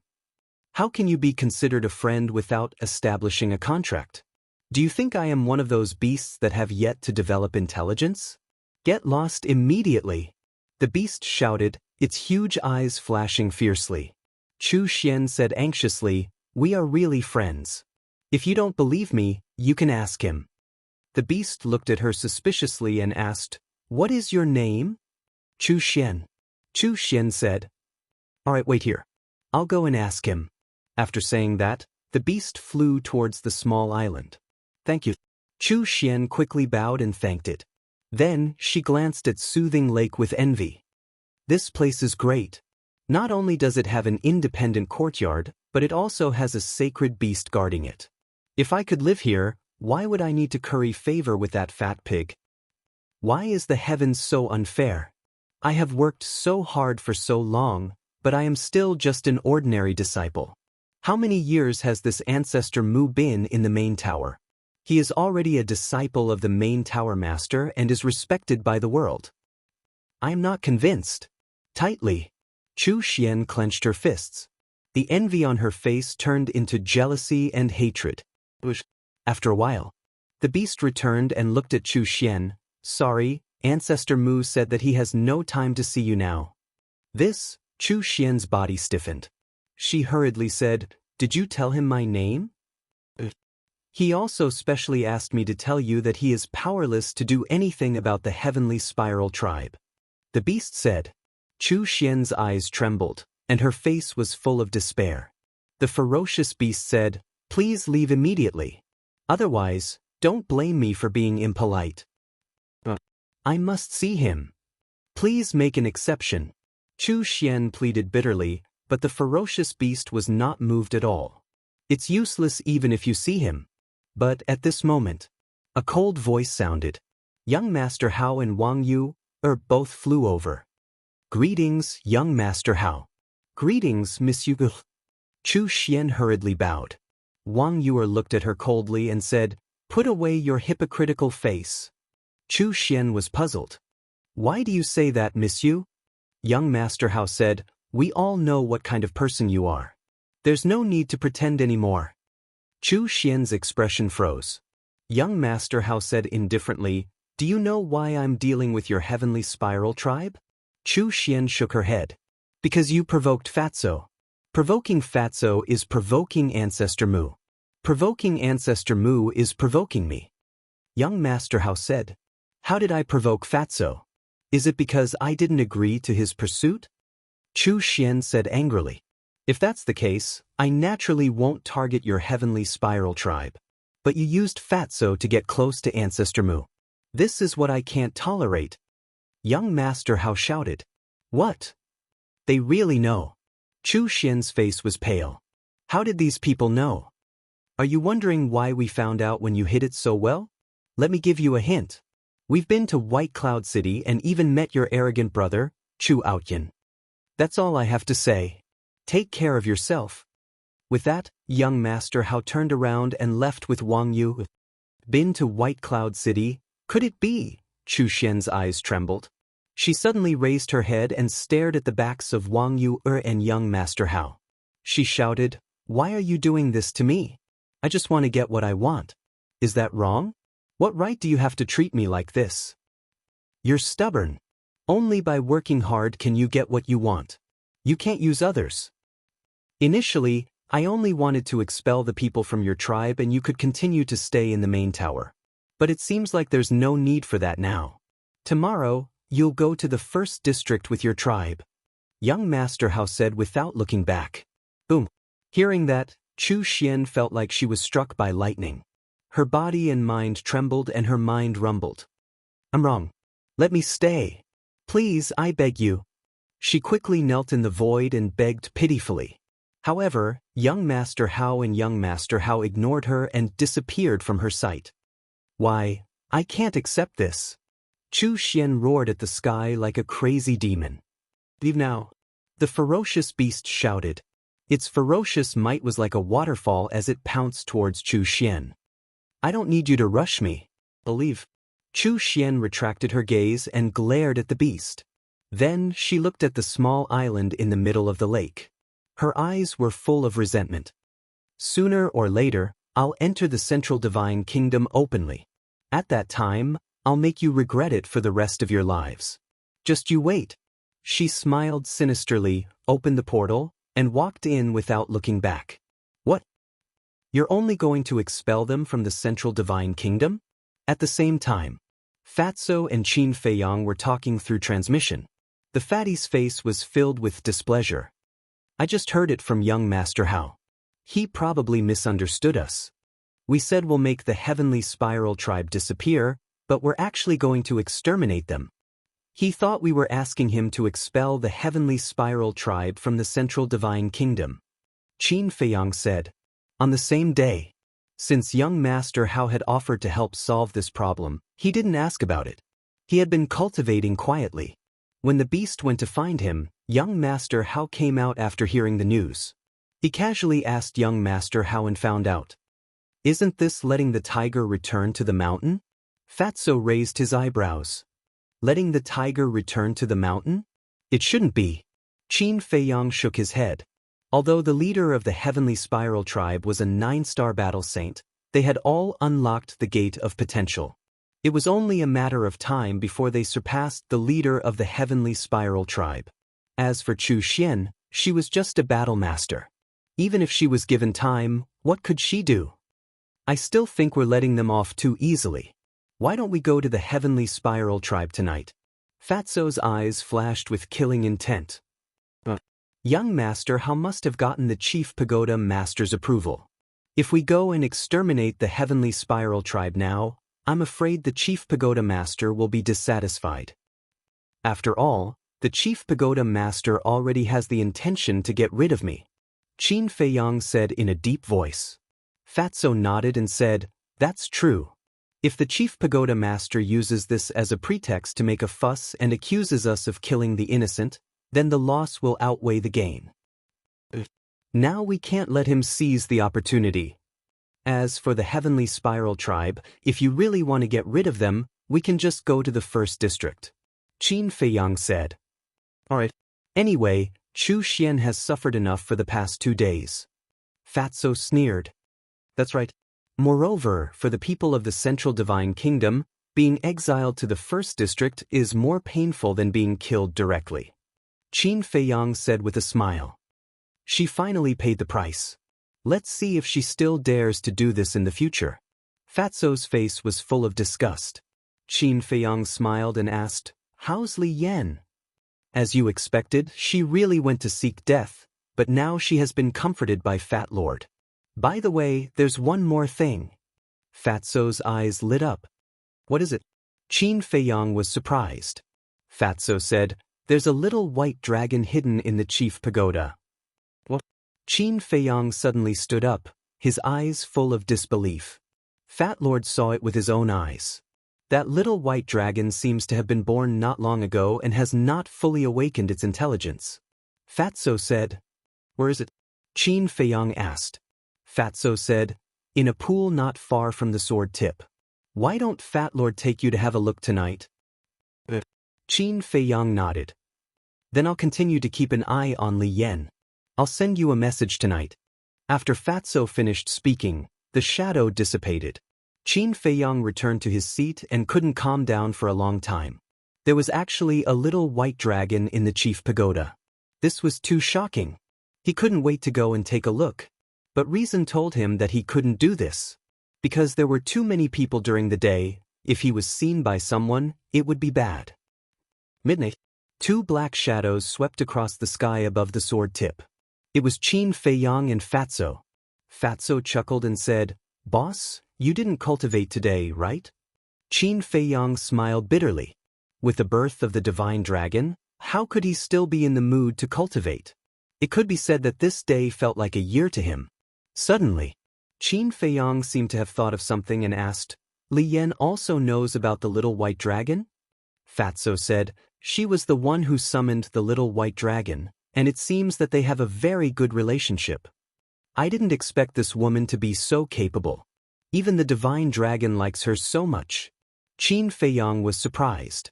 Fatso laughed. This means that she is kind-hearted. That's right.